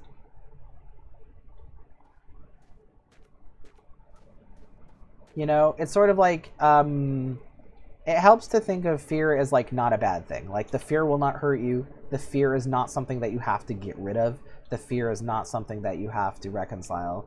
The fear is not something that you have to take action about. It can just sort of be there. It can be there as like wall decoration, That's the same thing with physical pain as well. Like, just because something physically hurts doesn't mean you need to stop doing it. It means that you should like consider stopping doing it in case it's actually dangerous. But just like getting a shot at the doctor, there are cases in which feeling pain is okay and is in fact an expected and normal and healthy part of a process. So, it's sort of like your body is telling you something dangerous might be happening, and you have to be able to accept that, and also accept the possibility that it's not necessary to pay attention to it. I don't know. This is something that has helped me directly. Otherwise, I wouldn't be saying it. But I'm not sure if I'm explaining it in the way that it helped me to think about it as. It's sort of like it's kind of tricky. I don't. Maybe it's one of those things where you kind of have to just come to the conclusion yourself, and there's no real way to actually explain it. But, one can hope, I guess. I can at least try.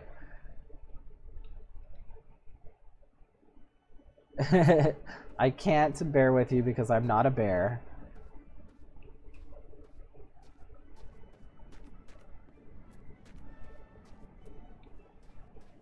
I don't know. I feel like if I try to explain it another angle, I just end up repeating myself. But I feel like I haven't hit the nail on the head yet,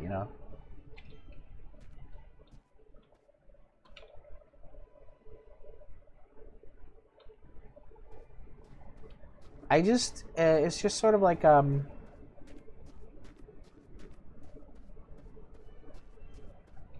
know how people say there's nothing to fear but fear itself? They're wrong. Don't fear fear. Fear is your friend. Fear is there to help you. You and fear can coexist side by side.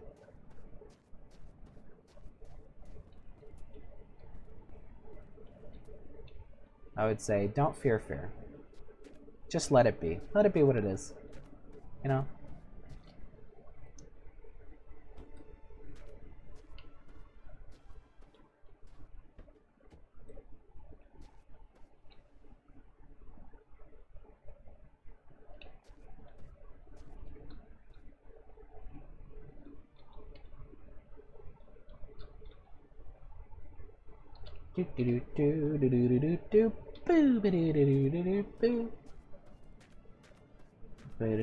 I say this as a person with phobias, by the way. Like, serious, like, debilitating phobias, by the way. They don't come up in normal circumstances, but when they do, they make me want to barf. So, I guess if nothing else, know that I'm, like, I'm there with you.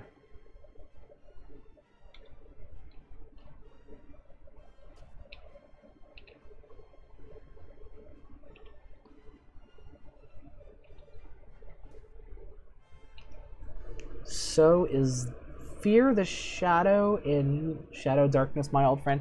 Yeah. There is a bit of that. That song is kind of evocative of that kind of vibe. Yeah, it's like Hello Darkness, my old friend.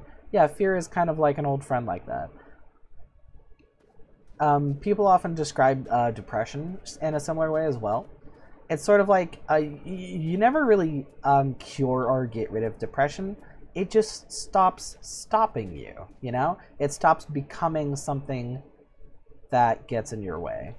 or I mean, you know, it'll never be as easy as it would be without depression, but it stops being an event. It stops being noteworthy. It just starts being how you live, you know? Kind of similar to, I guess, a physical disability. It's like, you know, if you get your hand chopped off or something, you don't die. You just, like, learn to live with a hand chopped off, you know?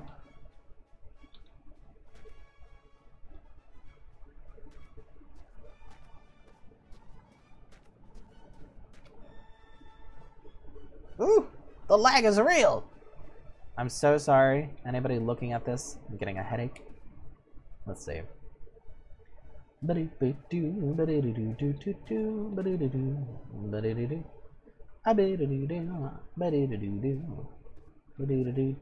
Ooh, tasty, tasty tires. These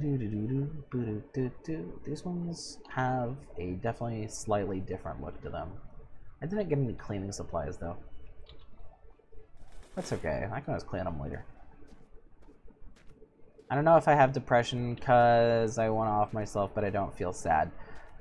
Then you don't. You have suicidality, not depression. Or, well, okay, so depression is not sadness. Sadness is not what depression feels like. Depression feels like a lack of emotion. It feels like dissociation, like you're like not really there. Or you're not fully there, or you're not reacting fully, you know what I mean? It's kind of like an emptiness.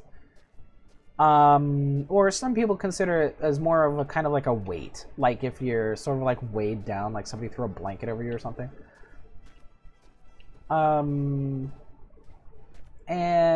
suicidality and depression can both be symptoms of literally anything, because anything that causes stress can cause suicidality and depression.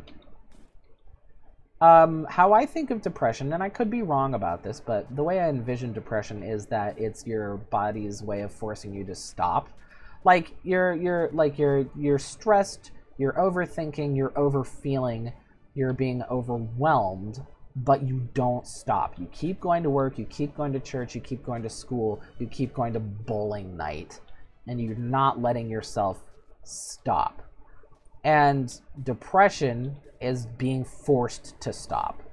It's being forced to recuperate, like being forced to take a freaking nap. You know what I mean? That's what I feel like depression is it's sort of the emotional version of being physically tired, you know? And suicidality is different. It's more of a...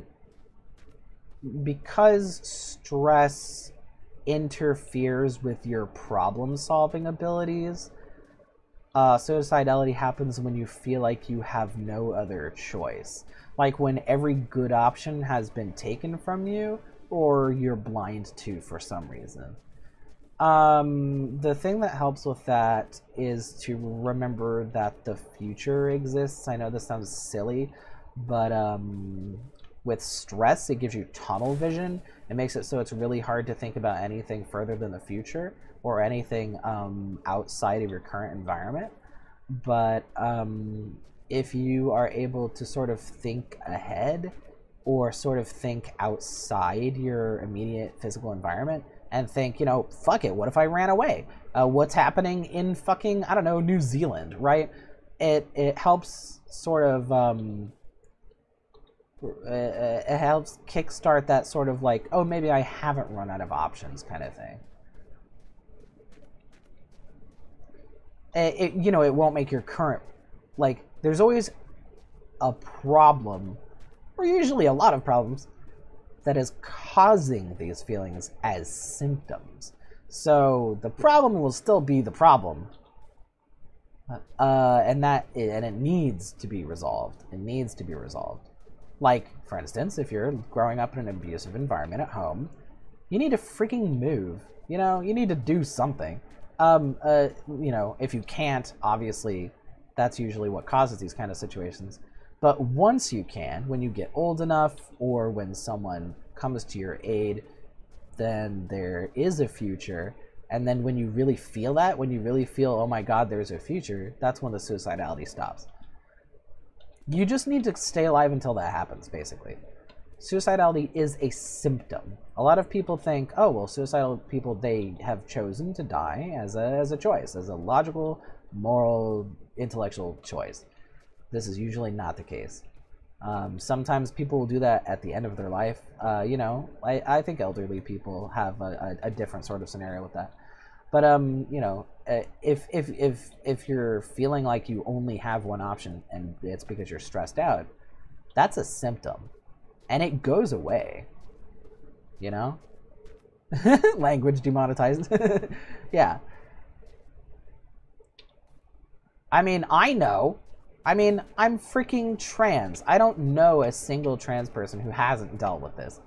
And even if we grow up in okay environments, because just the physical nature of the situation causes the problem. Like there's this disease, I think they call the suicidality disease or something like that, and all it is just an extremely bad toothache. That's it. It's just your teeth hurt so much that you can't even think, and people are just like, you know, time to do the bridge eat. You know, but imagine if their teeth didn't hurt, then they'd be freaking fine, you know? Anyway, so like, you know, obviously it's not always so simple as just physical pain, but like, you know, it stopped with me. It stopped. It just, you know, it's not here anymore. I'm not suicidal anymore, ever. Like, it just doesn't happen, you know? And it's not because I'm less crazy now. And it's not because I don't have any problems now, but it's because the stress got lifted just enough that I can manage it now. It's all about, is it manageable? If you find a place where it's manageable, those feelings go away. Sorry, this has been me, a non-professional, totally unlicensed, totally unreliable person giving advice about very serious topics. But you know, I hope it helps, because I wouldn't say it if I didn't think it was true, you know? And I have been reading up on these topics and experiencing these things, so I hope that what I say is useful. You said, my mom gave birth to my brother, and I have a 3-year-old brother, and my dad might be bipolar, and my mom is always pissed. So I get the backlash of everything, and I feel like I can't be myself. Yep. That's a great example of a situation that will cause those feelings. And you're not wrong to feel them either. It's not like you're doing it wrong, right? It's not like you've done something incorrectly. This is the natural result of that kind of scenario. This is just what happens when people are like that to someone. You know, this is what happens when stress builds up. It's just, you know, it's inevitable. But it's not permanent, and it's not all-consuming. You will always have a way forward. Even if you can't see it, there's always an extra option. I mean, you said yourself, you're actually getting pretty close to moving out. So that is going to be the biggest breath of fresh air you've ever taken in your life. And all you need to do is survive until it happens. You know? I know it sucks to play the waiting game. I know what that feels like. That's what I did when I was living with my parents, just playing the waiting game. But it paid off. It'll pay off for you too.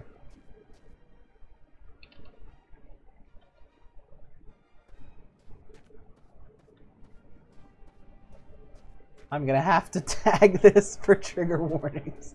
I'm gonna have to be like, warning, we get freaking deep. It's not your fault, by the way. You know, people have problems. It's good to talk about them.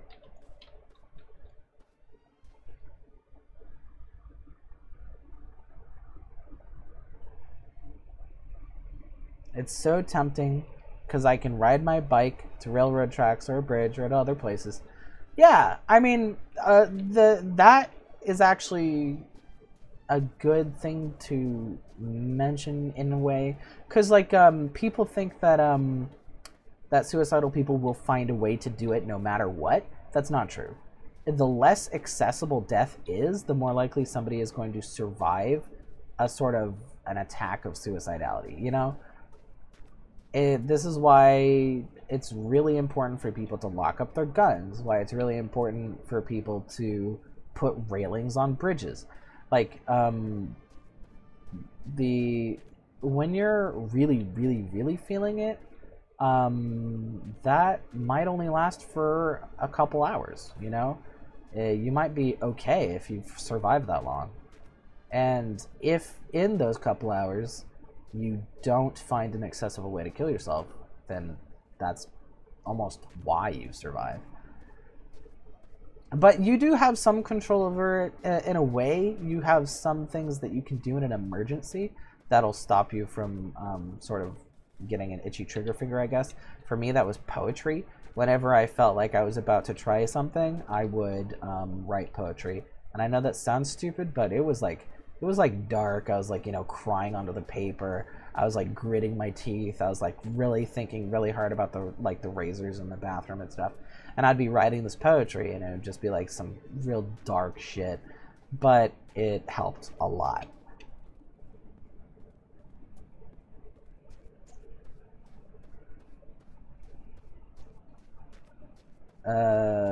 There are guns that don't have safety on them, just in case there's a robbery and I'm alone. Oh, there's guns at your house? I mean, like, I know that this could make your social situation much worse, but if, like, you tell one of your parents, or even maybe a sibling, if these guns are in this house, I might use them on myself. If you tell them that, they might move the guns or something. I mean, hopefully it won't get you locked up, but the guns need to be locked up, you know? Something. Just telling them to, like, get them out or to get a safe for them or something. Man, even when it's accidental, you know, unlocked guns in the household are a real problem. Language demonetized. Did I swear? I'm sorry.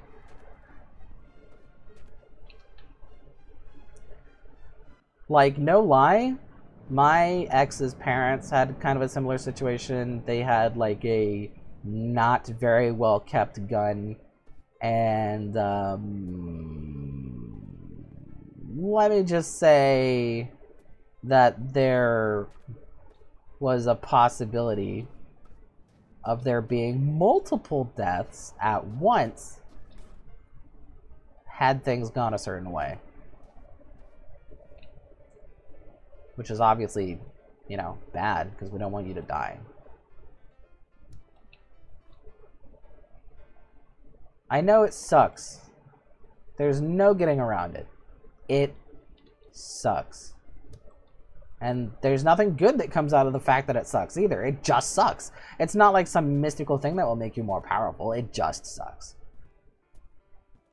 It's okay to acknowledge that too. It's okay to say, this sucks. This shouldn't be happening to me.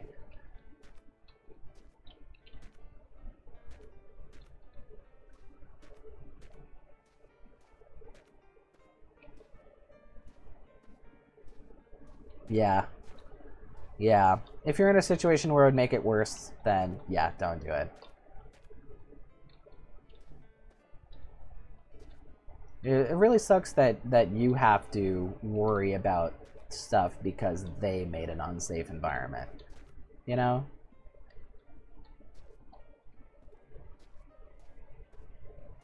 And honestly, I really hesitate to say this, but if you really feel like you won't make it out until the time that you can move, if you really feel like you won't survive until that point, then that is exactly the scenario that mental health institutions are designed for. I know that they can be really terrible for people who don't really need that much help, but for people who desperately need help, they're very effective.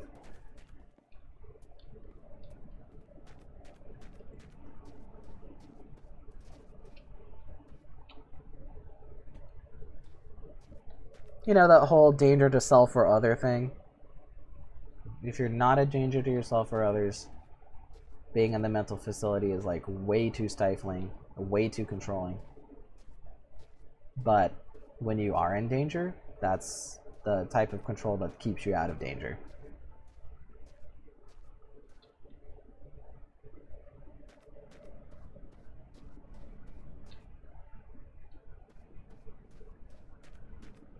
If you think that you can make it, that you can stick it out, that you can survive until you can move out, then that's good and you should do that. It'll happen. It won't even be that long. You'll barely remember the time that you had to wait.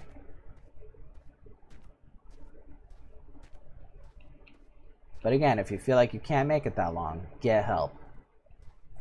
You don't deserve to die because other people were bad at their job, you know?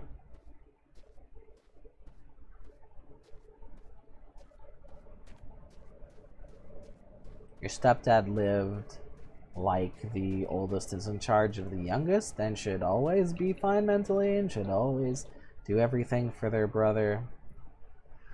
Yep.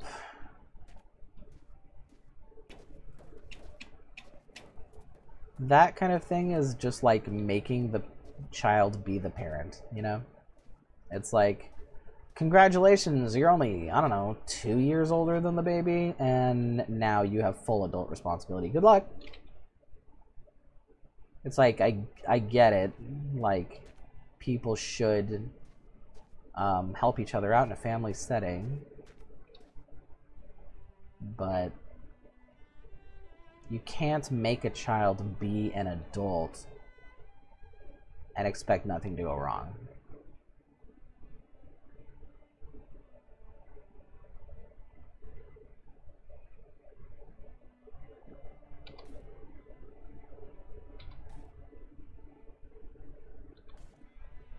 My anger has gotten worse. Thank you for being here and giving me advice and letting me vent. Yeah, absolutely. I mean, if my stream entertains people, that's one thing. But if I can actually make somebody's life a little bit better, that's way more than I was expecting to be able to do. So that's really good. In my opinion, that's the best thing I can do. Just gonna cry a little? Let it all out, buddy. That'll help you. Crying is like emptying the emotional sewage tank. It's good to cry. You should do it every time you get the chance.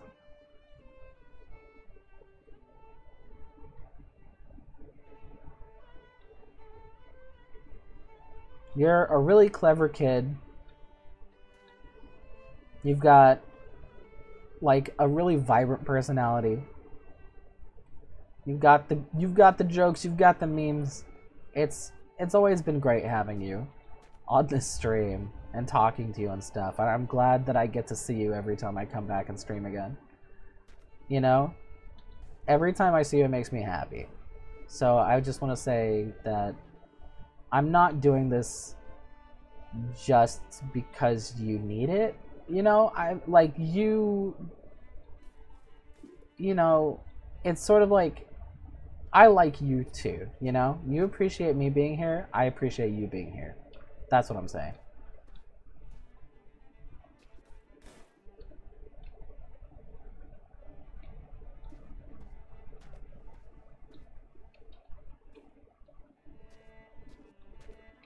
You're gonna make me cry, dang it.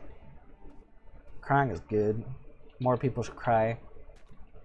You know, even though crying is like kind of, you know, unfancy, you know, I gain respect for people when I see them cry.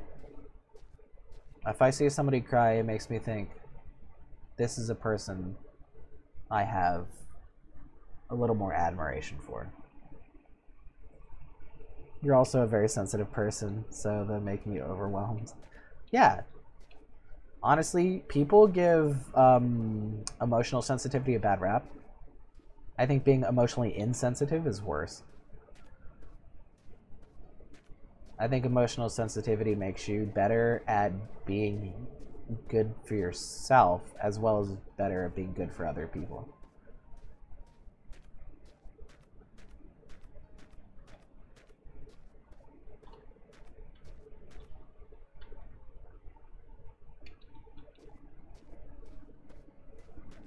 I mean, obviously, it comes with some difficulty because then you have to recuperate when you get overwhelmed. But to me, that's a good trade-off, in my personal opinion. I mean, in my personal life, I guess. Like, the trade-off is good for me, is what I'm saying.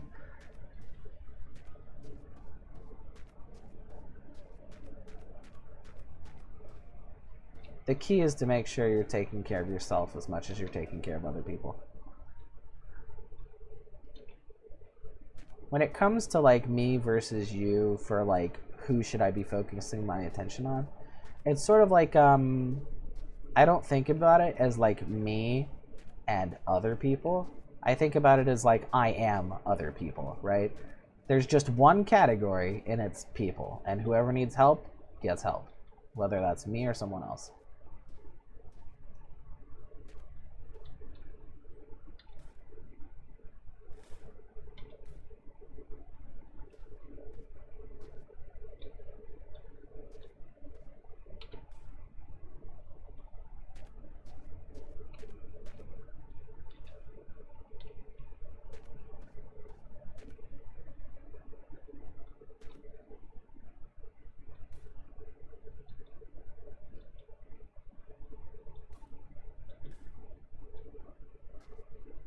How the F did this come from poopy caca to me venting about offing myself?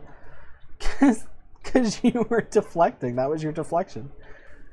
And I don't know, maybe I'm just good at figuring that out or something? I don't know.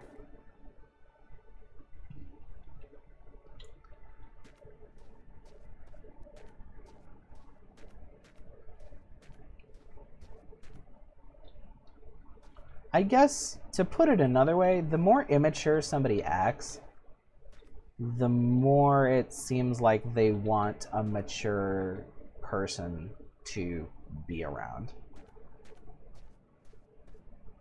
Sometimes it means they need help. Sometimes it means they want a different perspective. Sometimes it means they want to be punished or held accountable. But it always means that they need something from someone who's more mature. I mean, I used to be that too. That's what they call things like lashing out or making a cry for attention or those sort of things, usually framed in a negative light. I don't believe in framing that as in a negative light. I think it just means this person is letting me know that they need something. I could be talking out of my butt. You did volunteer some crucial points of information.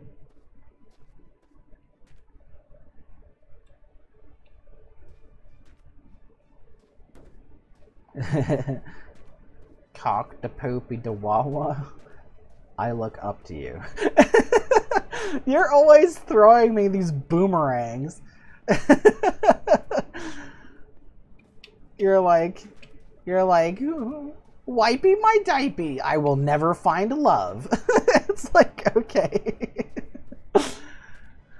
You give me the best sound bites is what you do.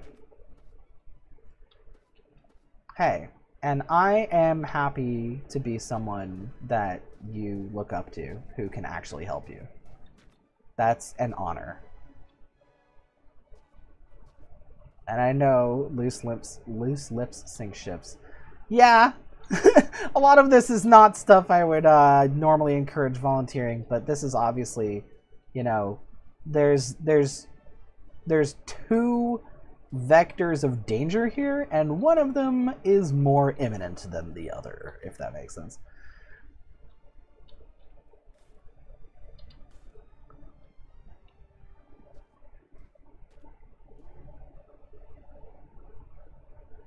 I don't need a 1001st talk to.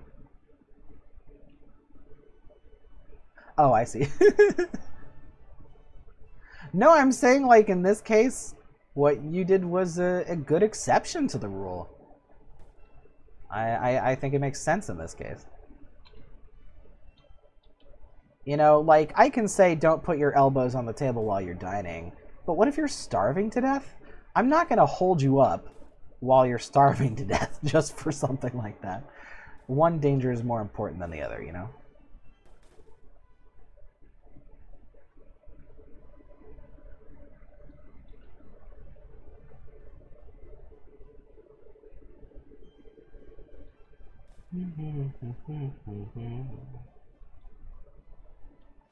Kaka.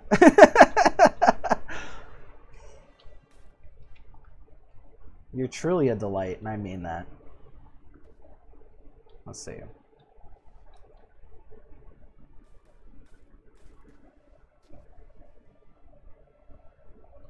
I'm sure if I just label this, you know, Apollo plays the long drive. Smiley face. People are gonna have no fucking clue what's happening. Death is inevitable. Yes! Honestly, when I was suicidal, was something that helped me was thinking, you know, sort of remembering, death is going to happen. I can afford to wait. Like, there's, like, if I want to die, I can do it now, tomorrow, in 3 years, in 10 years, in 20 years. Doesn't matter when, you know? It's like, I can just do it later, you know? We all die eventually. No need to rush.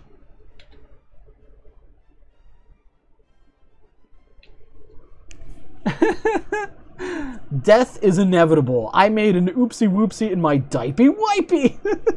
The sun will eat the earth and death is coming.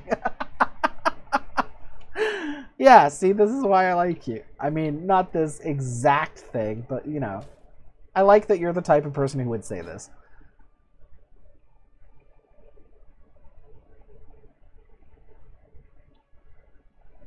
Someday, someone will take these things out of context. My voice clips of me saying these things. They'll take them out of context and make a compilation. I know that this is going to happen at some point. Maybe I will do it. I don't even know, dude.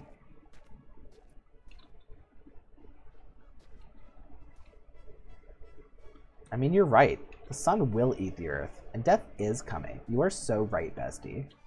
Like, oh my god. Like, that is exactly what I've been saying, you know?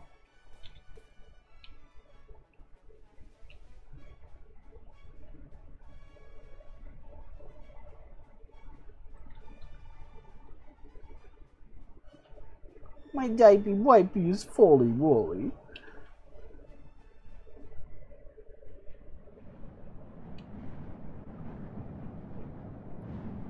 I'm trying to speedrun death.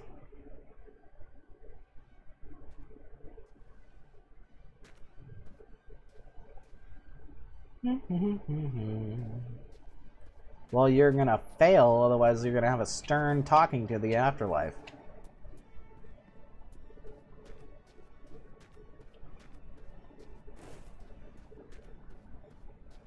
You gotta remember that I'm also gonna die at some point. So wherever you end up, I'm gonna end up there. And then, boy howdy, you're gonna have that 1001st talking to for sure.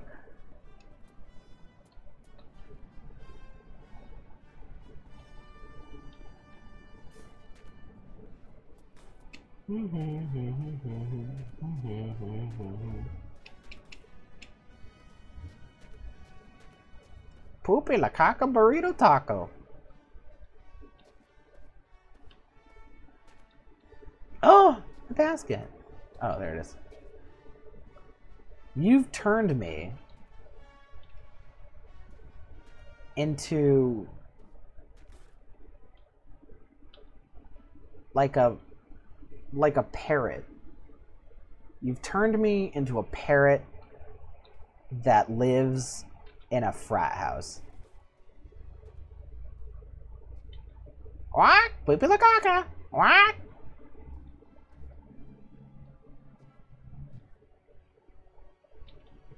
Domestic dad, please no. Who's domestic dad?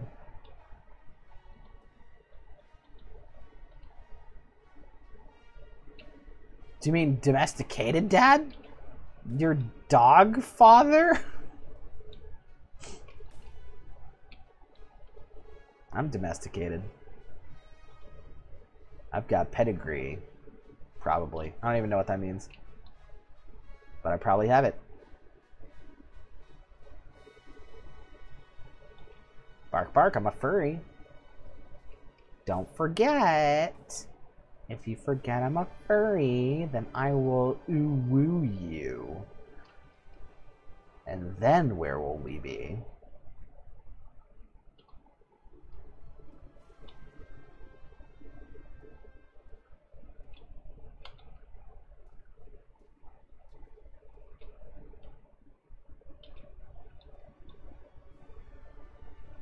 Woof woof, poopy la cock a dipey wipey.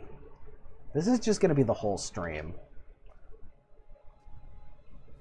Death, death, poopy, poopy, death, death, poopy, poopy. It's like a Foamy the Squirrel episode. For real.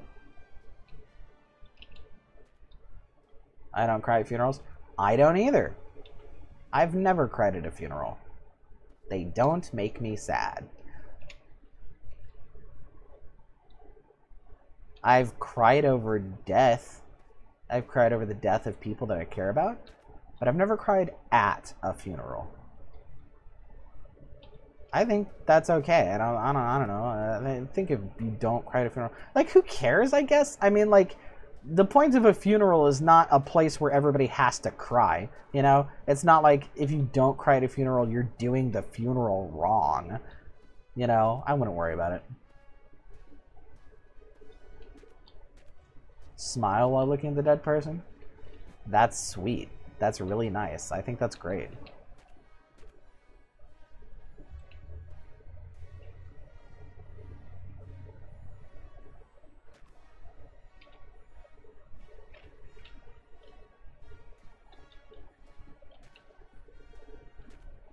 I don't know what kind of hubcaps I want.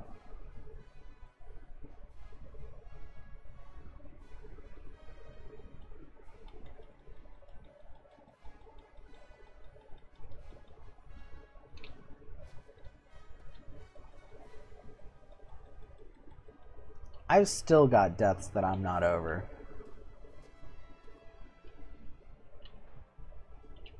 Funerals are supposed to help with that, though. Usually it makes it easier to grieve by helping you cry if you need to. I mean, if you don't need to cry, there's nothing wrong with not crying. You smile in an evil way? No, you're just making that up. Wiener.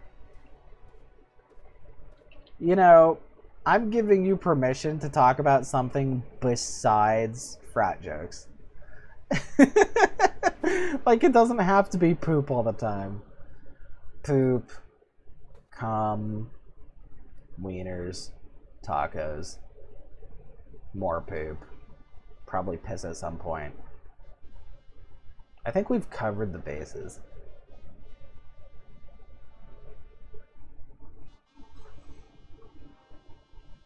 Woo!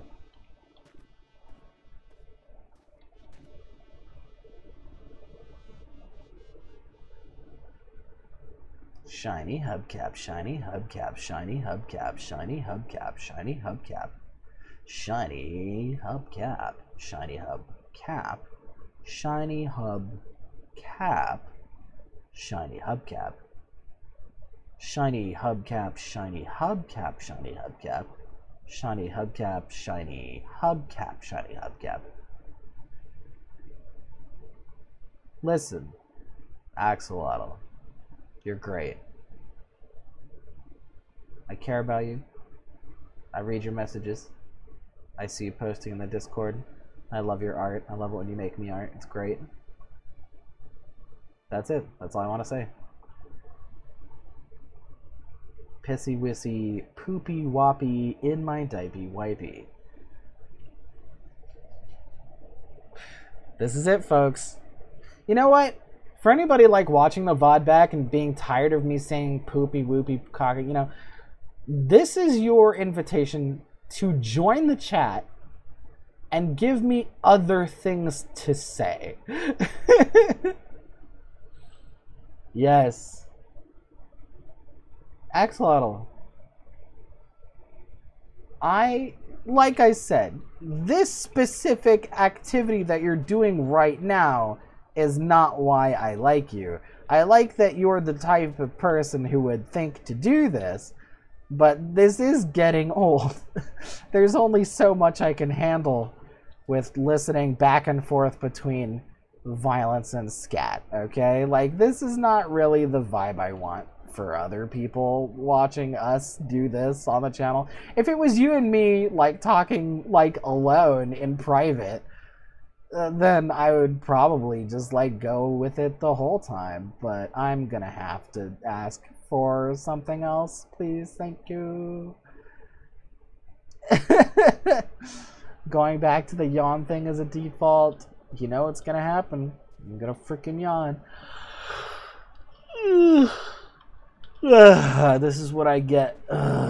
This is my never-ending duty as a father. This is what I get. They appreciate me, then they force me to yawn.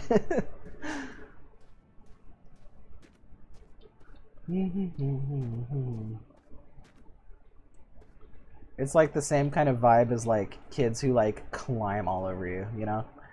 It's like I feel like this is payback for when I used to climb on my dad. I'd be like, I would sit on a shoe and be like, "Go, Dad, mush, mush, you're my sled dog." I feel like this is like penitence. Like I'm making my repayment to all father figures in the world who deserve repayment. It's like I've caused enough grief. So on my vacation, did I play any games? Did I? I must have. Hold on, let me think. I played some online idle games. I played some very unsatisfying phone games. I think I mostly like watched YouTube videos and like hung out at friends' places. Oh, I played Cult of the Lamb. I was at a friend's house playing Cult of the Lamb. I really like that one. It's really fun, really satisfying, really cute. It's great.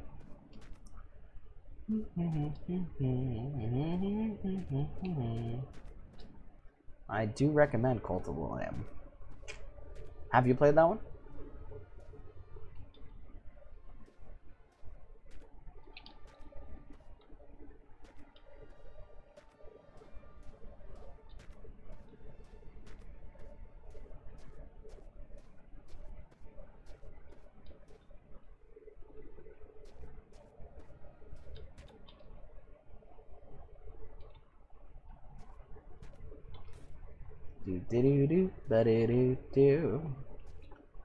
I was like surprised at how fun the combat mechanics were in that game, because I'm usually someone who avoids things that require reaction time, because my hand-eye coordination, reaction time, sort of paying attention sort of abilities are very low. You know, that's why I enjoy things like Sandbox, where I can do things at my own pace, that I won't be punished for being distracted. But the combat in that game is still really satisfying. I'm done. And no, I have not. Do you know what it is? Are you familiar with which one I'm talking about? Ooh, just slapping a wooden stick. It's kind of like a combination of a roguelike, a base building game, and kind of like a classic arcade action boss battle type of thing. It's really fun, and the art style is amazing. The concept is really like it's sort of dark, but in a sort of like I don't know, in a sort of like well, it's cute. I don't really know what else That's not quite the right word, but whatever. We're almost to the 4-hour mark. You know what? That's fine. I was planning to play this literally all day because I want to get to the freaking place. Even though it doesn't seem like I want to get to the freaking place, I do in fact want to get to the freaking place. Woohoo! Actually, what's in this? This one's gas and oil, that one's oil. Okay. Is my oil thing full up? This is not full. That is full. Somebody discovered that there's a car in this game that can spawn with a sunroof in various colors, and the sunroofs actually fit on these, and I really want those. That sounds great. When does a dad joke become a dad joke? When? Is there a punchline, or am I supposed to answer?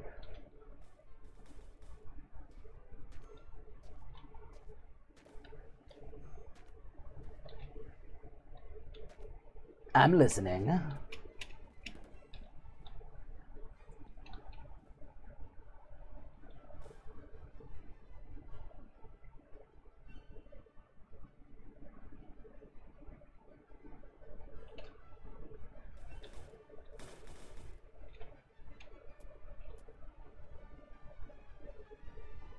When it becomes apparent. Oh, you. That's great. That obviously was not the plan. Come on.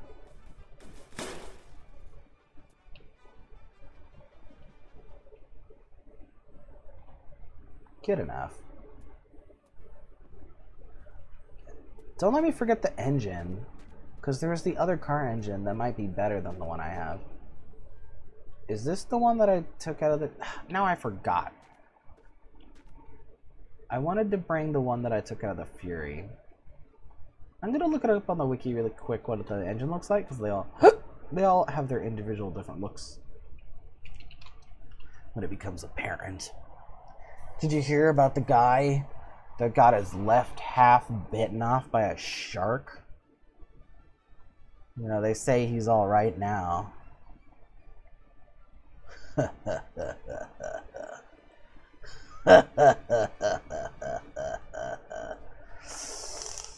Doggy roll, come on, doggy roll. I'm not sure what you're talking about. I mean, I'm on a roll and I'm a doggy. Is that what you mean? Let's see.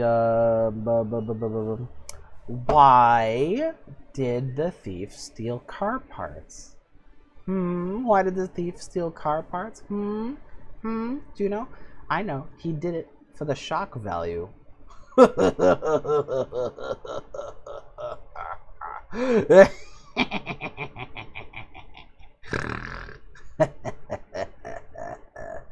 Want a treat? I would like a treat, but I am sitting. What do I do if I'm already sitting when you say sit? I'm sitting right now. I'm in my little gamer chair. Come on, doggy. Sit. Okay. I'm gonna stand up. Okay, I'm standing. Now I'm sitting. Give me a treat. Woof, woof, woof, woof, woof, woof, woof, woof, woof, woof, woof, woof, treat. Treat, treat, treat. I did the thing. Treat now. Treat, treat, treat. Doggy treat. I did the thing, and I deserve a treat. I know this because of logic and justice. What a Scooby snack? Hell yeah, I'd like a Scooby snack. I actually had Scooby snacks. They sold them as a snack food at some point. I think I bought them and ate some. Sorry, my avatar is being a little weird. Hold on. Whoop, there we go. Let's see. I'm gonna look it up on this thing. OneDrive wiki. Sorry, I know this is riveting content. Let's see.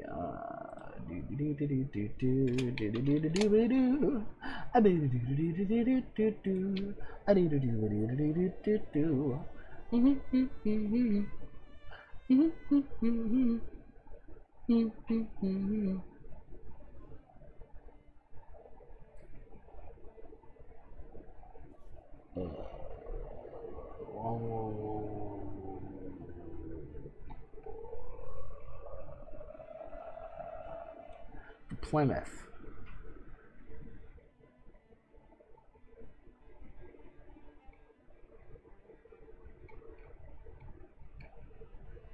Engine.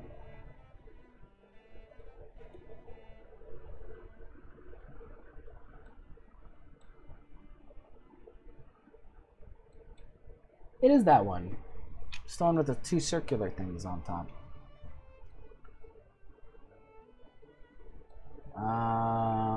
Compared to the bus engine.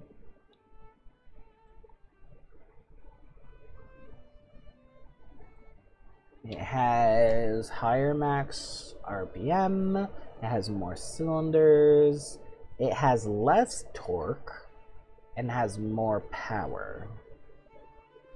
I don't know what displacement means though.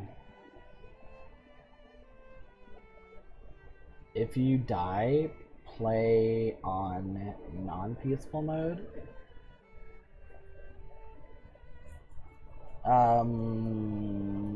What would the point of that be? If I play on non-peaceful mode, all that will happen is that rabbits will tangle themselves up in the car, and I'm not really about that life, you know? It has less torque, but it's still got a lot of torque. The only other thing that has comparable torque is the IFA. Okay, so maybe I will go with the Plymouth. Is it gasoline though? Okay, I'm gonna wait until I collect enough gasoline to run it, and then I'll swap it. Okay, I have a plan. So tell me about your idea if I die to play on non-peaceful mode. What was the idea behind that? Let me know.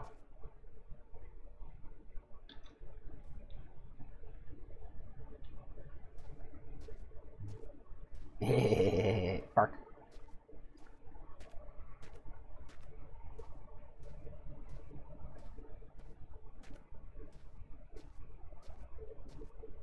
My stupid silhouette.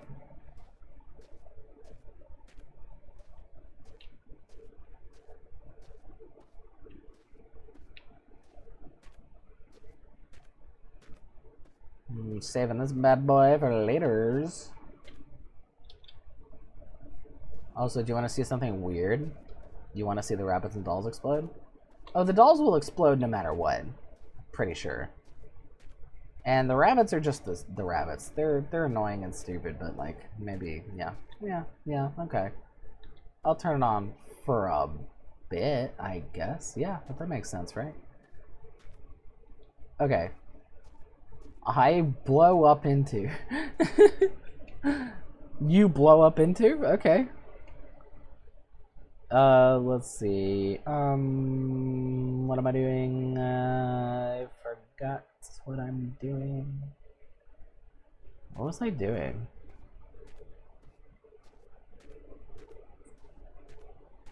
That's dumb. I 100% don't know what I'm doing. I guess that's normal for me. I might as well just fill this up with oil so I can get rid of the other containers.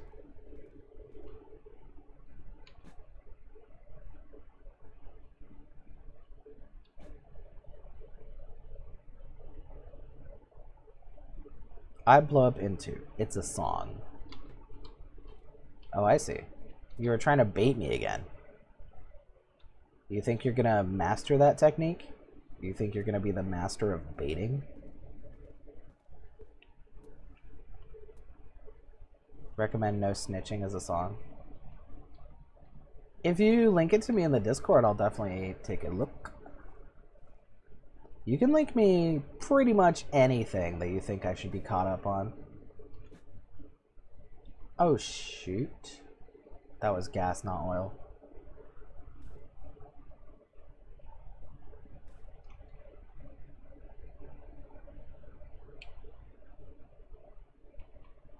I'm at a payphone trying to call home.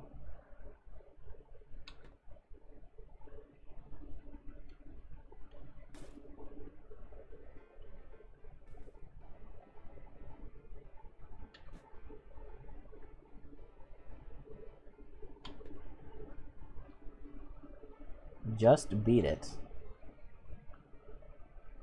I spy a little silhouette of a man.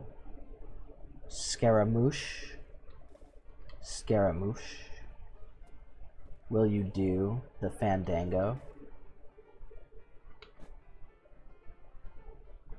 Thunderbolts and lightning, very, very frightening. Me. Galileo. Galileo.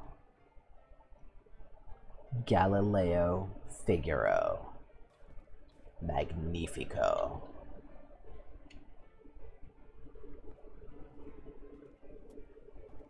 I'm just a poor boy. Nobody loves me. I say a TikTok of another furry who had this thing that reads that or something, and its name is Georgie. Oh, I see. If you had it, it would be so cool.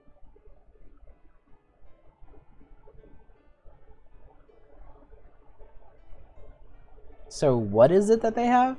Or it has?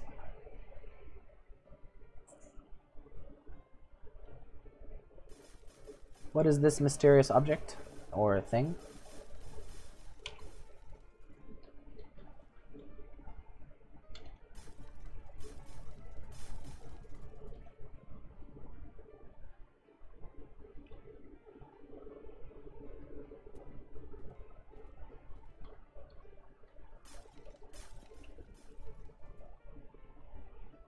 That's oil.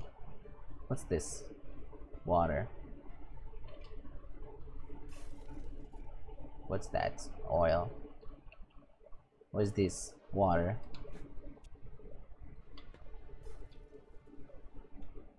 Poof. It's too bad I can't spray the jerry cans with spray paint. That might help me organize them a little.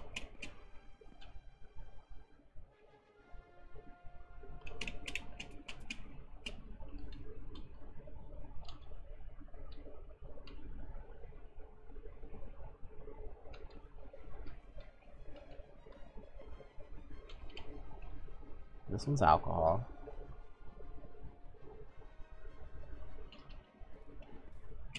Like an AI dog that reads chat, or if you do it like a super chat type thing, it reads it, and then when you read it says stuff. That sounds interesting. I definitely want to do more like actual interactive stuff. I just haven't figured out how to do it yet. If y'all want to help me figure that out, I'd be grateful, because like I know as much as you at this point. I definitely want to make it like more fun, like people can just like do stuff. So like if I'm distracted with gameplay, like there's actually like things that you can do on the stream.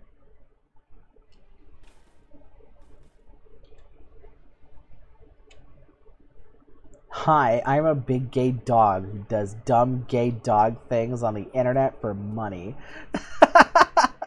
That's the freaking dream, baby. That is the life.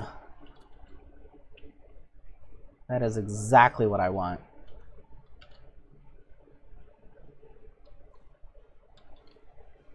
Do do boo do do do do. Hi, I'm a big gay dog who does dumb gay dog things on the internet for money. I'm a big gay dog. I do big dumb dog things. I do gay internet things for money on the internet. Gay dog.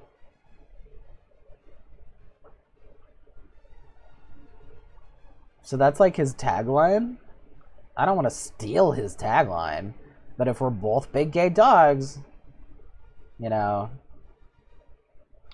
sometimes you have to be a lone wolf. Sometimes you have to be in a pack.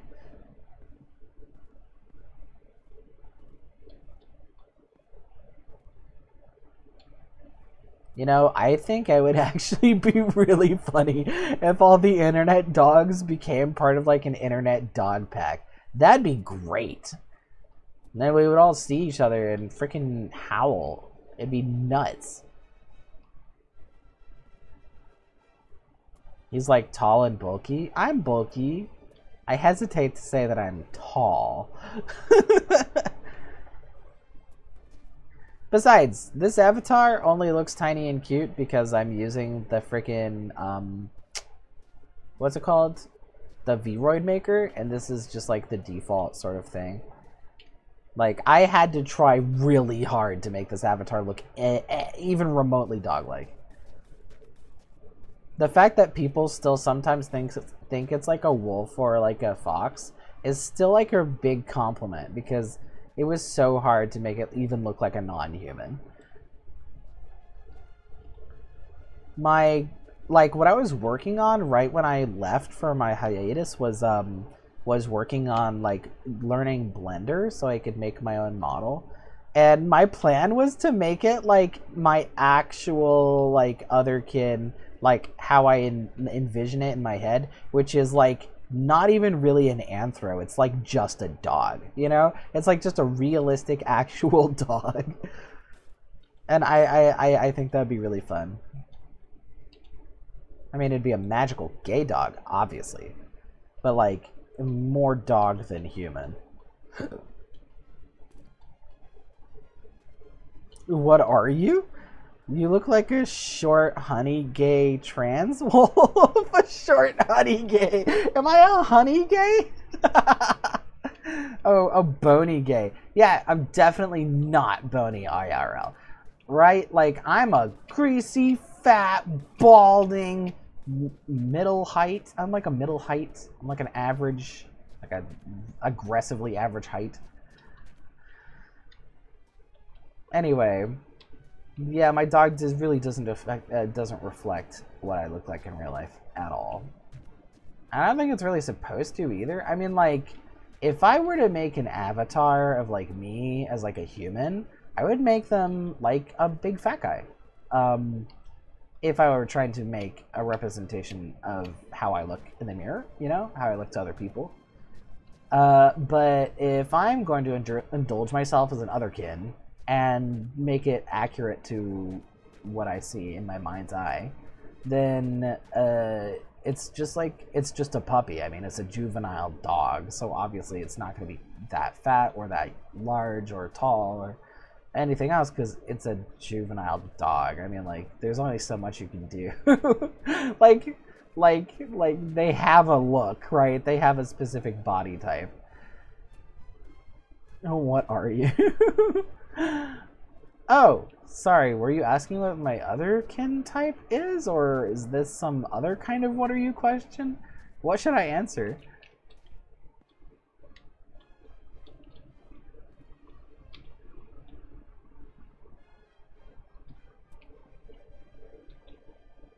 I mean, the general answer is a weirdo. A deviant, some would say. Although I'm not very devious. An idiot sandwich. Yeah, exactly. Gordon Ramsay copy. Oh, yeah. Definitely an idiot sandwich for sure. Oh, that's right. I freed up all these boards, but I didn't decide what to do with them. I wonder. Maybe I could do that thing. Hey, BK! What are you, philosophically? I'm philosophically an idiot sandwich.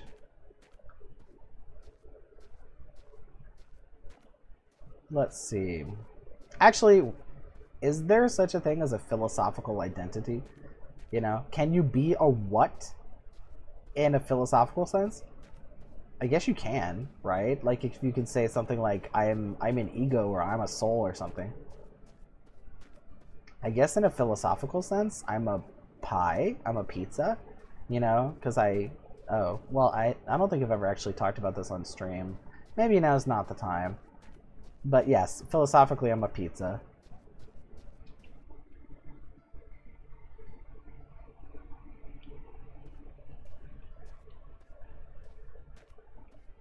Whee!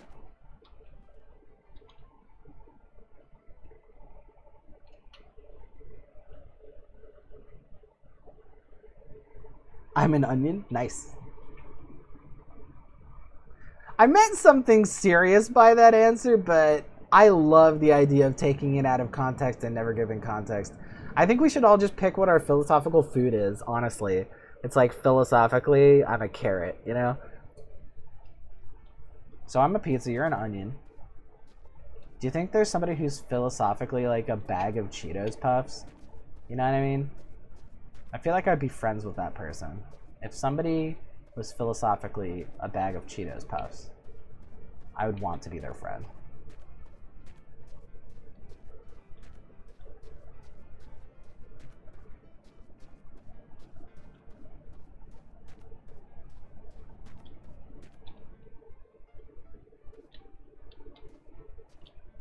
You know, if somebody wanted to make me sound stupid by taking voice clips from these streams, it would not be difficult. It would really not be difficult.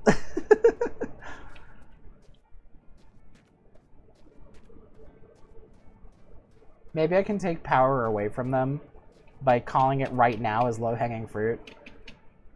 It's like, you did exactly what I thought you would do. Ha. I knew it. It's too easy. It's too easy. You did something easy.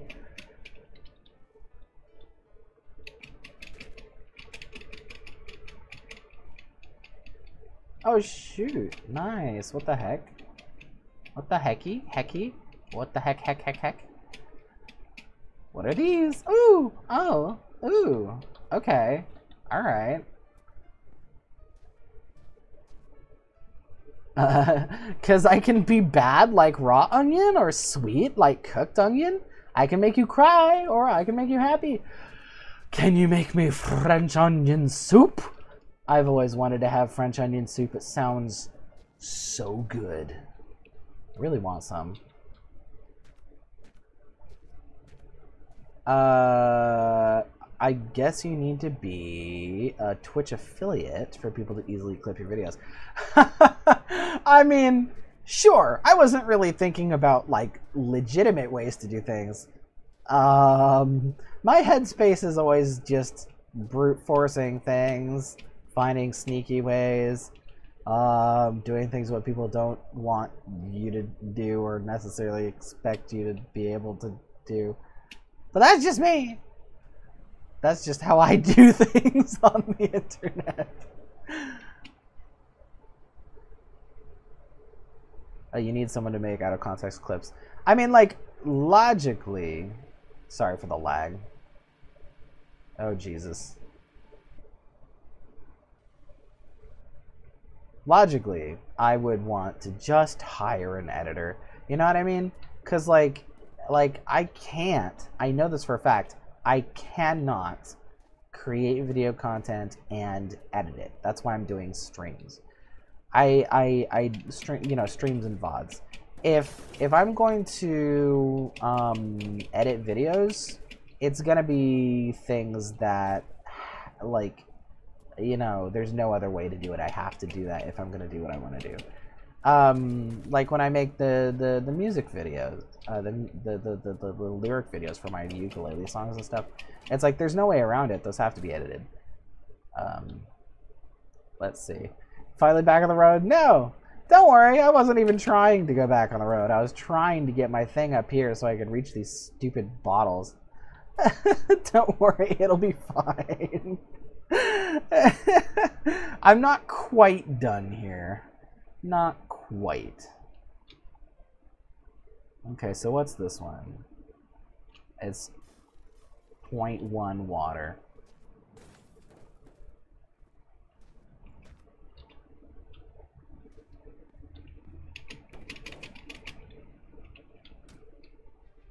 I guess you can make a simplified version of French onion soup by putting bread and cheese in onion soup. Interesting. Is that how it works? Oh man, there's like a sneaky one over there too.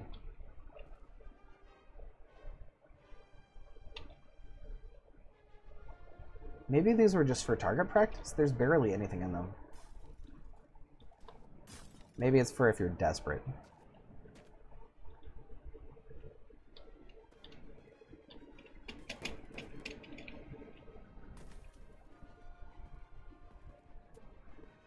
I don't know how many people watching have seen Unis Honest, but there was an episode where they ate nothing but onions for a day, and there was a lot of onions, and they were doing kind of poorly at first because they were pretty much just like eating raw onions, and then they finally started being like, maybe we should cook these, and I think Ethan just like made almost all of his bag of onions into a giant French onion soup, and he really liked it. He just like ate that the whole time.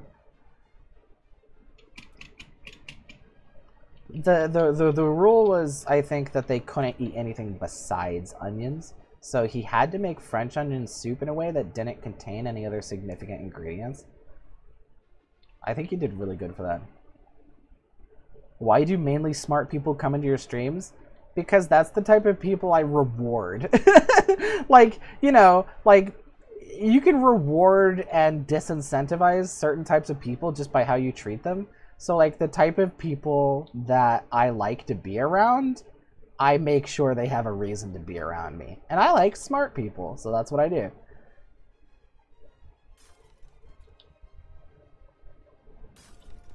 You can do that with any kind of person. Like, if you don't like being around jerks and you only like being around kind people, you can just sort of, like, ignore the jerks and rush right past them to the kind people and give them your attention. It works great. Whatever type of person you want to be around, make that the type of person you befriend. Oh, wait, you can just climb this like a normal person. Oh my god, I can't believe that. It's just a ladder. It's a ladder. I didn't know that. I didn't know that before I rammed my bus into it. That makes so much sense. I was even almost thinking to try climbing it because it has the little handholds that the workers use, but I thought it would just be for decoration. Not sure if it works for hot people? Yes, it does. If you only want to talk to hot people, it's easy. You just be the kind of person that they want to be around. You know?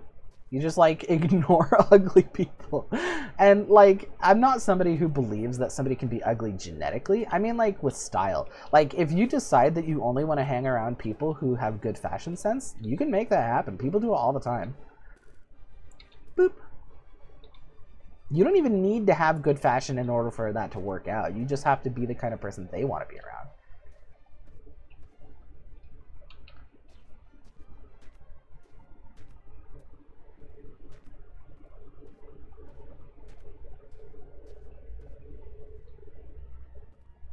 Tire flower. Oh, you noticed. Yeah, I don't know. I did it without using any conscious part of my brain. I just did it. Noses, ears. What about noses and ears? I 100% believe that whether it comes to aesthetic attraction or like lust or whatever, like there's no genetic component. It just is what it is. Except for like types. You know, like some people have that whole opposites attracting, but it's not very specific. It's a very broad category. A lot of people are just like, oh, I lost the genetic lottery. It's like, no, you didn't wash your hair. Like, try washing your hair first before declaring that your entire body is permanently unlovable. Like, let's not jump to conclusions before you solve the easy problems. You know what I'm saying?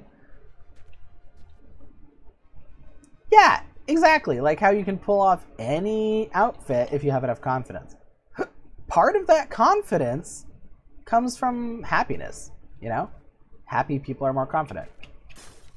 And if you're happy wearing fancy clothes, that'll give you that confidence too. Kakalapapa. I don't know why you said that, but you said it with such conviction that I just have to agree with you. See? That's what we're talking about. Confidence matters. If you came up to me after I said something that I meant and I was serious about, and then you said something, I'm gonna assume that you're serious about it. So I believe you. When you say Kakalapapa, I believe you. These headlights are different than mine.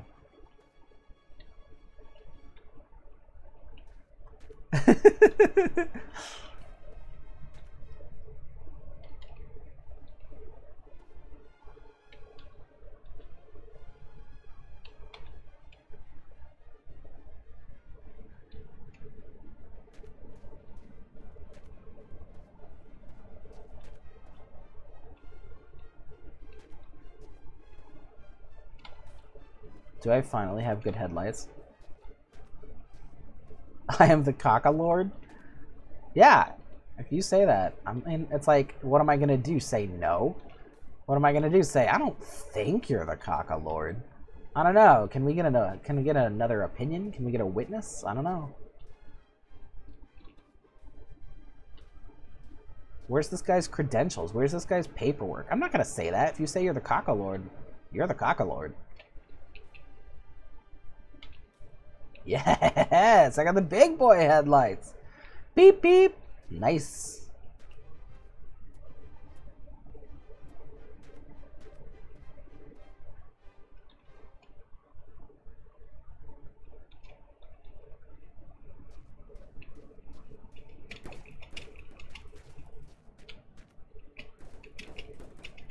Woo!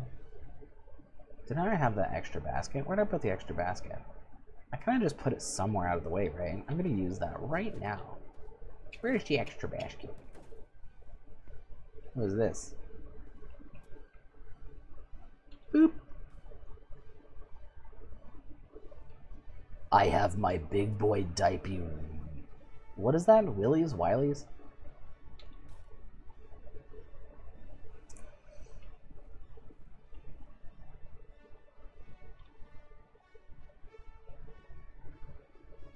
Woo! Don't worry, we're all big boys here. We've all got our big boy diapers on.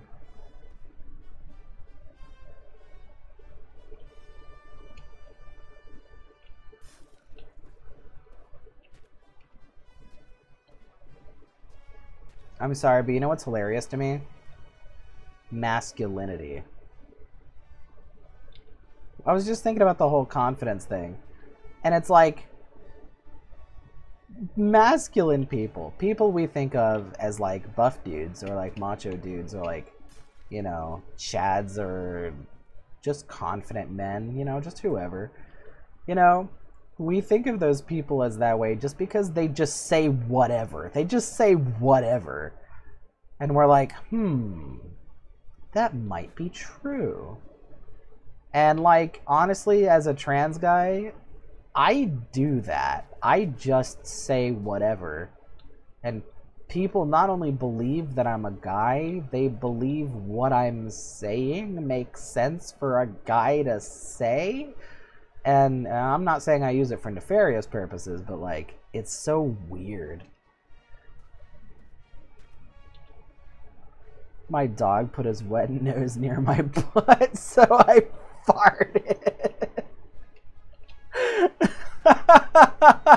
The dog was like, I want to take a sniff, and you're like, here, let me help you out. Masculinity. Yeah, exactly. It's like, what is anybody even doing, right? Anyway, I don't know. It's sort of like, once I realized that masculinity was opt-in, like you can just decide to be masculine, it made my life so much easier, not just as a trans guy, but just like, you know, as a guy. It's like, I can be a flamboyant Twinkie bitch anytime I want, and then I can also just be a dude bro, and I get to pick when I do it, and nobody else gets to tell me that I can't do either of those things. You know? It's like I win. I get to do whatever the frick I want. It's great. Cuddle the trauma away. Yep. Cuddles really actually do help. If you can find a good cuddle, especially with a nice fluffy doggy, that's great. That's beautiful. Maybe I should keep an extra tire just in case. These tires are not fond of doing what they're told. Occasionally a tire will just launch a million years into the distance. That's how I was running around with 7 normal tires and 1 tiny tire. Because I just happened to have a bike on me. I have to temporarily disrupt the flower, but I have a replacement.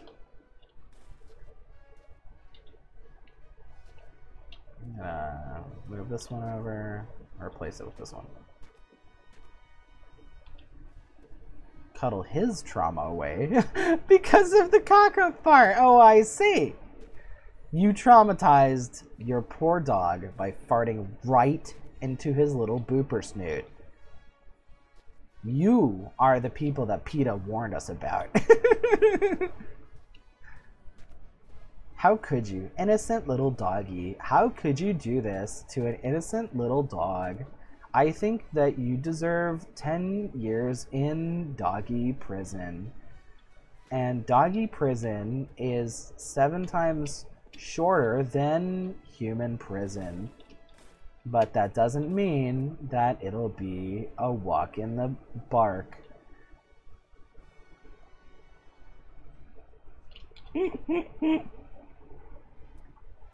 I hope somebody gets what I'm referencing. That's fine if you don't. Today I'm going to be listing my top 10 reasons why I should get a snow cone. Reason number 3. I should get a snow cone because I saved up some money and I have enough money for about half of a snow cone. On his hind legs, he's as tall as me. Yeah, it's a medium-sized dog, yeah. I yanked him from his collar, and he just fell on me. I'm not really sure what yanking him from his collar means. You mean you yanked his collar, and then he fell on you because you yanked his collar? You should be a little gentle, you know? Don't want your neck yanked. Gotta be careful.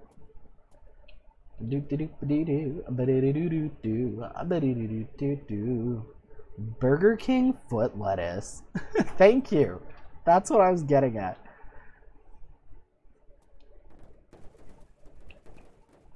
It's funny because it's like the male version of like Valley Girl. It's pretty funny. Not exactly Valley Girl. It's like Valley Girl mixed with a sort of... Fuck. What is it when you kind of have hipster chicks that are like 100% checked out? You know?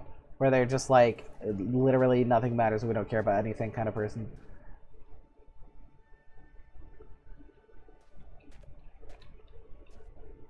But like as an aesthetic, you know? Boop.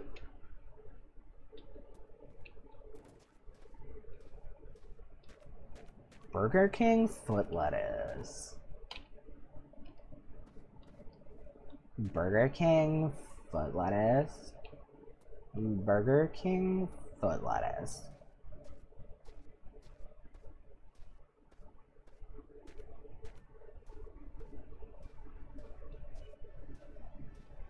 I'm not saying that I'm a good streamer.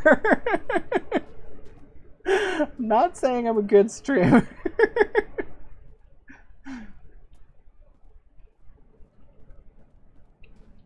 I feel like you might be able to do better.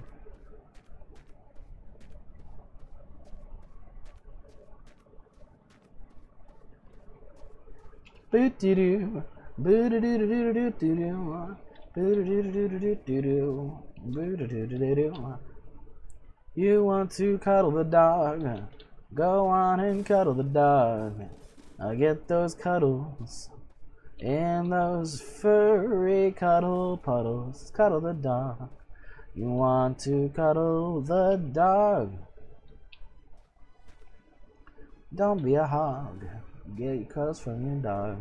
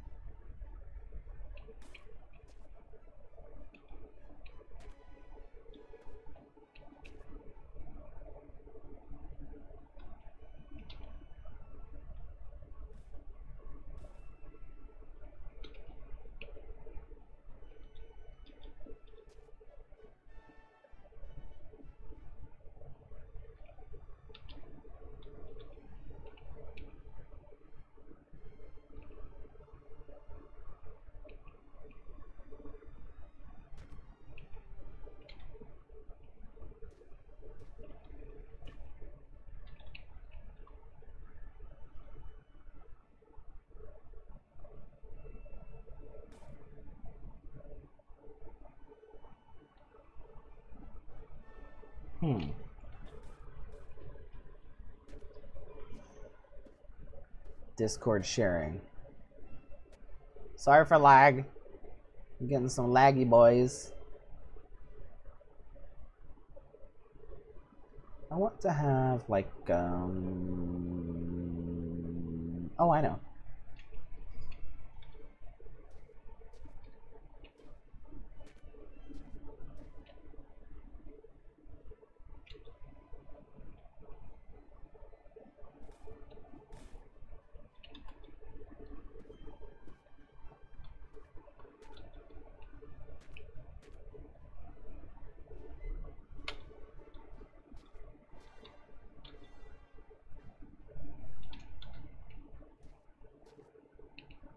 Silent stream.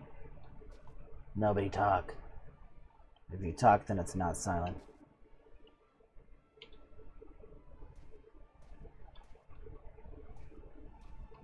No. Yes.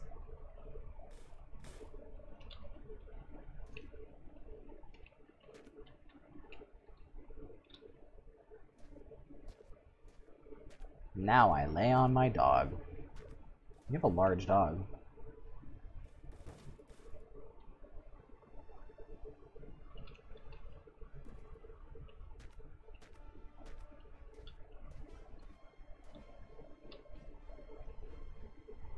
I'm gonna save. Save. What time is it where you guys are? I mean, it's 9:30, and I've been streaming since I got up today. You know, I try to avoid taking breaks and like leaving the stream on while I'm taking a break, but I'm considering doing that. Maybe get a hot pocket or something. I don't know.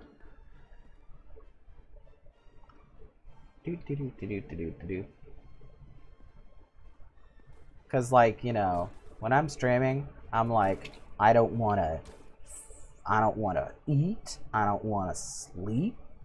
I don't want to go to the bathroom. I don't want to blow my nose. I don't want to drink water. I just want to exist in a video game, you know? But, you know, if I don't be weird, then I can stream longer. I sent a picture of my dog with me. I tried to cover myself up to my ability. Also, it's 8 or 11:38 or 11:28 p.m. Go get a hot pocket. Okay, I'm gonna get a hot pocket, and I'm also going to look at your picture of a dog.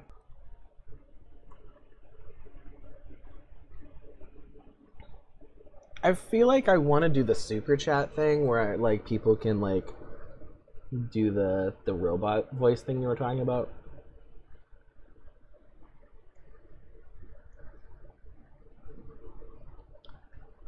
Because then at least it's like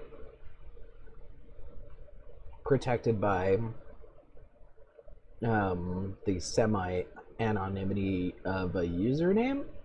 I feel like when people get on the call, they get really cozy. They like forget that they're broadcasting. You know, they start talking to me like a friend would if we're like on a private call, and they start talking about private stuff.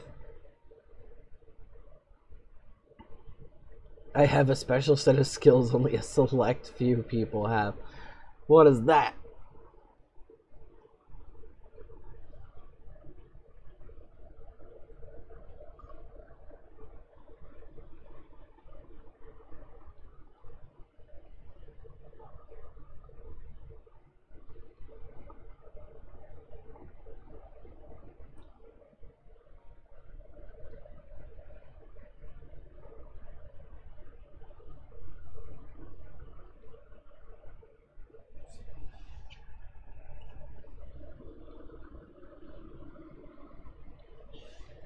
Guns and guns hit privilege. Oh.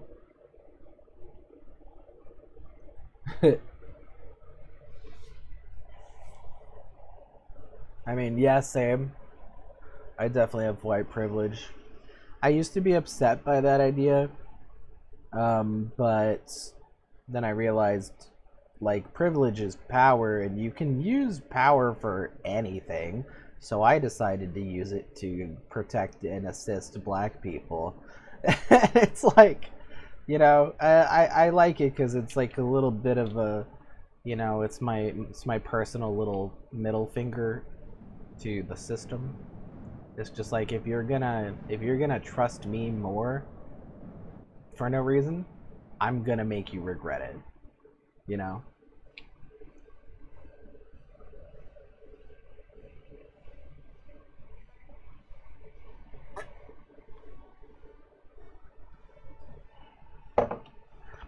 Man, I fucking hate racists. Can I just say I fucking hate racists?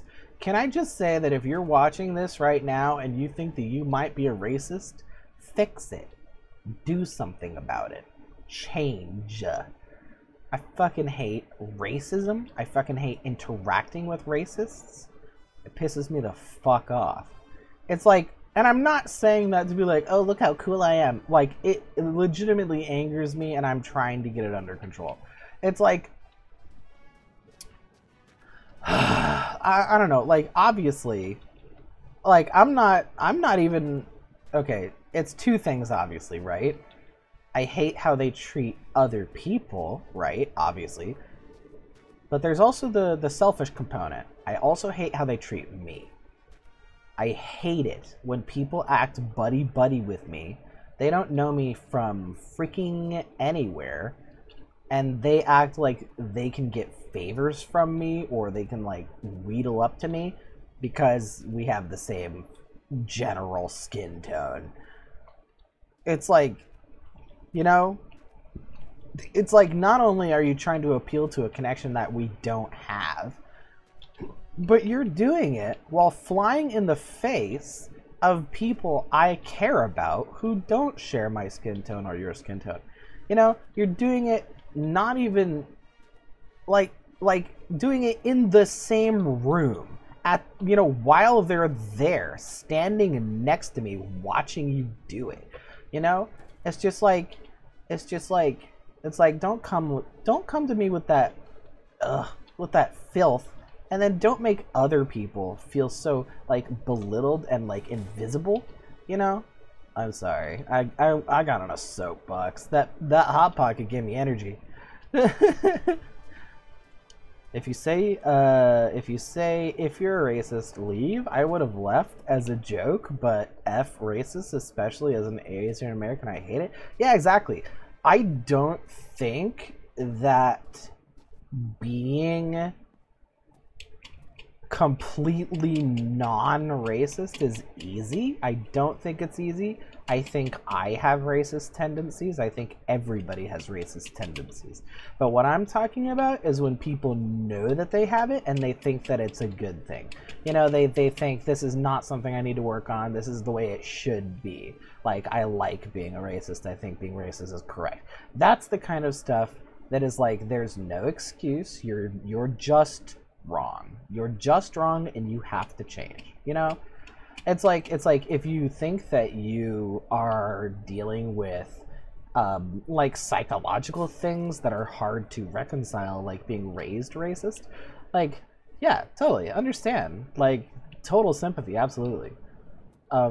Just as long as you give a shit, you know? It's like, as long as you recognize that that's your problem and not the problem of, like, minorities. You know what I mean? Oh, you were called the CH word at a gas station? That fucking sucks.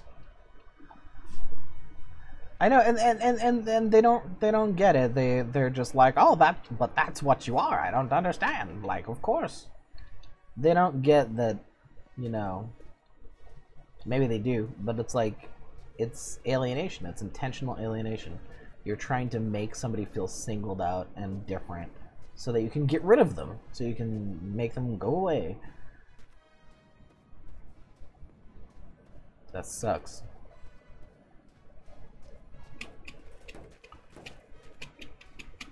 Woo. You know, like, I call myself, you know, like, queer. Some, like, that's... Some people argue about whether or not that's a slur. I don't think it is, but I recognize that other people do. And then, but I also call myself stuff like, like TRANNYNFAGGOT, and like I do that because frankly, because other people do it. Because other people do it and they think that that's what I am, you know? So it's like, well, let me just do it first, I guess, you know?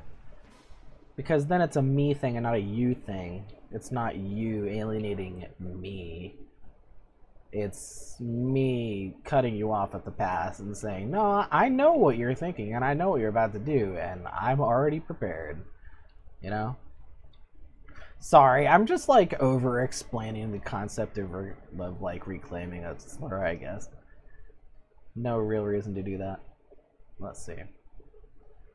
You said, I remember when BLM was going on, I was on a boat ride and protesters, you saw protesters calling Asian family sage words with the microphone. What the fuck? Wasn't there like a COVID thing going on at the same time where like everybody was like blaming every Asian person for like the whole pandemic? I remember there's a lot of Asian families who are actually in danger because of that.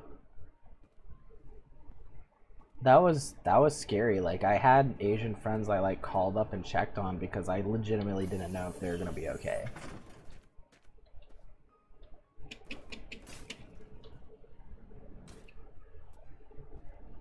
That really sucks.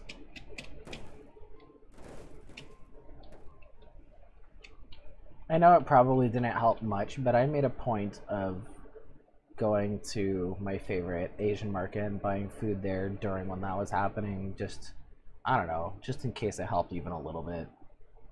Because I knew that people were starting to like sort of semi-boycott like Asian-owned like businesses and stuff. It really makes me sad. I mean, like, most of the Asian business owners are here because they, like they uprooted themselves to try to find a better life. And it's like, what are they gonna do? Go back? You know? It's like they changed their whole lives to try to make it work here. And that's more than most of us will ever do.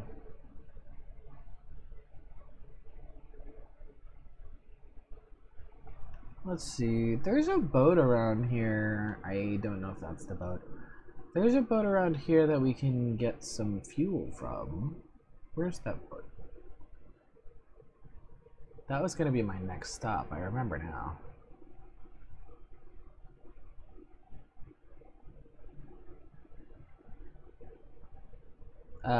You said you were scared to go to school because of racists? Yeah. That makes sense. I mean, I would be. I would be scared. You know? You never know. Like, there's always people just waiting for the excuse. It's like bullies who will just sort of wait until there appears to be a socially acceptable bullying target, and then they will go all in on that one person or that one group of people. That happens constantly, where they don't even care who they're targeting or why. They only care that they're not going to get in trouble for it. Your grandparents escaped Laos when the Vietnam War was going on? Ooh. Ooh, that's heavy stuff. The freaking Vietnam War. I wish I knew more about it, but from what I do know, it shouldn't have even happened. I mean, most wars like that. I'm glad they got away. Like, holy crap. My ancestors did not escape war. They did not have to flee for their lives to be where they are. I can only imagine. Well, okay, there was one. I have exactly one ancestor who was fleeing for their lives, but it wasn't from war. It was just from bullshit. I have an ancestor who was going to be burned as a witch. They managed to escape after being imprisoned. And I'm a direct descendant, which means that if they hadn't made that escape, I wouldn't be here.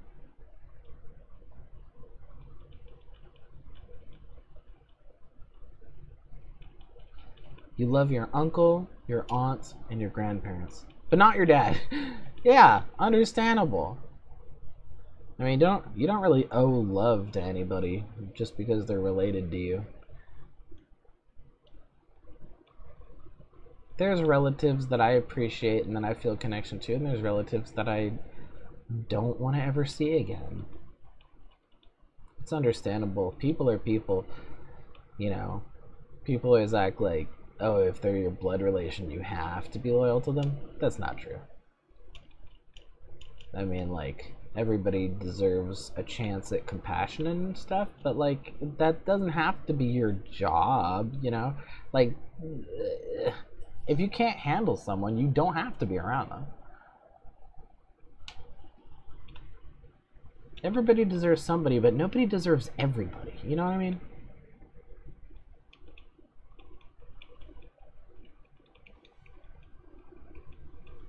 I can't see. It won't let me sleep.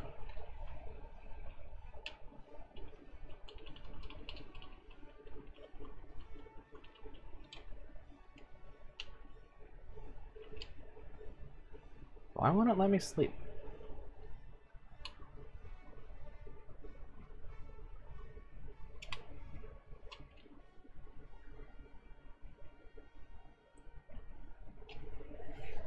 Sorry, I dragged it into serious topics again.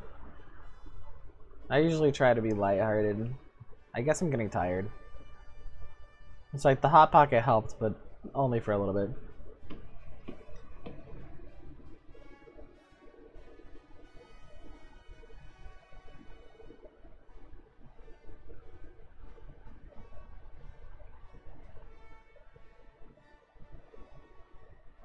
I'm glad you're not being killed by bigots. I'm glad you're not. I get so worried about people because there's people being killed by freaking bigots, and I'm in danger of being killed by bigots, and a lot of people I know are being killed. I don't know a single person who isn't a minority. Everybody I know is a minority. Like, it's always something or other, including myself. And everybody is getting targeted by these shallow, pointless, like, absolutely unhelpful behaviors. I don't understand the mind of a bigot. It's like, I feel like they think it's a joke. I feel like they just don't understand what's physically happening. I feel like they just, like, they must be operating on some other understanding of the world. You mean you don't have cishet white friends? Well, let me think.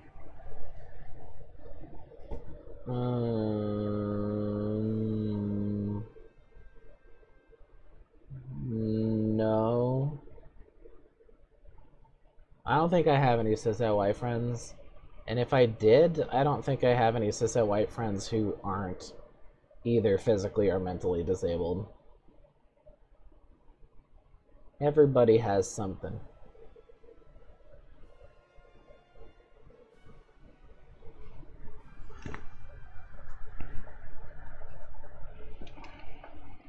Plus,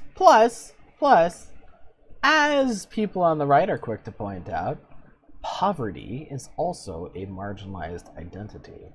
That is very true. Even if somebody's sort of inherent demographics are all sort of aligned with the majority, they can still be part of an oppressed class. And it affects their life just as much, if not more.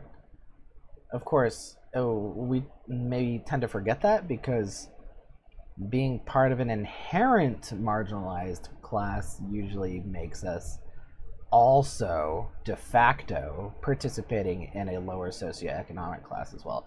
Not all of us, but for a lot of us, that tends to be the assumption. And it's not far off from the truth. You know, obviously there are like rich black people, you know.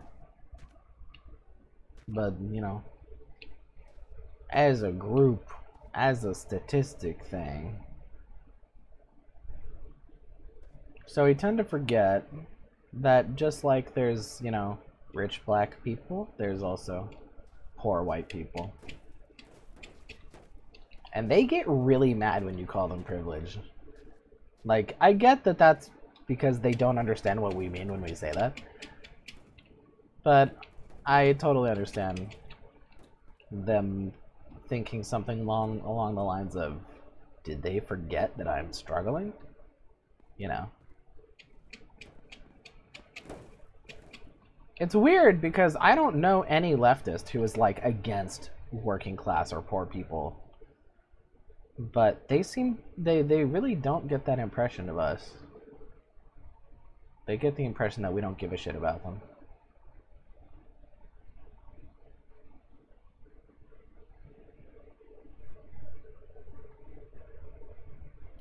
I mean, obviously that's due to propaganda that we don't control.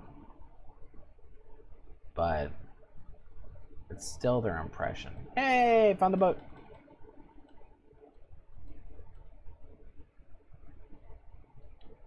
Doesn't matter though. I mean, like, I'm talking about like detailed political praxis concepts and bullshit. Don't worry about it. Why am I talking about this? But I did find the boat.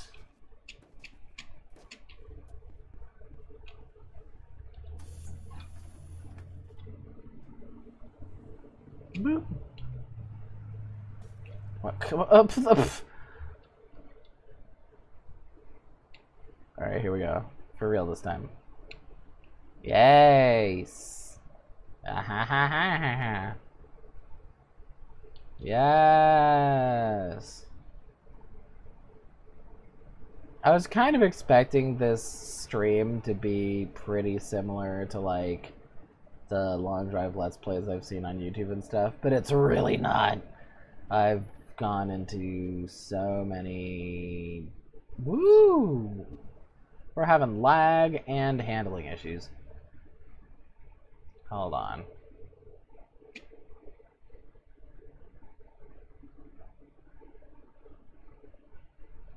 Wow. It's chug-a-luggin'. I don't know.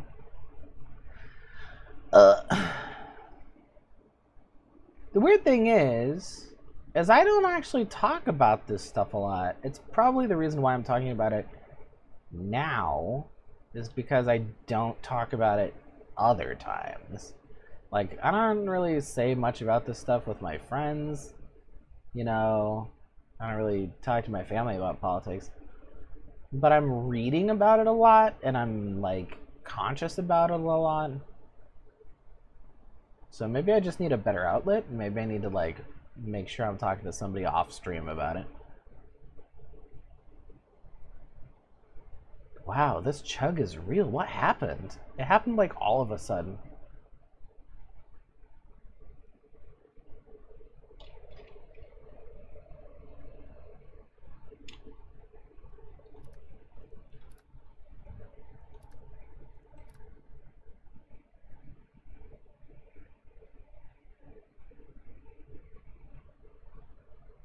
Let me exit to main menu and reload.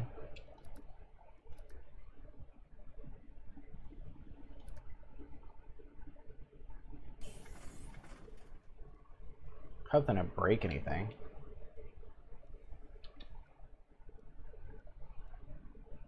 No. Okay, hold on.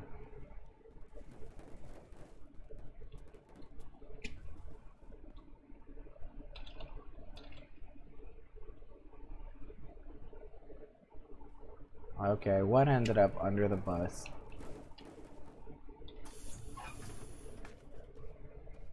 Okay, the bars are under the bus.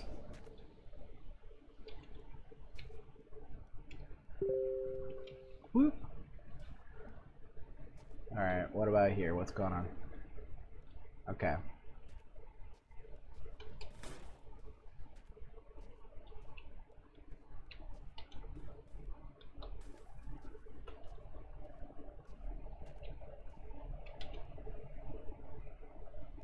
Okay, that is gonna help a little bit.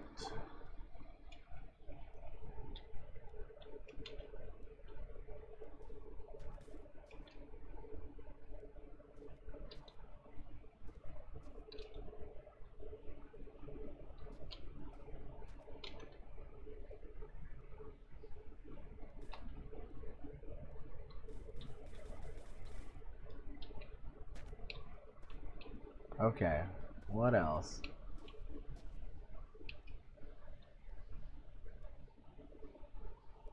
It's clearly a problem.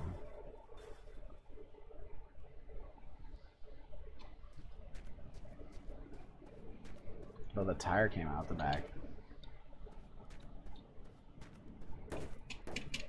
Solved the lagging issues though. Ooh.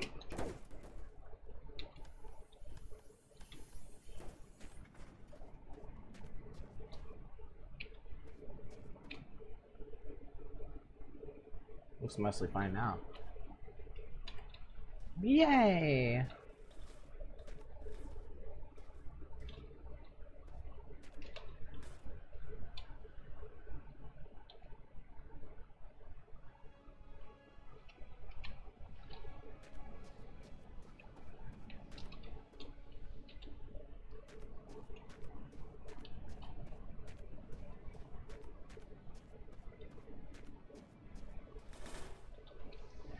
Well, I think after this gameplay and this specific moment being a good example, you can tell that this game involves basically three things, which is traveling from one point to the other, looting, and problem solving.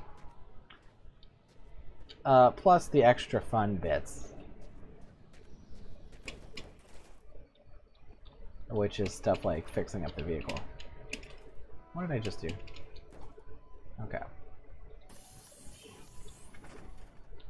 Whoop.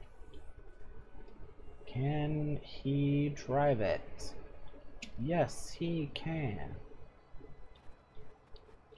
Gotta say, this engine clearly has more power behind it than the ones that I've been driving previously. Swapping to the bus engine really made a difference. Is the boat over there? I think it was.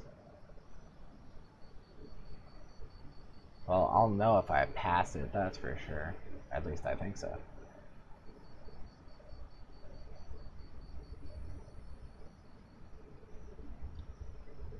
This bus definitely feels like it has more oomph behind it. Of course, we are on flat terrain, so I guess we'll see how it handles slopes.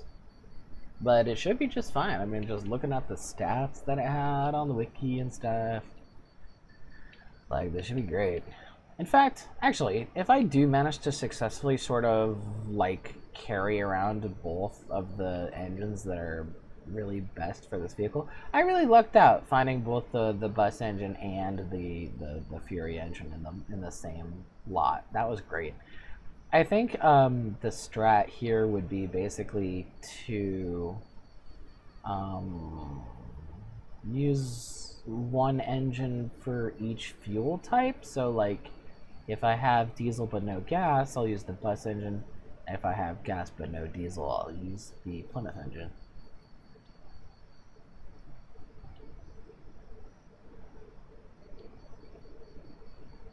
I know, it's been a long time since I actually talked about what I'm doing on screen.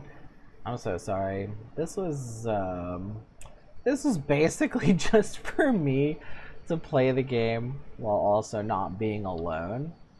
I wasn't really planning on making a big narrative about what I'm actually doing on screen, because I never know what to actually say while it's happening.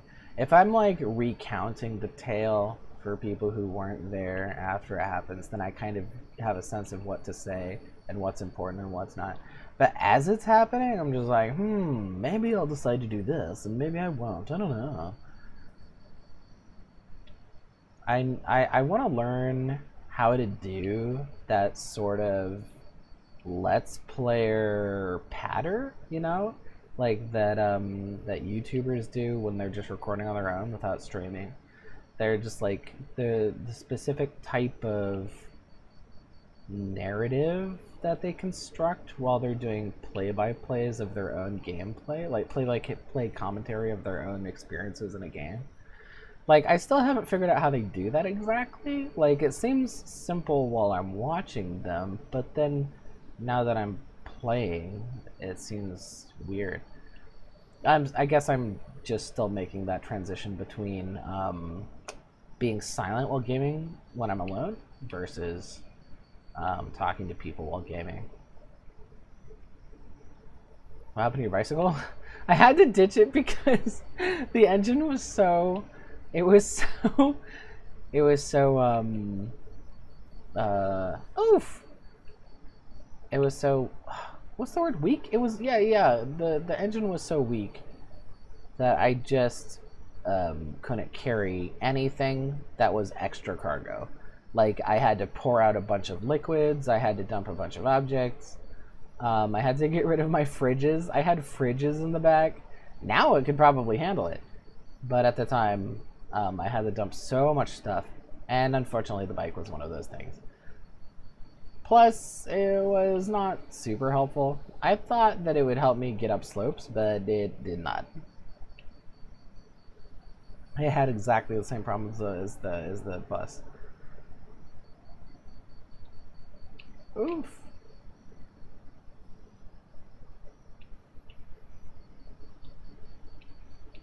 These new headlights I think are working pretty good, but driving at night is still really weird.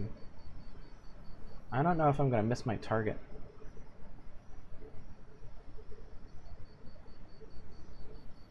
Yeah, I'm gonna park and sleep.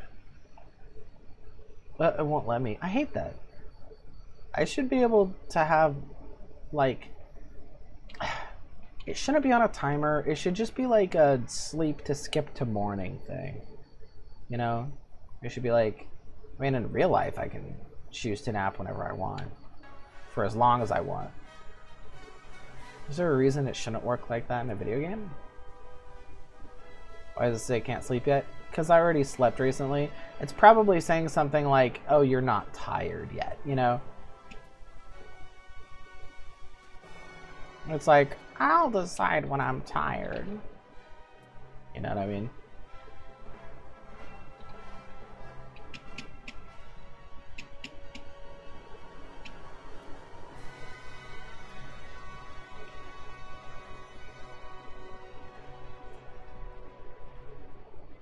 And if you sleep into the middle of the night, it'll fast forward all the way to the middle of the day. You know, it like does things based on it always fast forwards the same amount of time regardless of when you start.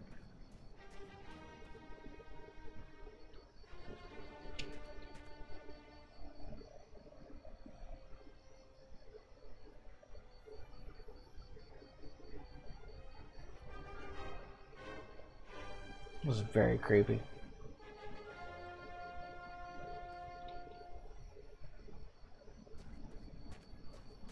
Oh, it looks like the moon's setting.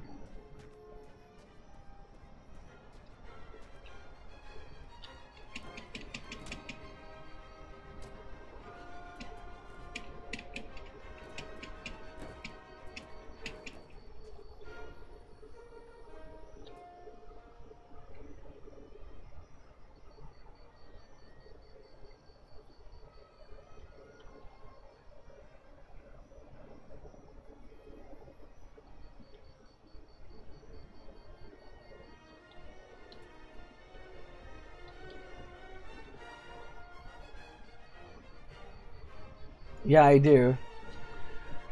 I can change the channels, but most of them have like really questionable content on them. I think I was actually showing you earlier. None of it's stream friendly. Although there is a lot of interesting lore that they dropped during the course of being weird jockeys.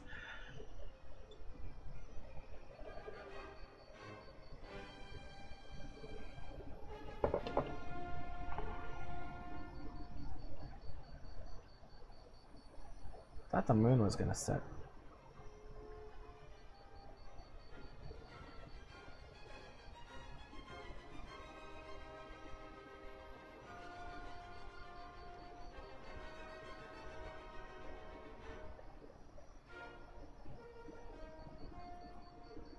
This night is lasting a long time.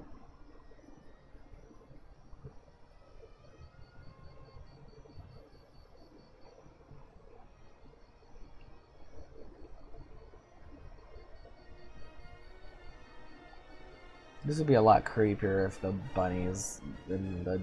If I was like up here with a gun, like taking down the bunnies as they charged the van. Or the bus. But I'm really glad I'm not doing that. Because one, it would be obnoxious. And two, their guts would get all tangled up in my bus. And then where would we be? Here it is. Sunrise. Thank you so much. Let's see.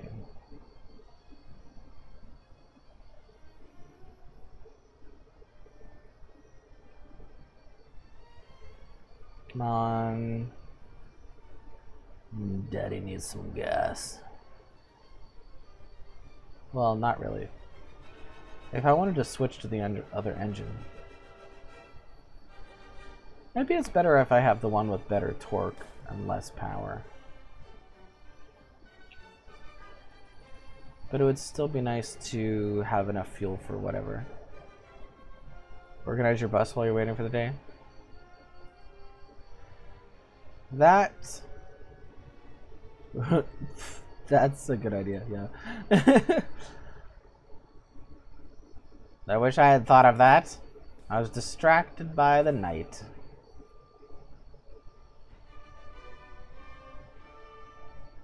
Yeah, I just kind of threw a bunch of stuff in there. Well, I thought it was boring if I wasn't going on a drive, you know, because that's like kind of like the point of the game. It was sort of just like, hey, how come you're not driving in the game with the car? And I'm like, damn it, you're right.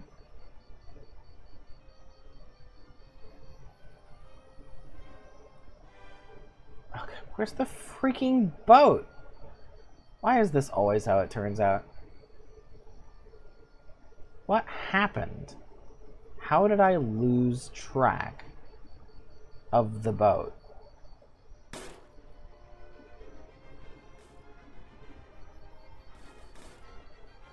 Wait, I'm not even facing forward.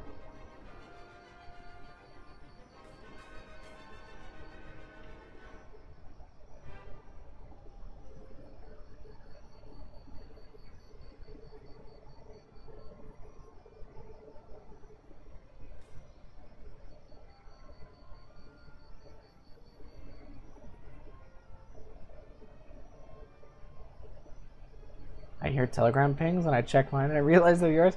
I'm so sorry. I like clicked the button where it was like mute for 1 hour. I don't know why I didn't just like had it turn off until later.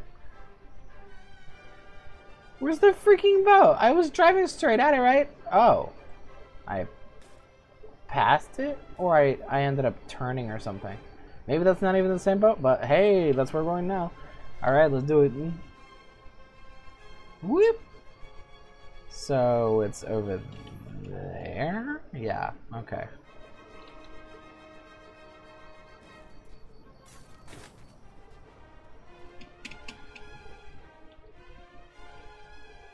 Is everybody behaving? I'm seeing a little bit of jiggling. We don't jiggle. Not in this household.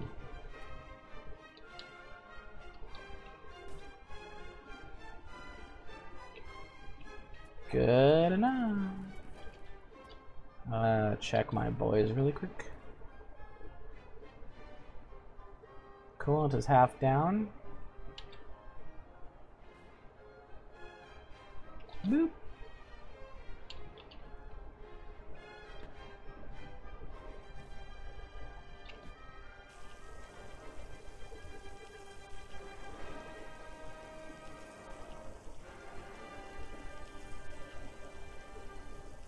Yeah, sorry about anybody in the future watching this who's just like, dang it, I gotta check my Telegram. Boop.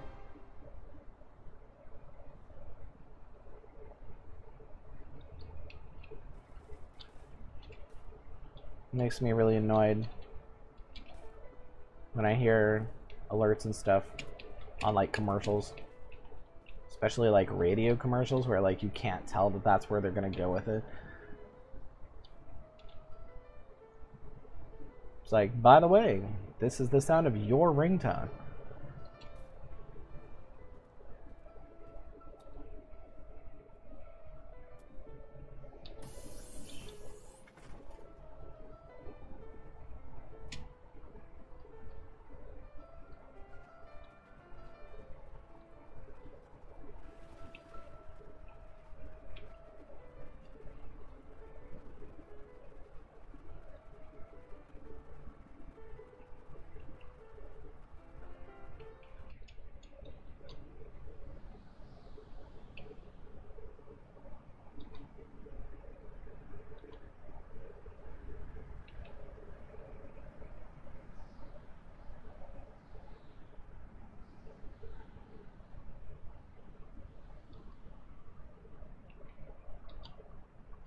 Is this interesting?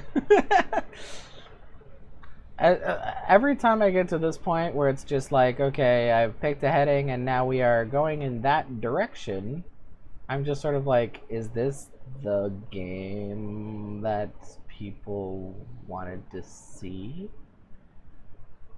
To me, any simulator, any sandbox game, to me, is a mess around simulator. It's for me to mess around.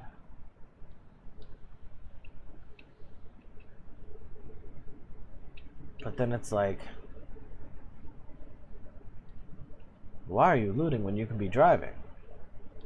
Why are you driving when you could be organizing? Why are you organizing when you could be looting? And it's just like, you've got a point. Maybe I'm doing the wrong gameplay. But then, is there such a thing as the wrong gameplay?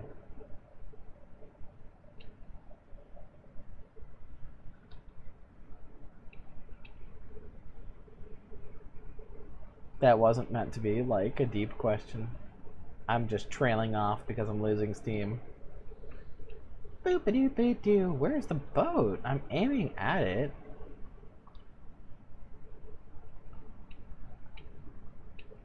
That is the boat. Yeah, that's the boat. Anyway, favorite pizza flavor? Y'all want to talk about favorite pizza flavor? Y'all want to talk about favorite pizza flavor? To me, I don't know, I like a good supreme. I like a good variety, a mix of ingredients. I like them veggies, I like them meats, and I like them both at the same time in my face. That is the most controversial thing I'll ever say on this stream. That's for freaking sure. Is that I like combo pizza. Combos are excellent.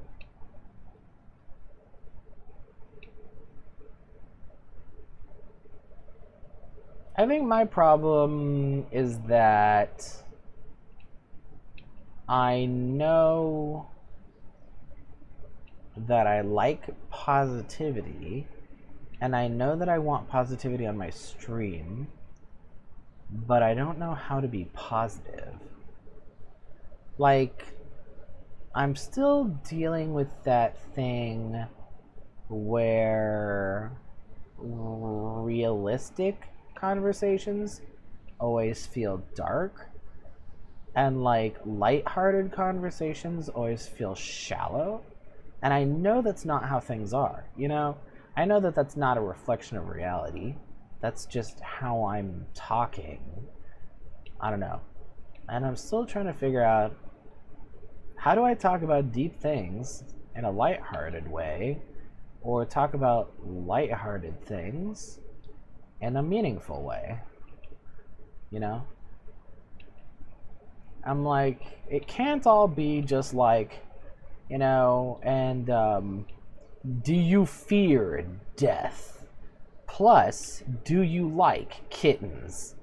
You know, like, it can't always be just like a 1-2 whiplash combo.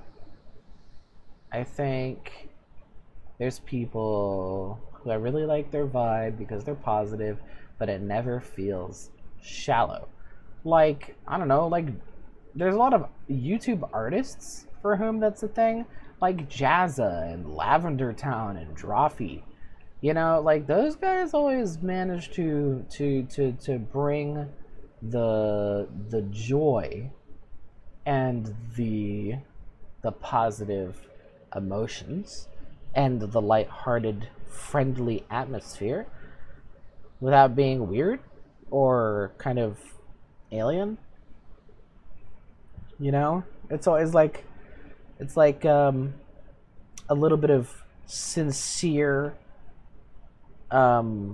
enjoyment, and then a little bit of like looking directly at the camera like you're in the office. You know, I don't know.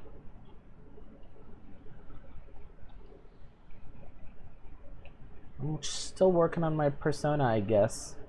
I mean, like, if you're like here watching this because it's like 20 years later and I'm 50 and I'm like a very positive, lighthearted like YouTuber or whatever platform we move to after that, you're gonna be watching this and being like, oh, so here's where he had the idea to be who he becomes later. Sometimes I like to binge like very old videos of famous YouTubers to sort of like see them do that. It's just like, how did Mr. Beast become Mr. Beast? How did Markiplier become Markiplier? You know, it's like they tell you how. You go back and watch their videos, and then they talk about like their ideas for what kind of content they want to make and how they want to go about it and stuff. They like sit there and they muse it out, you know, they suss it out, they sit down and think about it. And I guess, you know, that's what I'm doing. Not saying that it'll make me famous in the future. Obviously, that's, you know, a totally different thing. But it's like I don't know. Oh yeah, the simple way to say what I'm saying is that I haven't found my style yet. Not exactly. I'm still very anxious. I'm still very waffling. Like, I always overdo it, and I'm always like overprotective of the kids to the point where I'm overthinking my own actions all the time, and I'm trying to second guess myself and second guess them and like get in ahead of the punches, and then I end up punching myself in the face and being like, wait, what happened? Like, that was supposed to be a thing. It's like, no, you kind of just did that on your own, you know.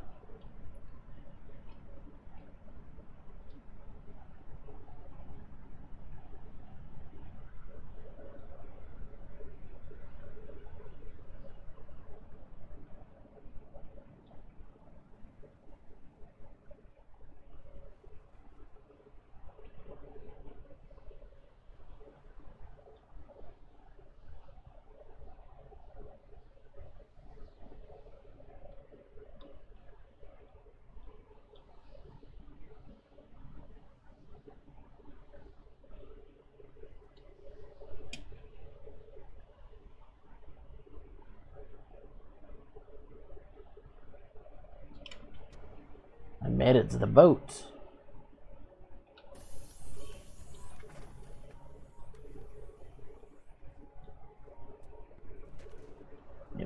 freaking dark.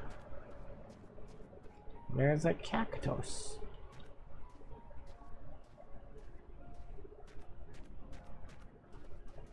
What am I looking for? Probably a little bit of everything. These things are huge. It's time for the oil checking portion of the game. This is the ritual you gotta do. You gotta conduct the ritual of the boat.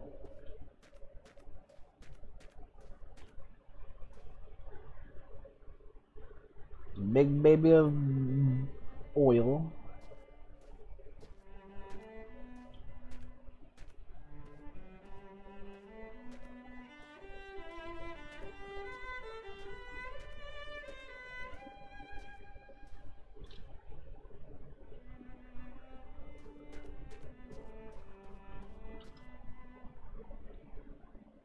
Lots of lag.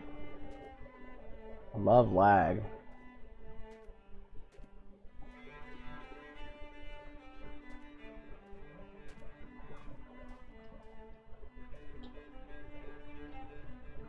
What I do is every time I find an empty barrel, I stand it up so I don't check it again.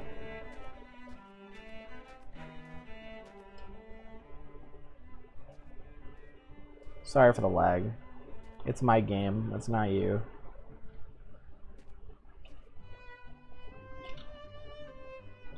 This game is not optimized.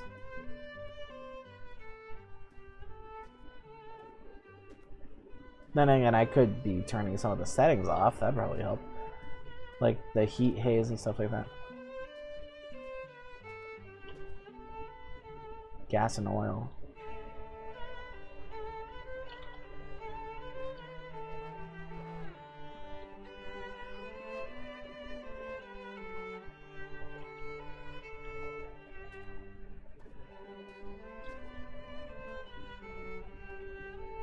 Oof.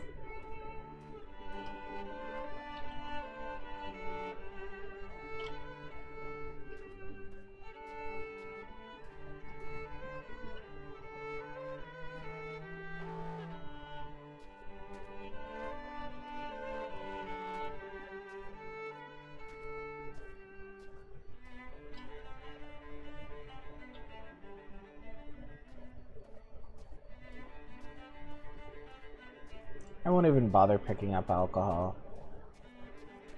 There's plenty of other stuff here.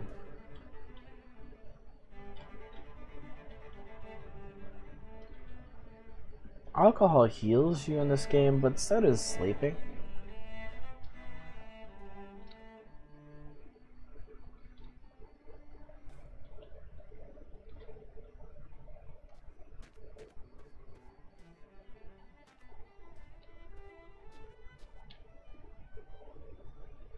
Gas.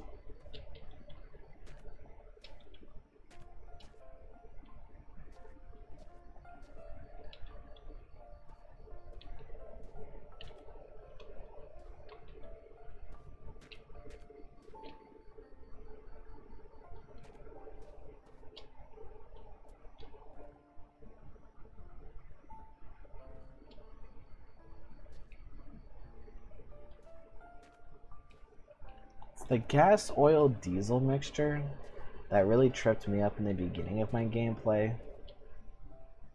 Oh, I can't believe I waited until now to actually talk about the game I'm playing. But in the beginning, I was like, I'm probably not going to get a lot of gas. I didn't really have much pure gas. So it was like, what'll be obviously helpful is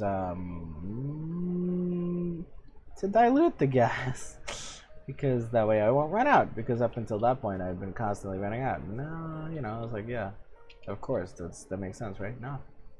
No, it just meant that I couldn't really run my own vehicle, you know?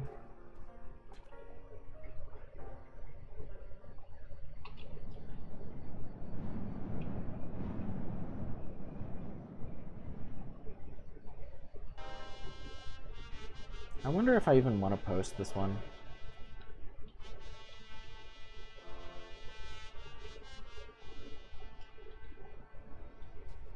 really sure what my goal is for the streams. It's like, am I just gonna let them sort of run the timer down until they're not here anymore, or like, do I want YouTube to have this content? Do I want this to be a thing?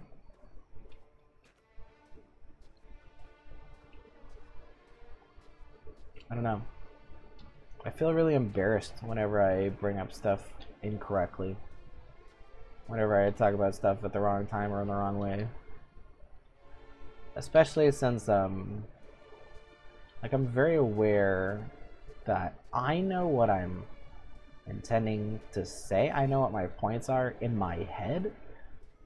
But I maybe have no clue what my wording actually sounds like to the people listening to it. And I'm not saying that it's like a cop-out thing. It's just like something I'm aware of. It's like, you know, what should I do to sort of like make that knowledge work for me? To like actually help myself be understood. And I'm not sure. Like even now, I'm afraid that this conversation won't come across the way I'm imagining. I don't know, I guess that's just not my job. Again, not as a cop-out, as just like, I can't control other people, so I shouldn't try to.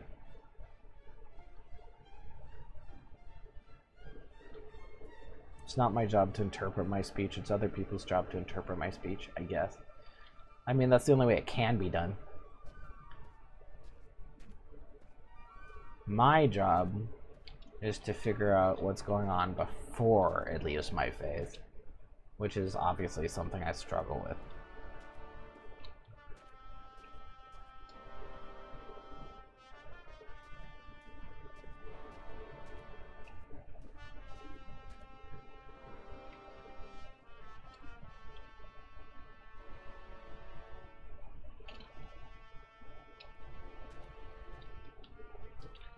I feel like if you do something questionable or wrong, it's, in that case, it's even harder to get people to understand what you mean afterwards. Because they're primed to distrust you. They don't want to hear the next thing that comes out of your mouth, even if in other circumstances they would have accepted it. So like putting your foot in your mouth, it only goes deeper in, you know?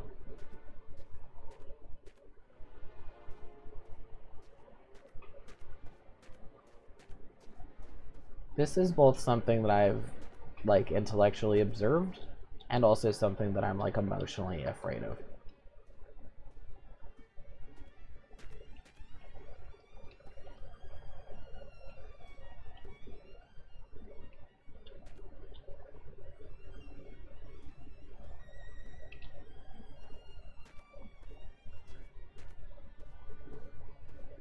If only engines run on cactus juice.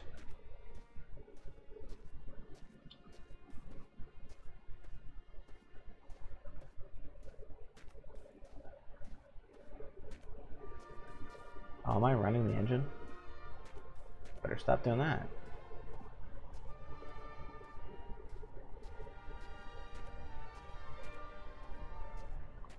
Have I gone down to 0 viewers yet, or is somebody hanging out? I'm gonna check on OBS. Oh, it looks like TNT and Predator both followed. That's so nice of them. That's really nice.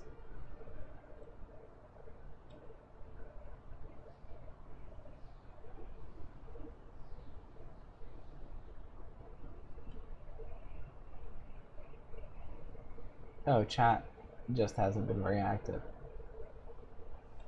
That makes sense. Is it? Sometimes I wonder, does chat run out of steam because I run out of steam, or the other way around?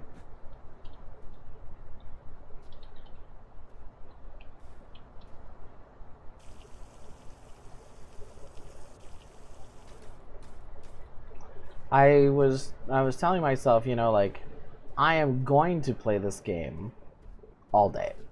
Today is my day to do nothing except play the long drive and also stream it. And I thought, if I stream it, that's just adding a layer of cool on top of playing this game. But playing it alone and playing it on stream have been completely different. You're the only one here right now? Valid. I mean, we usually hang out like way before this time frame. Like, aren't we usually in bed by now? Are you hanging out past the time you would normally hang out just because I happen to be broadcasting? I wonder if that's good. I don't want to keep you up. Nighttime is for the Australians.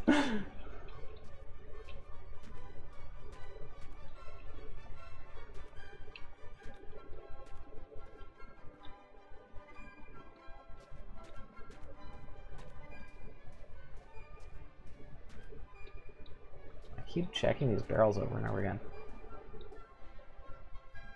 Gas.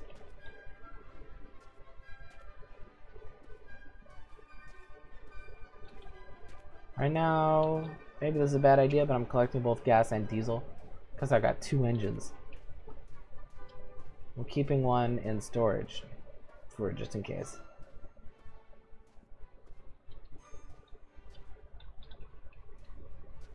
I've been moving all this stuff to jerry cans, but I might not have enough jerry cans.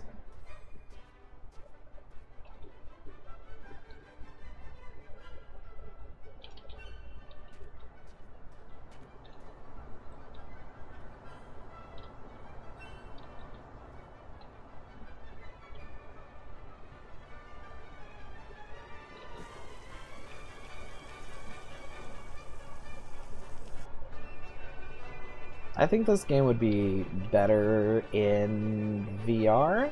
Not that it's bad this way, but I think that VR would be like pretty cool. I don't know why, but there's people in the community for this game who really hate the fact that there is a multiplayer. Like, they don't just hate the implementation, they hate the fact that there is one. Which I think is annoying. But, you know, what do I know? I just started.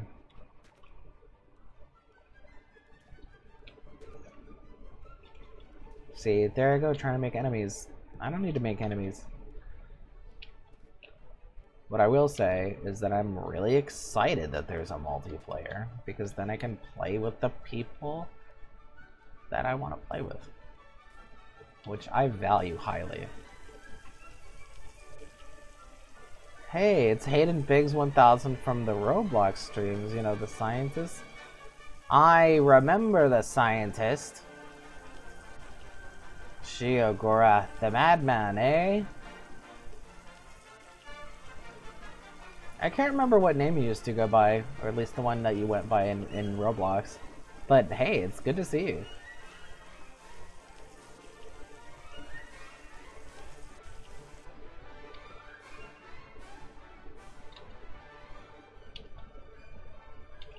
I'm playing a game about knocking stuff over. You haven't been streaming lately? What happened? I was on a long hiatus. Basically, I took summer break. I thought that it would help me get some like medical chores done, but it did not. I eventually just sort of came back when the weather cleared up and when my anxiety was at a low point. Pretty much.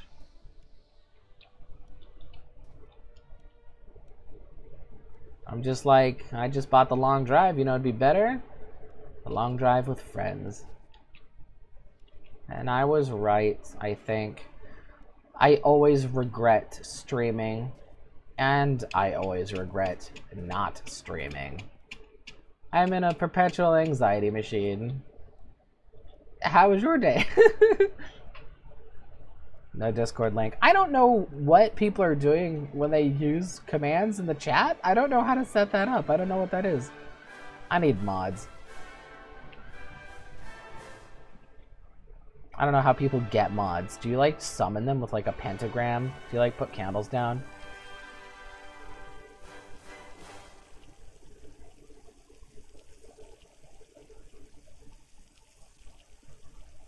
The Discord link is on the ticker tape on the bottom of the screen.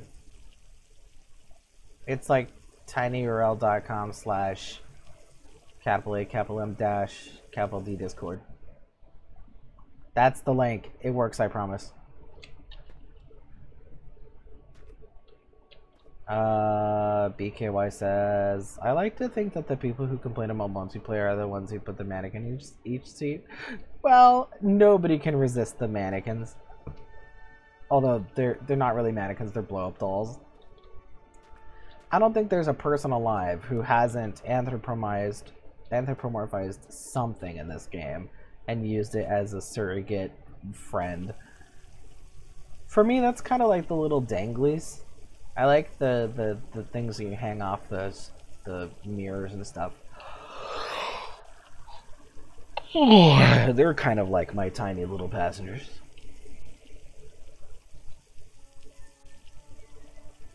The complaint that I'm hearing seems to be that it's taking development time away from other features.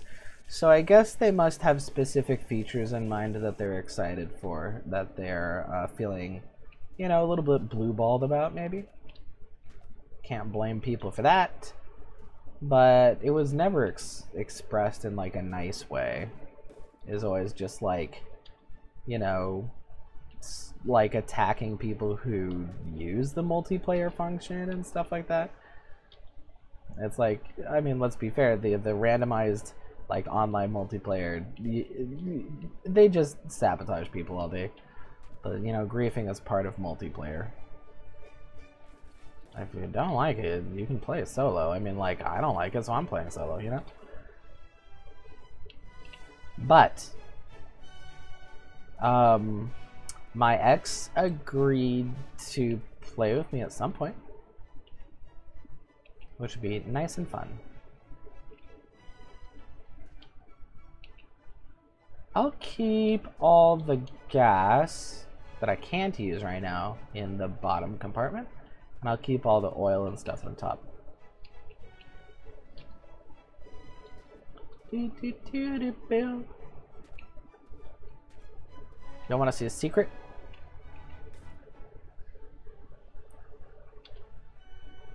I've been wearing sunglasses the whole time.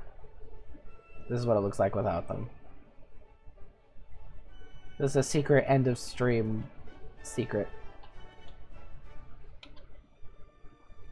Boop. Actually, right now, it's better to have them off.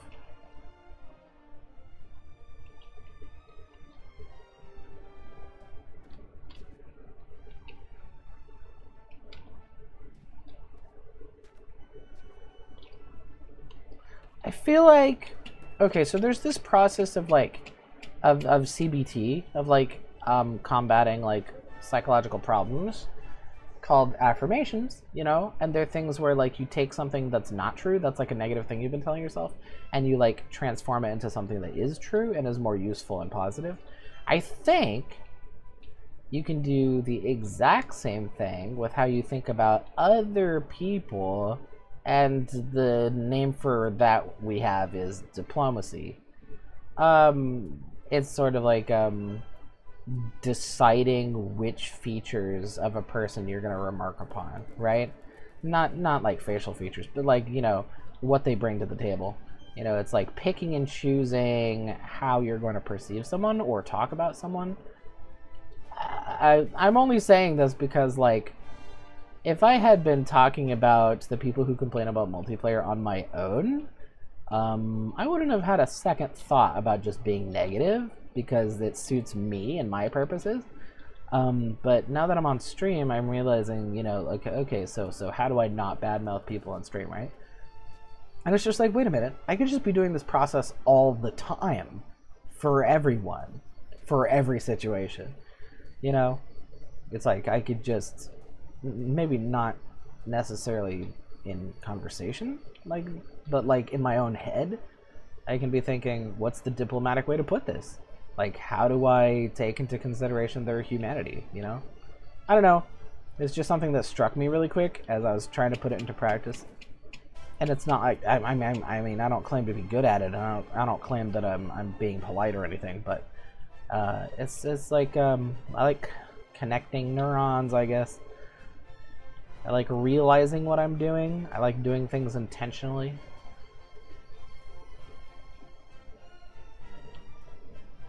I like thinking about what I'm doing and why.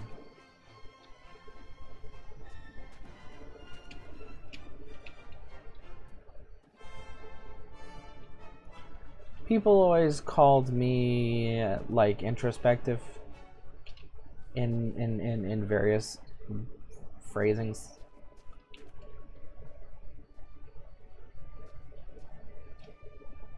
And it's with the same energy, the same voice, the same facial expressions that they also say that I'm smart. And that I'm,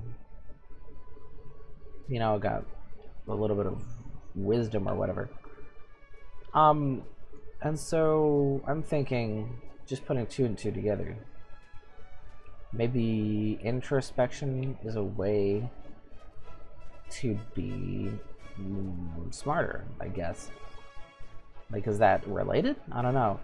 Obviously, when people call me smart, I take it with a freaking grain of salt. It's like, you don't even know what smart is. Otherwise, you'd be, like, not putting me higher than other people. Oh, that gets into the whole topic. There's really no such thing. Okay, things that there's no such thing as. Good and evil. Nobody is a purely good person. Nobody is a purely evil person. Good and evil are in actions and deeds. You know? Other thing that there's no such thing as. Smart and stupid. Same deal. There's no such thing as smart and stupid people. Only smart and stupid deeds. The same thing as pretty and ugly. There's no such thing as pretty and ugly people. Only pretty and ugly deeds. Deeds, actions, stances, behaviors. You know.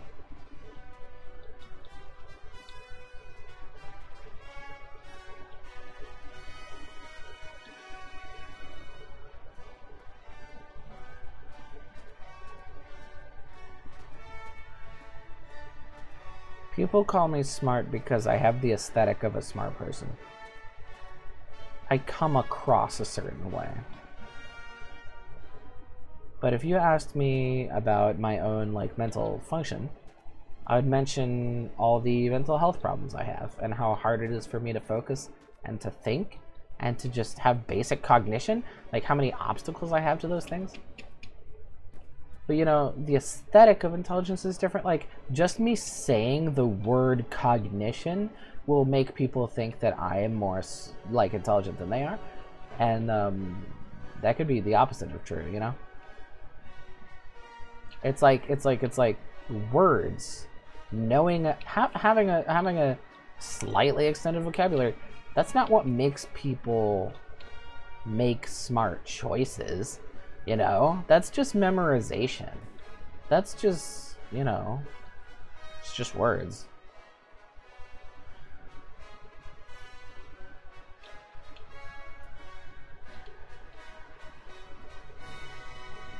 To me, smart actions are things that lead to good consequences, right?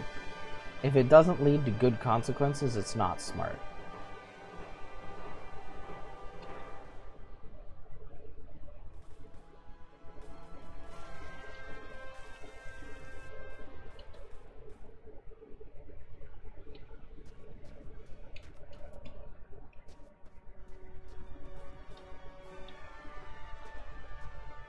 How does one be more positive? I feel like my inner voice is pretty negative.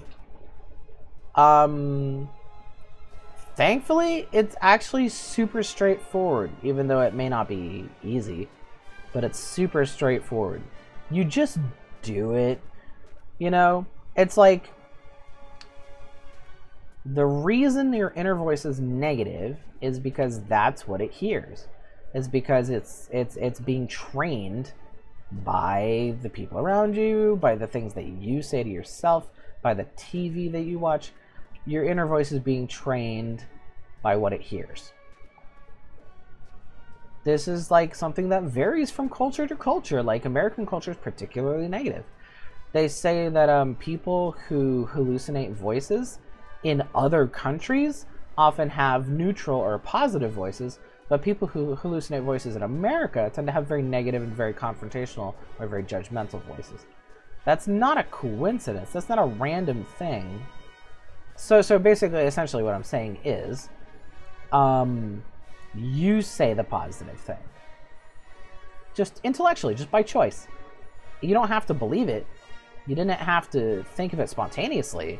Just do it on purpose, right? And then your brain will hear you do it, and it will start learning from that. Like, and as an example, for instance, if you look in the mirror and you say, my skin looks really greasy today. It's like, why did you say that?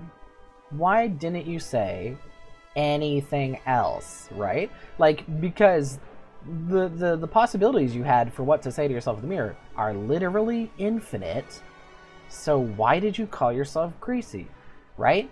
It's sort of like, you could say, I look like a pineapple eating a dog. Like, you know, you can say anything, right? So, like, say what you want to hear, right? It's not as, you know, you don't have to lie. You can lie. There's nothing wrong with that. Lying to yourself in the mirror, you're the only one who it'll affect, so who cares, right? But, like, you can say literally anything. So just pick something positive. Say something like, you know, today's a good day, for instance. Even if you don't believe it, today's a good day. Doesn't that make you feel better just by saying it? And your subconscious is listening. When I say today's a good day, I'm a good person, you're a good person, we're having a good time, at least I'm having a good time. Even if I don't believe that, saying it is like taking a weight off my shoulders. It's like taking a burden off my brain.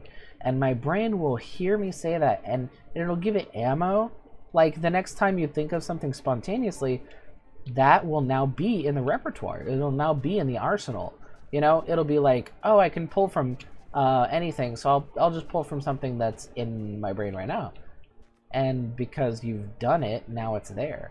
You know, so you just, like, compound on that, right? You just, like, okay, now I've thought of two things. I can look in the mirror and say today's a good day, or I have greasy skin. And you look in the mirror and you're thinking both things. And then you get to choose, you know? And then after a while, the greasy skin comment won't even occur to you. After a while, it'll just be the good day comment, you know? It's all about training. It's all about repetition, training, putting more weight on the good side of the scale than the bad side of the scale. That's how it works. You just freaking do it. It's all intentional. You just do it on purpose and it works, you know? It's very straightforward. Again, not necessarily easy, but very straightforward.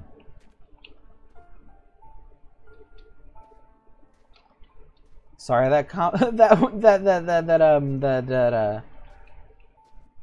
that explanation probably was wordier than it needed to be, but I think I communicated it correctly.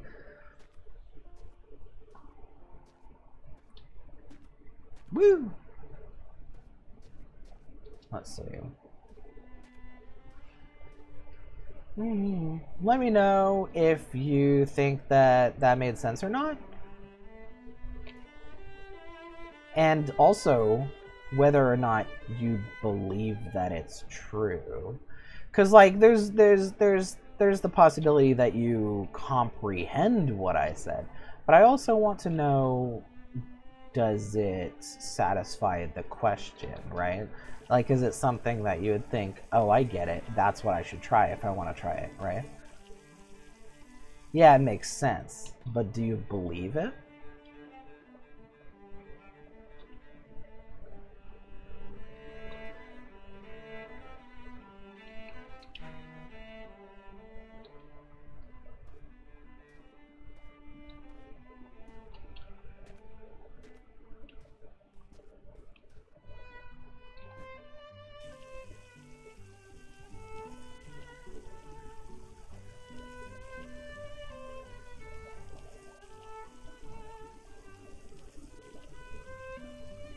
It sounds hard to do. It does sound hard to do. When I learned about this, my brain was against it.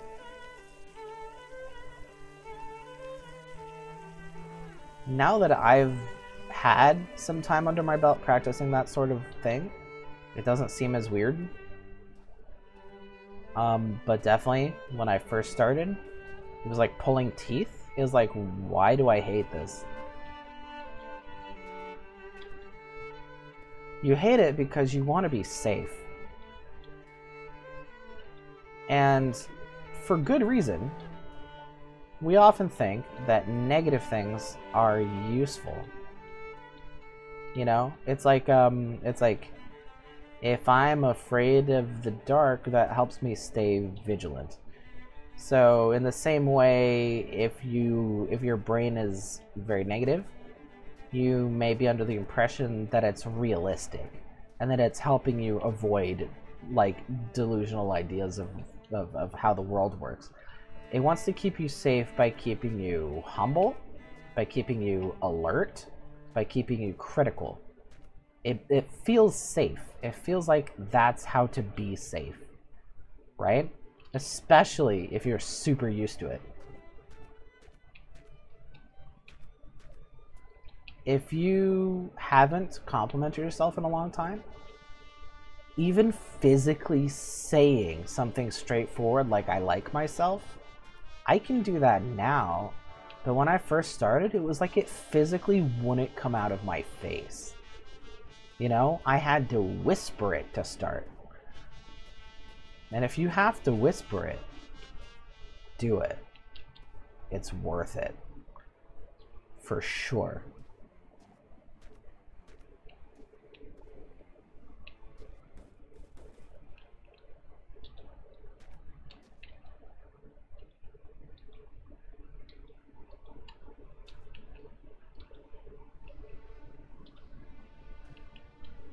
Oh yeah, there are intermediary steps. You don't have to start with full positivity, although I recommend it. If you're that far away from it, you can start with neutral statements. You can say, I look like a person. I'm probably normal. I enjoy things and not enjoy other things. I wake up in the morning sometimes, and I go to sleep at night sometimes. Sometimes those statements are a nice bridge between total negativity and total positivity. Saying something that you know is true and is not negative versus saying something that is negative but maybe you don't quite believe is true, right? Because like you know, negative statements are incorrect. They are factually incorrect. Otherwise there would be no negative consequences to saying them. They are factually incorrect. If you say something shitty about yourself, you're wrong. Like that's how it is. So something that helps us to try to be more correct, and that can be very neutral. Like if you say something like I look ugly, then you know that's wrong, because like first of all, looks are subjective, and second of all, how ugly can you really be, honestly, right? And so you're probably thinking, maybe I don't look so bad. So start there. Say, I don't look so bad. You know, I look all right. I'm fine. I'm sure some people go nuts for this. You know, maybe one or two people out there, it's really their jam. But, you know, on average, I'm okay. You know?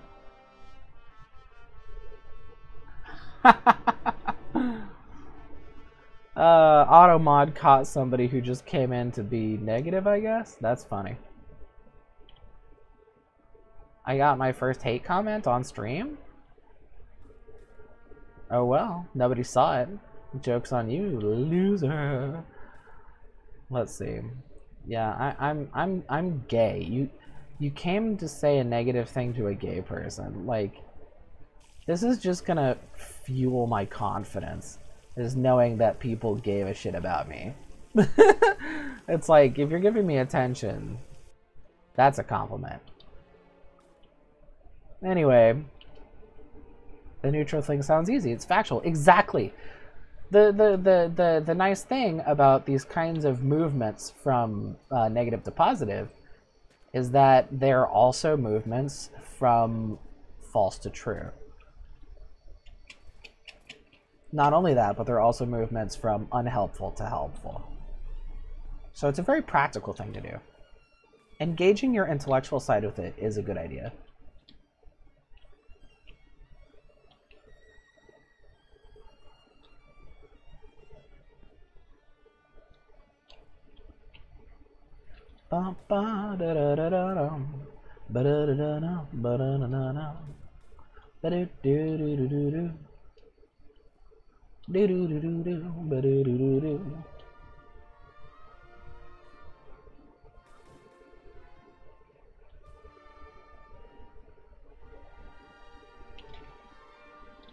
Yeah, and you know, obviously don't feel bad if it doesn't come easily the first couple times you try it. It's one of those things that has momentum. The more you give it, the easier it rolls. That's also why it's so hard to start, is because the negative things have so much momentum, because they've got so much weight to them already. They've accrued so much mass over time. So you're kind of like, before you can get a ball rolling the way you need it to roll, you first have to kind of slow it down from going in the other direction and then slowly get it to change. It's like, you know, instead of going from 1 to 2, you're really going from -1 to 1. You have to get it to 0 first. Although, if you're feeling like you want to jump straight to positive statements, there's never any better time than exactly when you think to do it.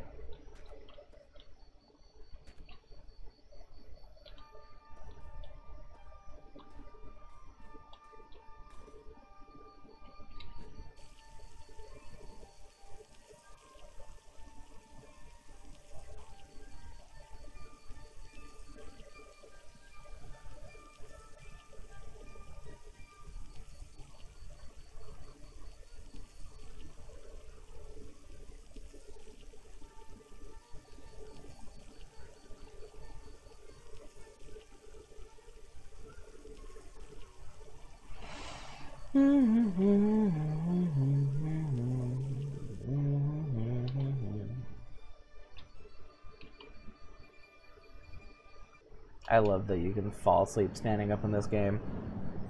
It's like, ha, that's me in real life. Why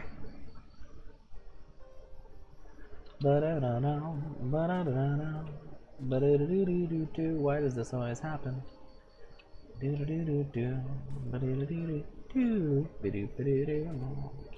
I love how they fell out perfectly in line with each other.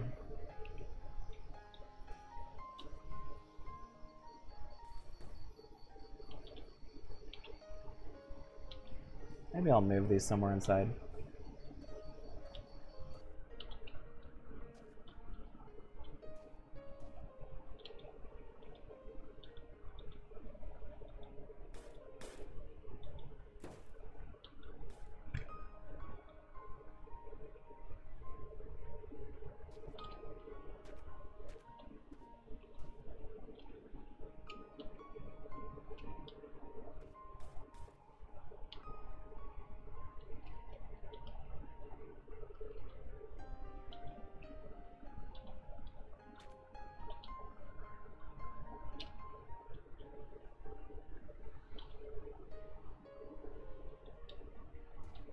Oh, I forgot to mention,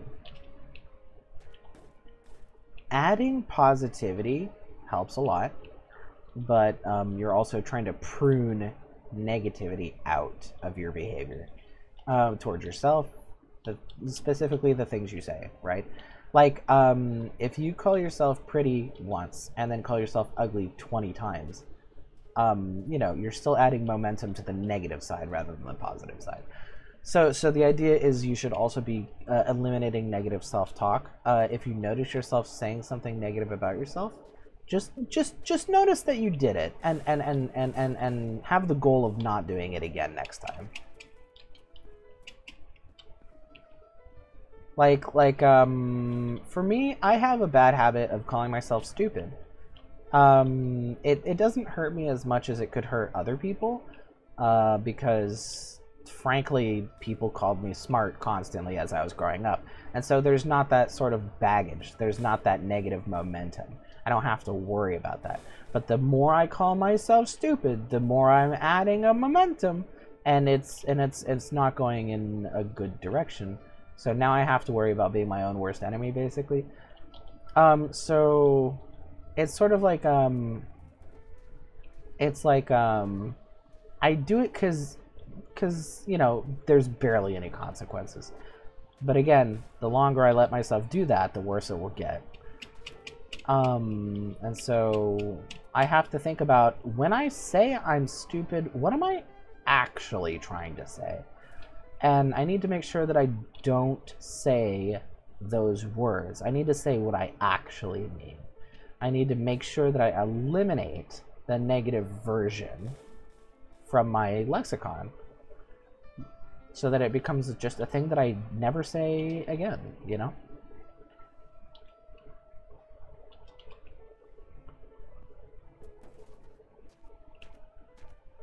For me, honestly, I wonder what I mean. I don't even really think I know what I mean. It's like when I say that, what idea am I trying to communicate? I guess it depends on the scenario.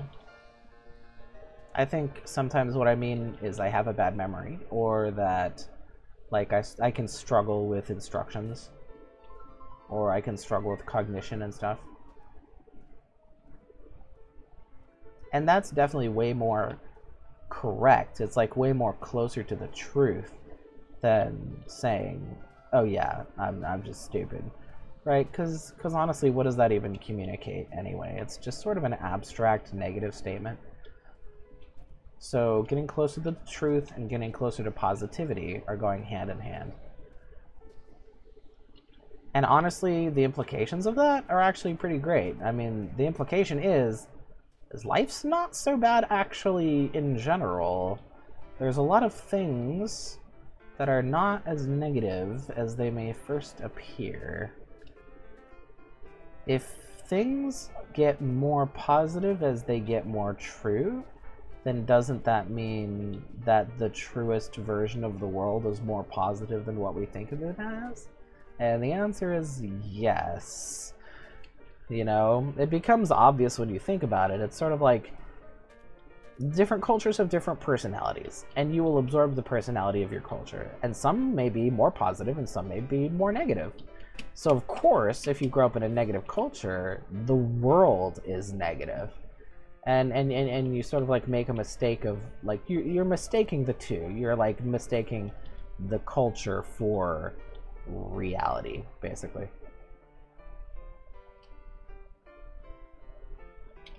And so I guess if you, from a negative culture, having a positive reality is like a pleasant surprise. But that's true. You know, they say things like it's a dog-eat-dog world out there. It's like, is it? Are you sure? I don't see any dogs eating each other.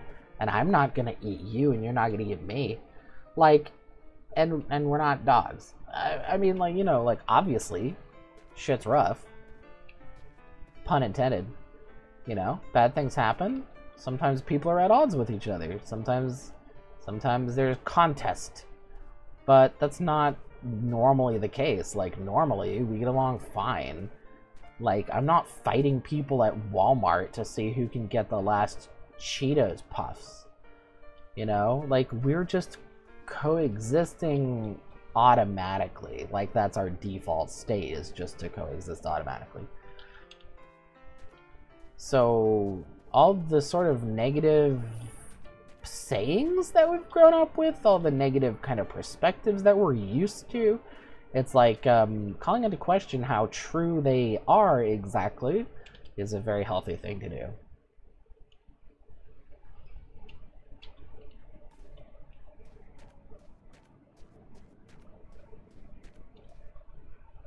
That sort of trap about thinking that negativity and realism and realisticness are related, that's a very common trap. It appears not just in mental health, and not just in like self-esteem issues and stuff, but like everywhere. It appears in art too. The idea that if you suffer, you make better art, that's a trick. That's your anxiety talking. You know, like that's not a real thing. It appears in a lot of places.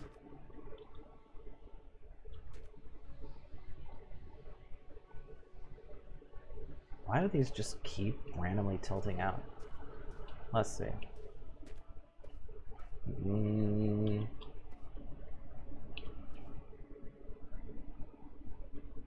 This is an easy topic to just keep talking about forever. So I'm probably going to try to call that conversation here and not try to go on further unless you have any other comments or questions. So I can talk about psychology until I die.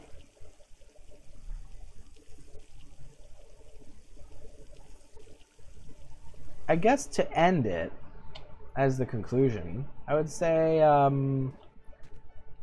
if you want to, you can make it a piece of homework to say one neutral to positive thing about yourself. Just one. No time frame. Just like, if you do it, you win. You know?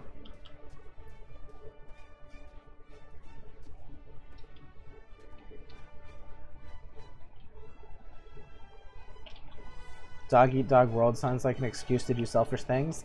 Yep. Honestly, I think that kind of thing gets popularized, and by that kind of thing I mean like, you know, bullying. I think that kind of thing gets popularized by people who are afraid that they're gonna be judged for being bad, so they try to make it an everybody thing. Right? They're like, you can't judge me because this is how everything works. I think it's a fear thing. If people weren't afraid what people thought of them, then they would stop trying to convince everybody that bullying is normal. Or, you know, maybe it's just a way to cover their butts. Like if people think it's normal, then they'll let them keep doing it as much as they want to. But either way, yes, it comes from either having already done something selfish and being afraid of being judged, or looking for a way to do selfish things without being stopped.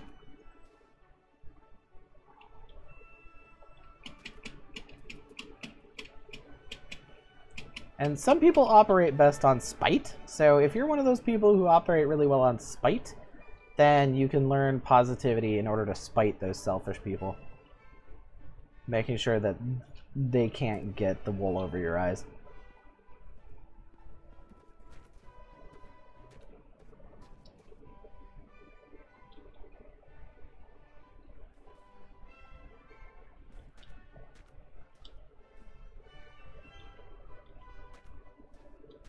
Four jerry cans of gas is probably fine. As for the diesel, I've got 57. As for the oil, I've got at least 3 cans of oil.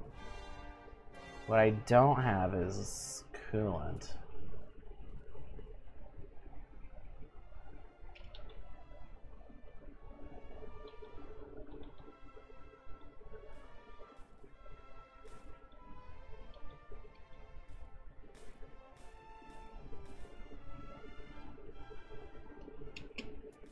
Honestly, maybe I should just be putting these baskets on the top.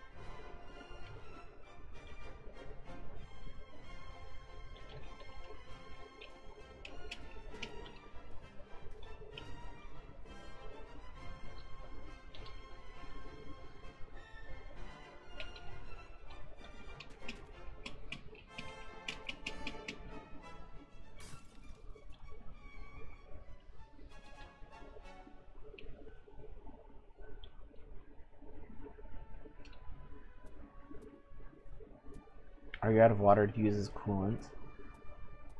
I think my coolant tank is filled right now, but I think I'm gonna run out of water shortly.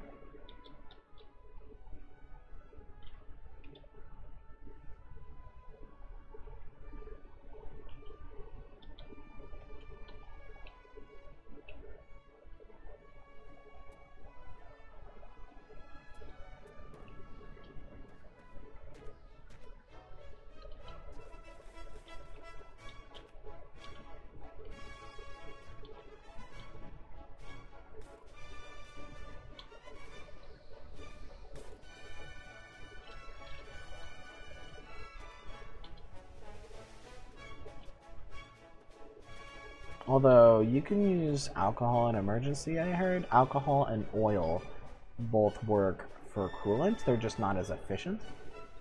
So obviously you generally want to avoid it. But I hadn't heard that anything bad will happen if you use the alternates. Just that it's not as effective, or rather that it'll probably maybe run out faster.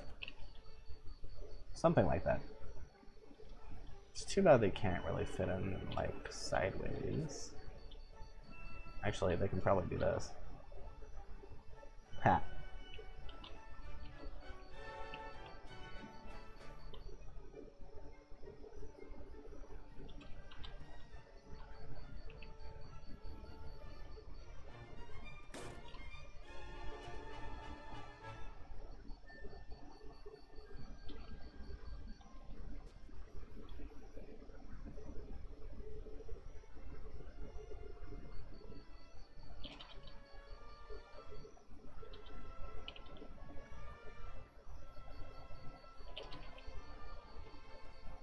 Wow, it's heavier than I thought it'd be.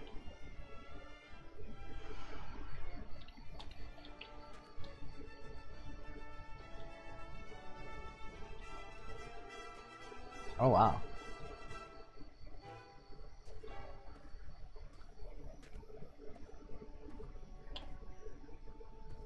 Maybe I'll just stick it up here.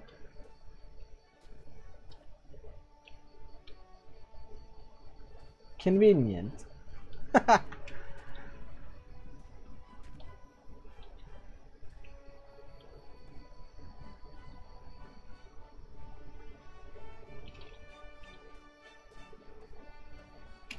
Another basket?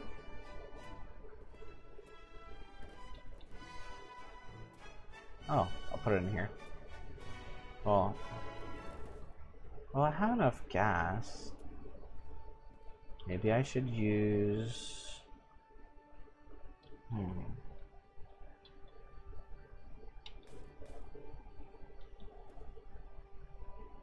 Oh, it's not full. There was a thing of pure alcohol in there. Maybe I will dump one of the oils or one of the gases. Yeah, because I've got 3 full oils.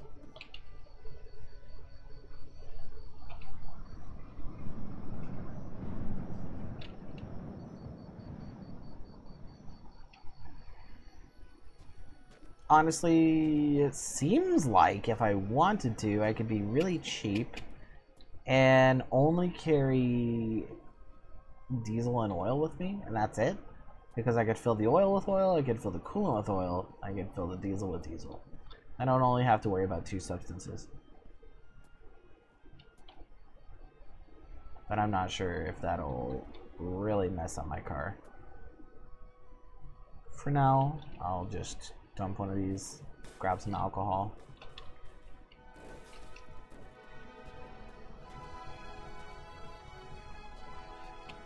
Actually, how much am I sure that I even want to use the Plymouth engine? I think I'm pretty good with the bus engine. I guess it was for emergencies. So I'll keep it in some of the gas, that's fine.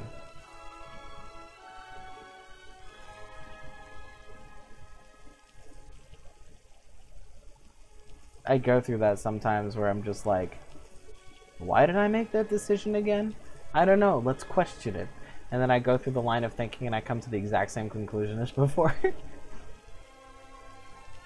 Yeah, that is not a rare occurrence with me.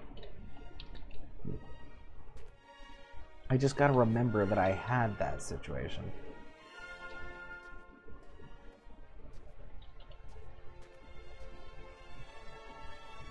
Nope. Actually, I'm gonna stand it up if I'm sure I'm not gonna use it.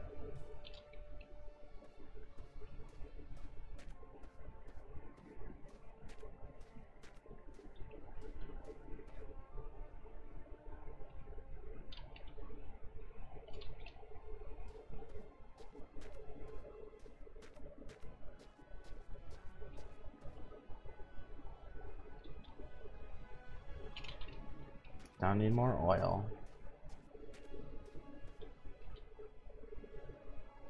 Don't need more mixed gas. I'm sleepy. Good night. Have a good night. Thanks for joining. I really should go to sleep too. I can feel my eyelids start to fry.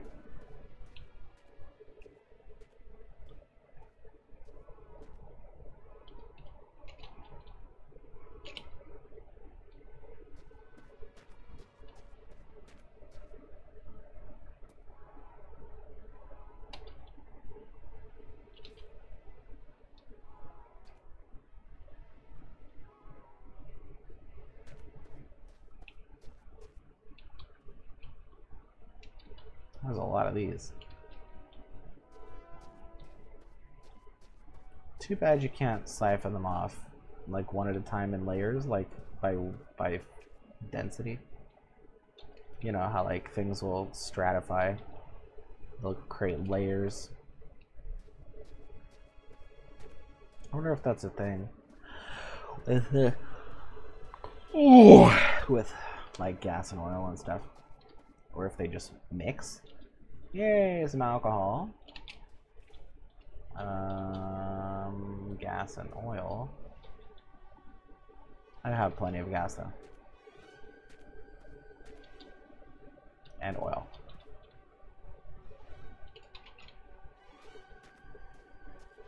I think this is why it'd be great to have a tanker. I'll take the alcohol.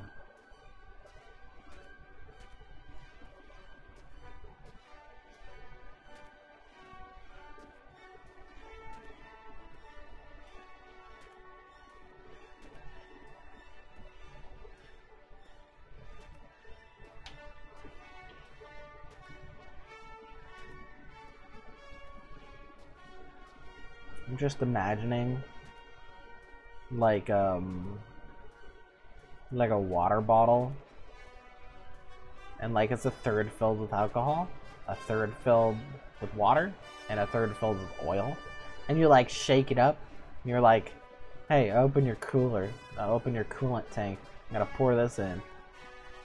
I would get mad. I would get mad if somebody did that. I'd be like, do not.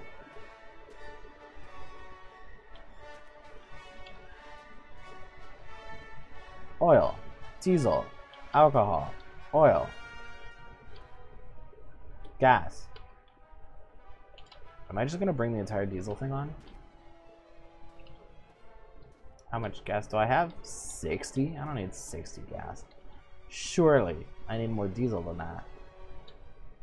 Oh wait. If I have diesel, I can just put it right in the tank.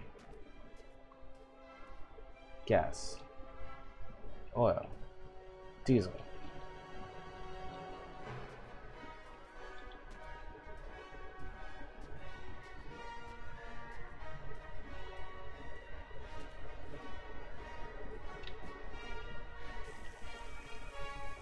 This is not going to run out. This is pretty great.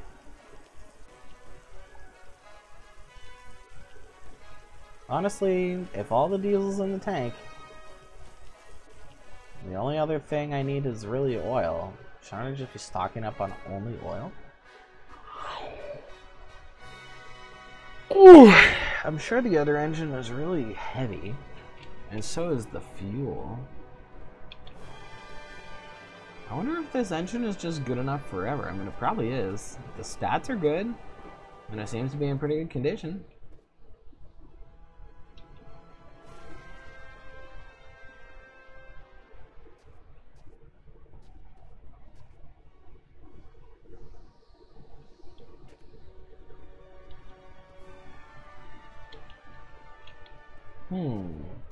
Actually, yeah. I'm gonna dump some stuff. I'm not gonna miss it in the morning.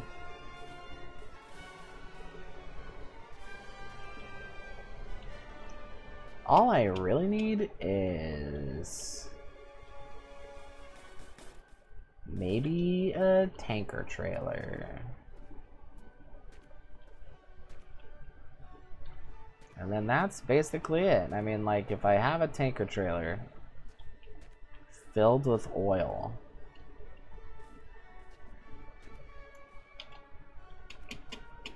and I have a engine or a fuel compartment filled with diesel,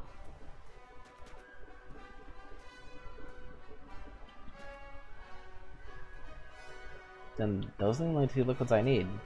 And one tank is in the bus, and one tank is behind the bus.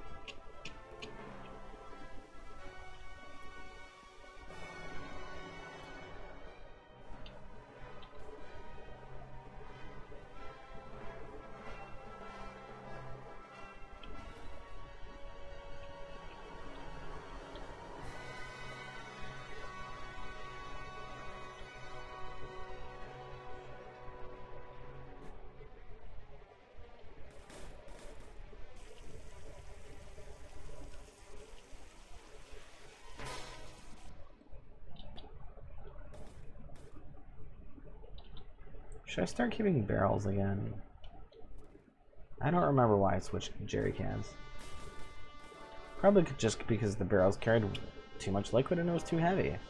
But now that should be less of an issue. Maybe I should switch to barrels. It's less janky, the freaking baskets.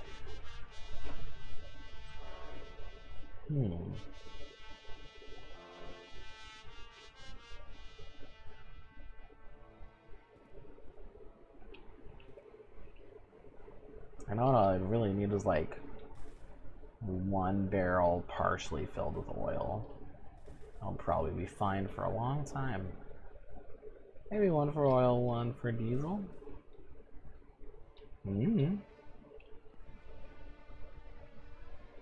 Yeah, I'll just empty the jerry cans. They're very finicky. There's a lot going on. I can fill the tanks just fine from a barrel. As long as I don't go all the way to 80.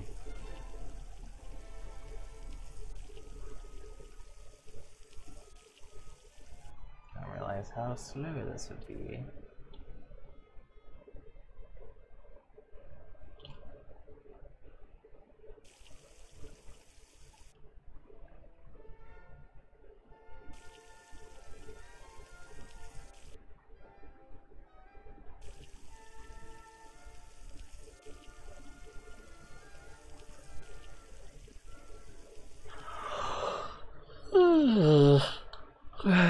Yeah, honestly, I'll just leave these. Boop. With the barrels, I can kind of just pick up a barrel and go. With these, it's like, I don't know, where am I going to put them? Honestly, I'm kind of over the baskets too. They're so glitchy.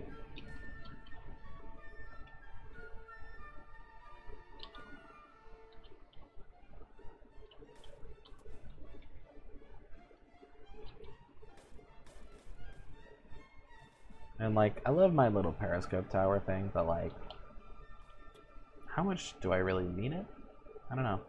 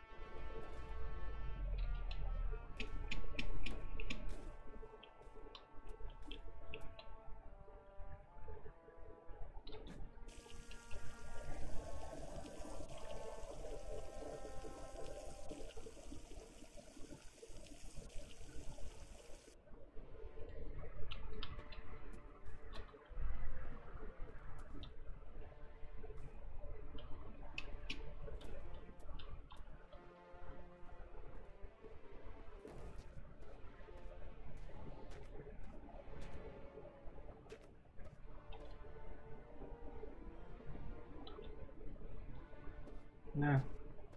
It's pretty easy, really. Just picking one up. What if I can just... Yeah. Just splop it right in there. That's what she said.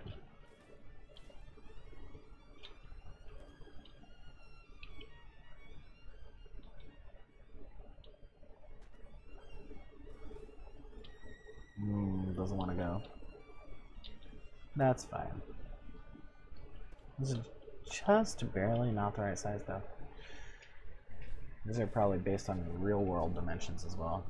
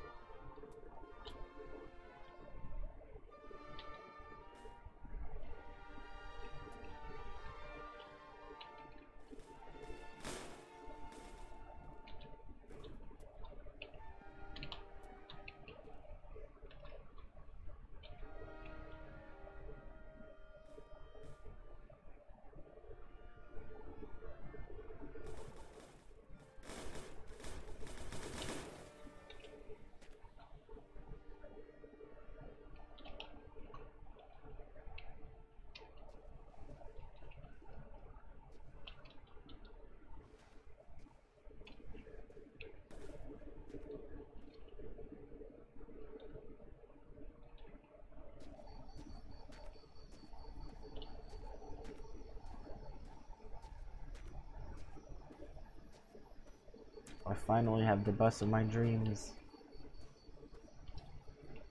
I'm too sleepy to be happy about it. Let's see. Well, it's not exactly the bus of my dreams. I still would switch over to a non-articulated if I had the ability.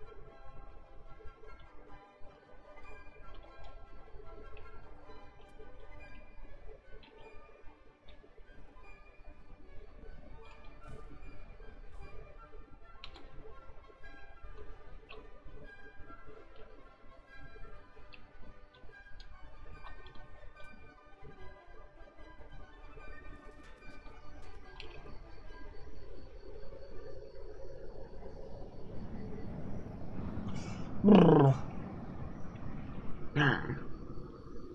should go to bed too. It's officially midnight. Well, not officially.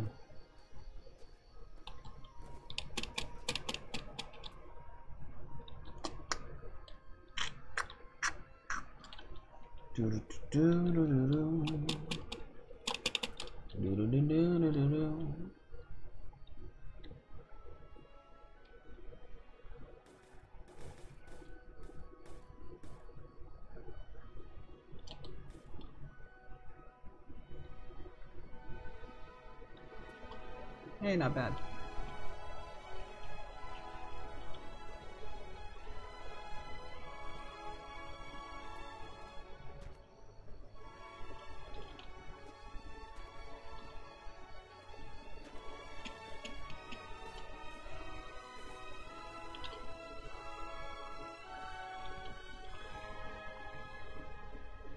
Okay, cool.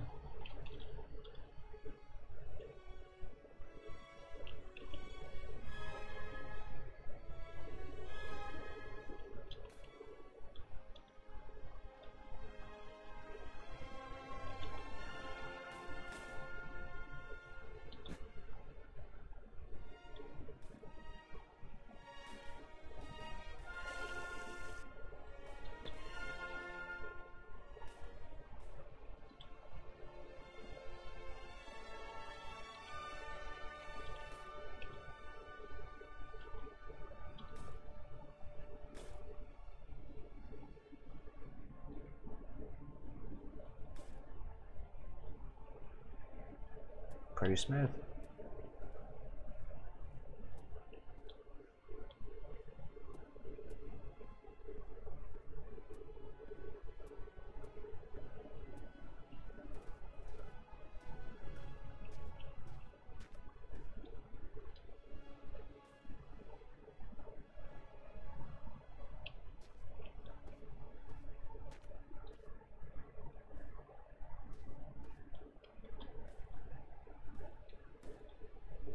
What is that?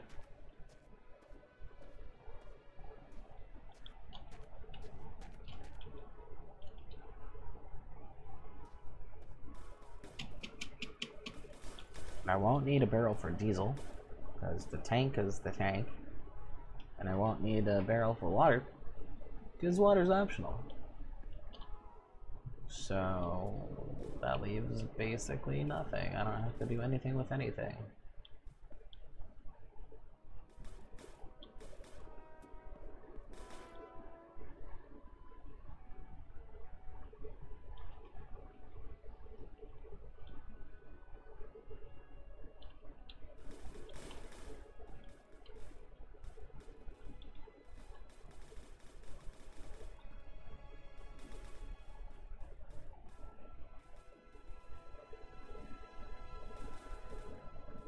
Why isn't this working?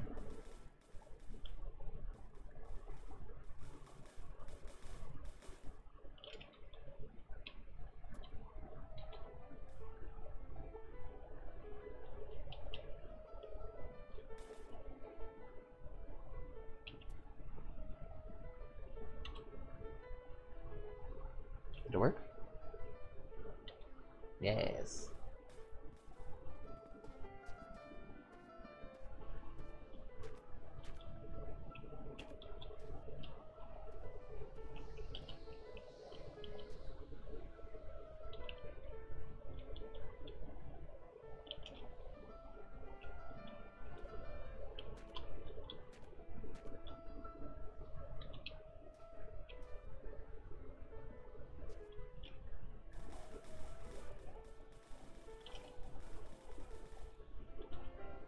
Ah!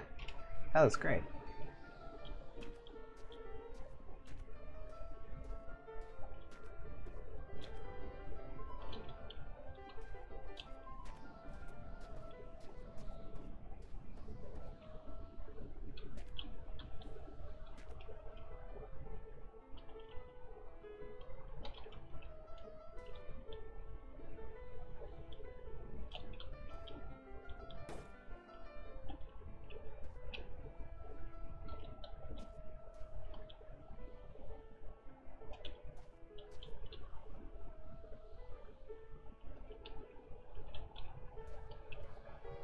Why not?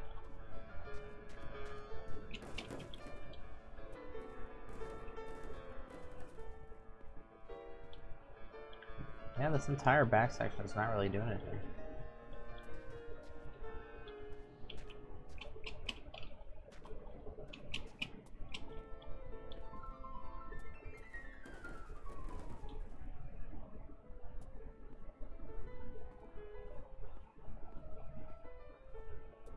So many seats. So much wasted potential.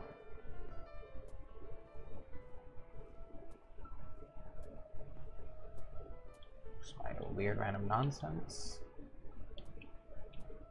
Should really just include this as well.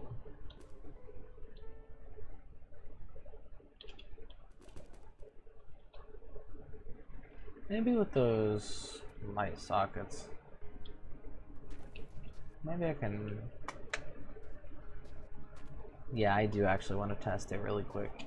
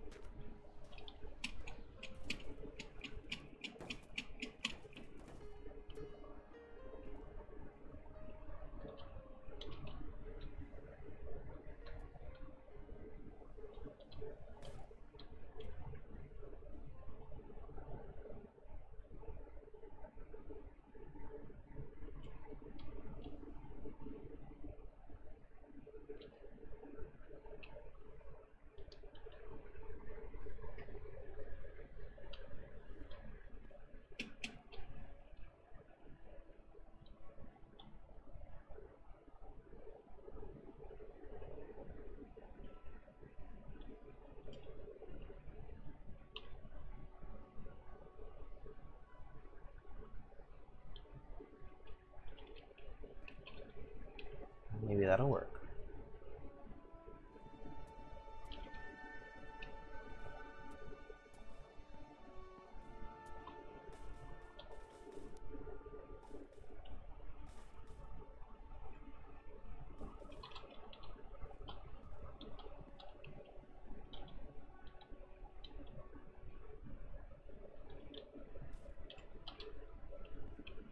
No. Angle is wrong.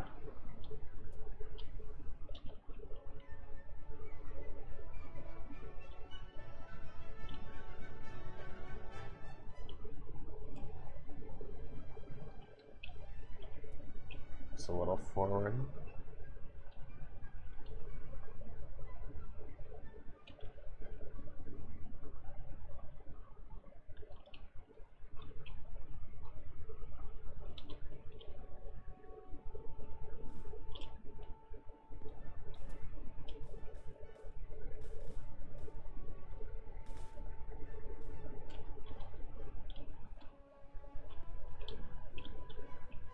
It works. That's pretty good.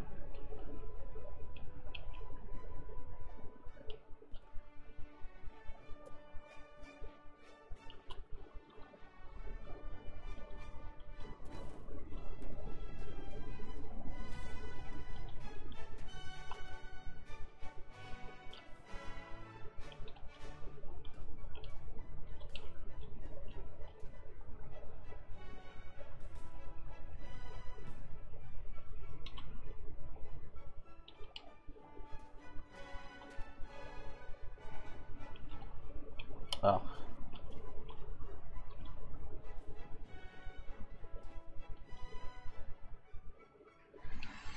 I'm gonna.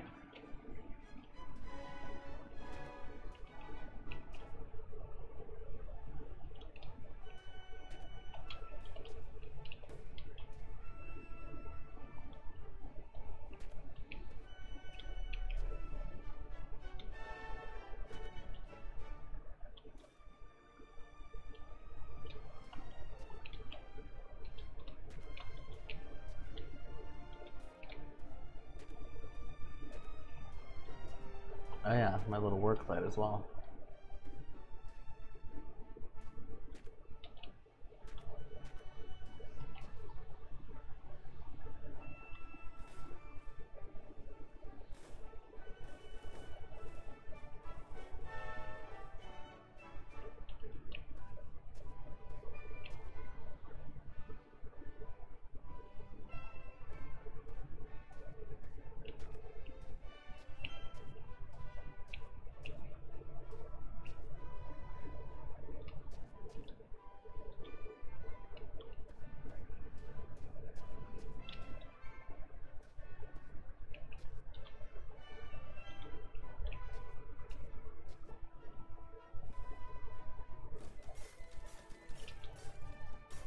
Yeah.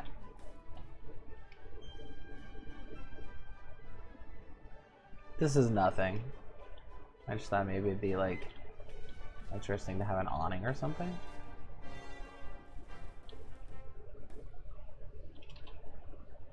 Oh, that's right. It has physics until it stops and then it connects to the basket. Oh well. Boop.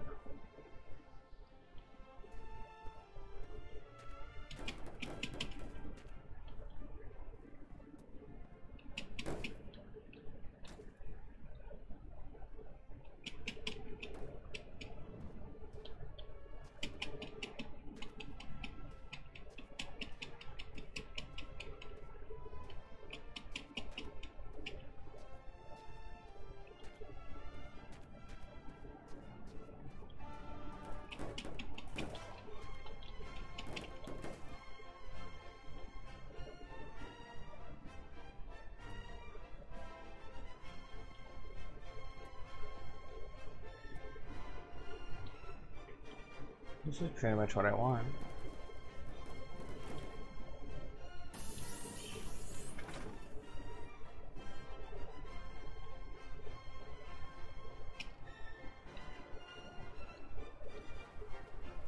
Oh, immediate lag.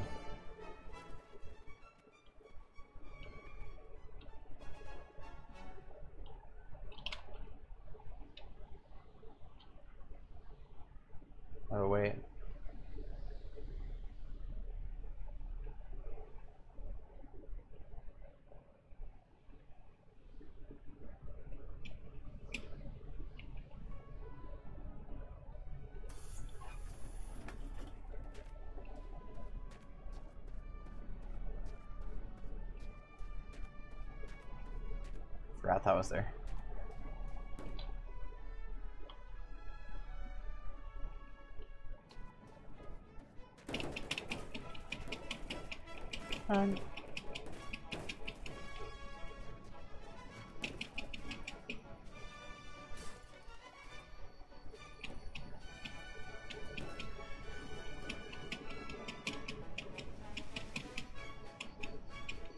Yes. There's probably nothing up here.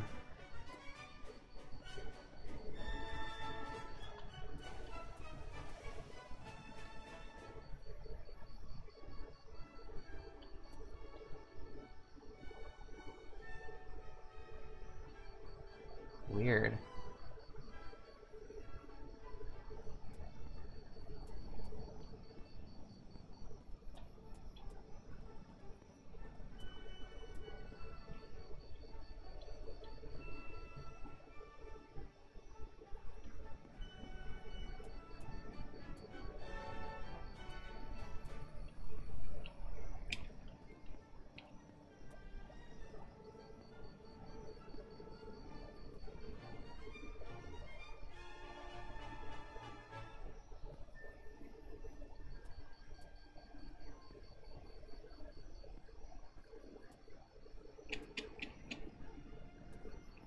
Really, we climbed many things today.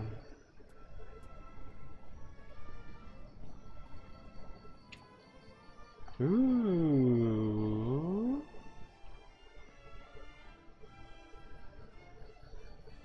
Don't really know what I'm looking at.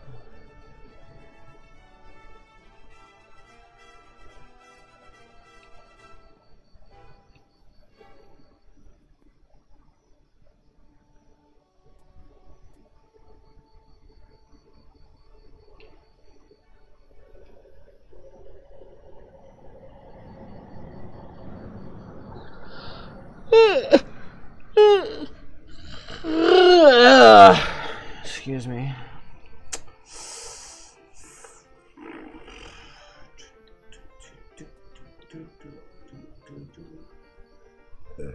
Excuse me.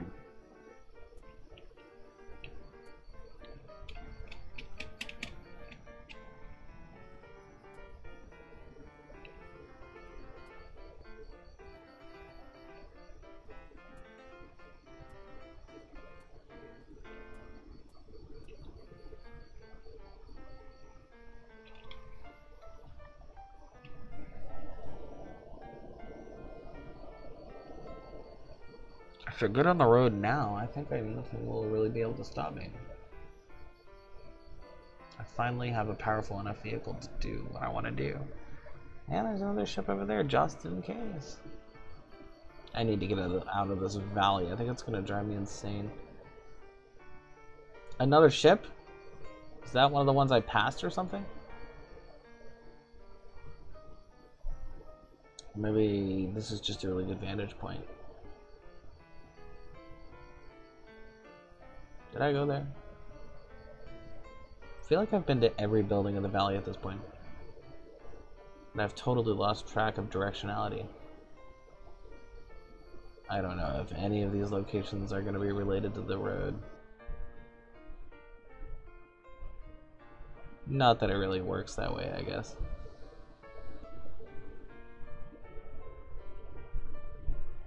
Wow.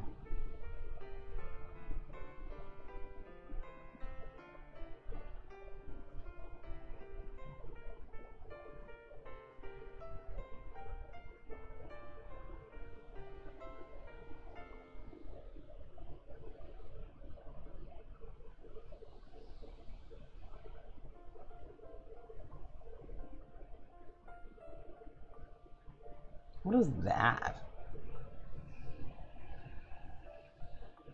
What is that?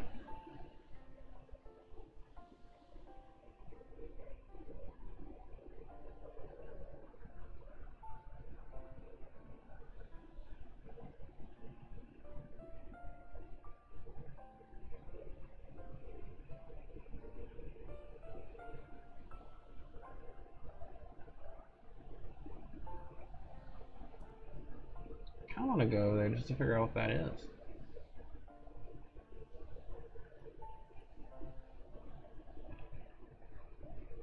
Looks like maybe a diner.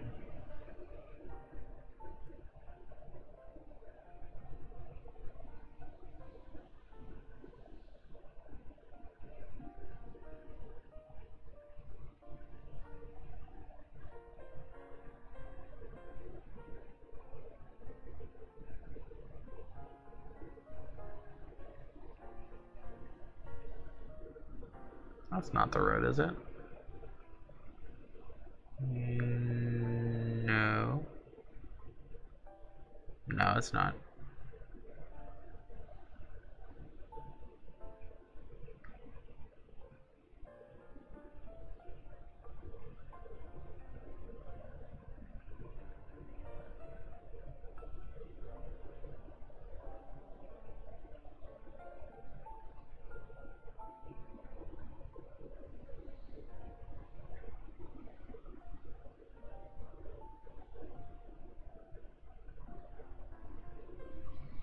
People kept saying stuff about the road spawning in the distance, but I don't see it.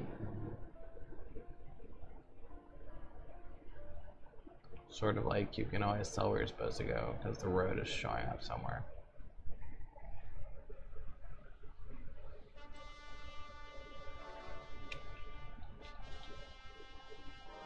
I don't necessarily need to worry about that specifically today.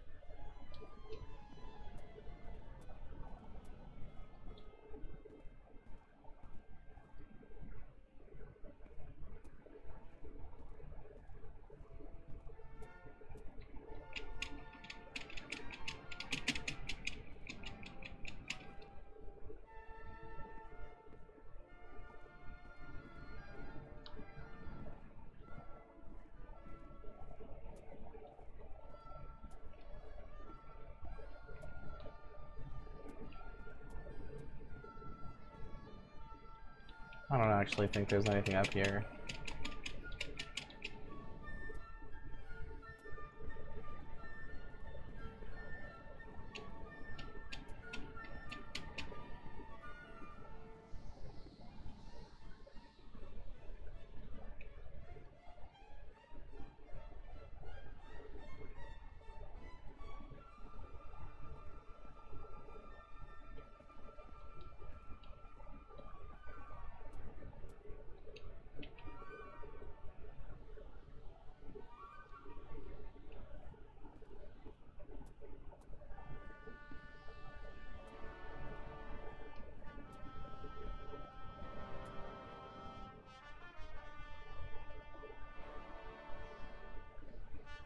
This seems like one of those situations where it's like, tourist trips and falls and dies after being assured multiple times that there is nothing over there.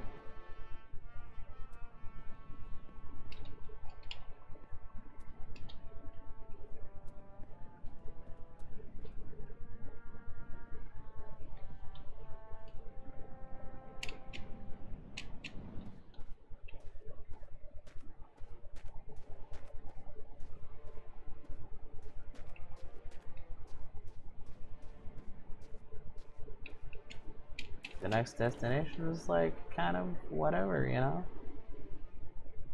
I wanted to find out what that weird thing was.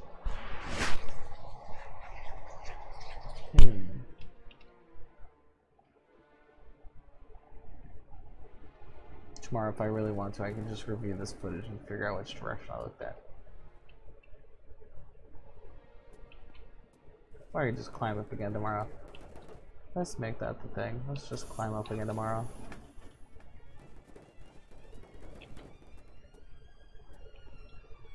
Goodbye, pink trans bus. Thanks to anybody who might still be actually here. I think my my chat lagged, so oh no. That's all. Alright. Have you stayed to the end? Why? But thank you. See y'all later.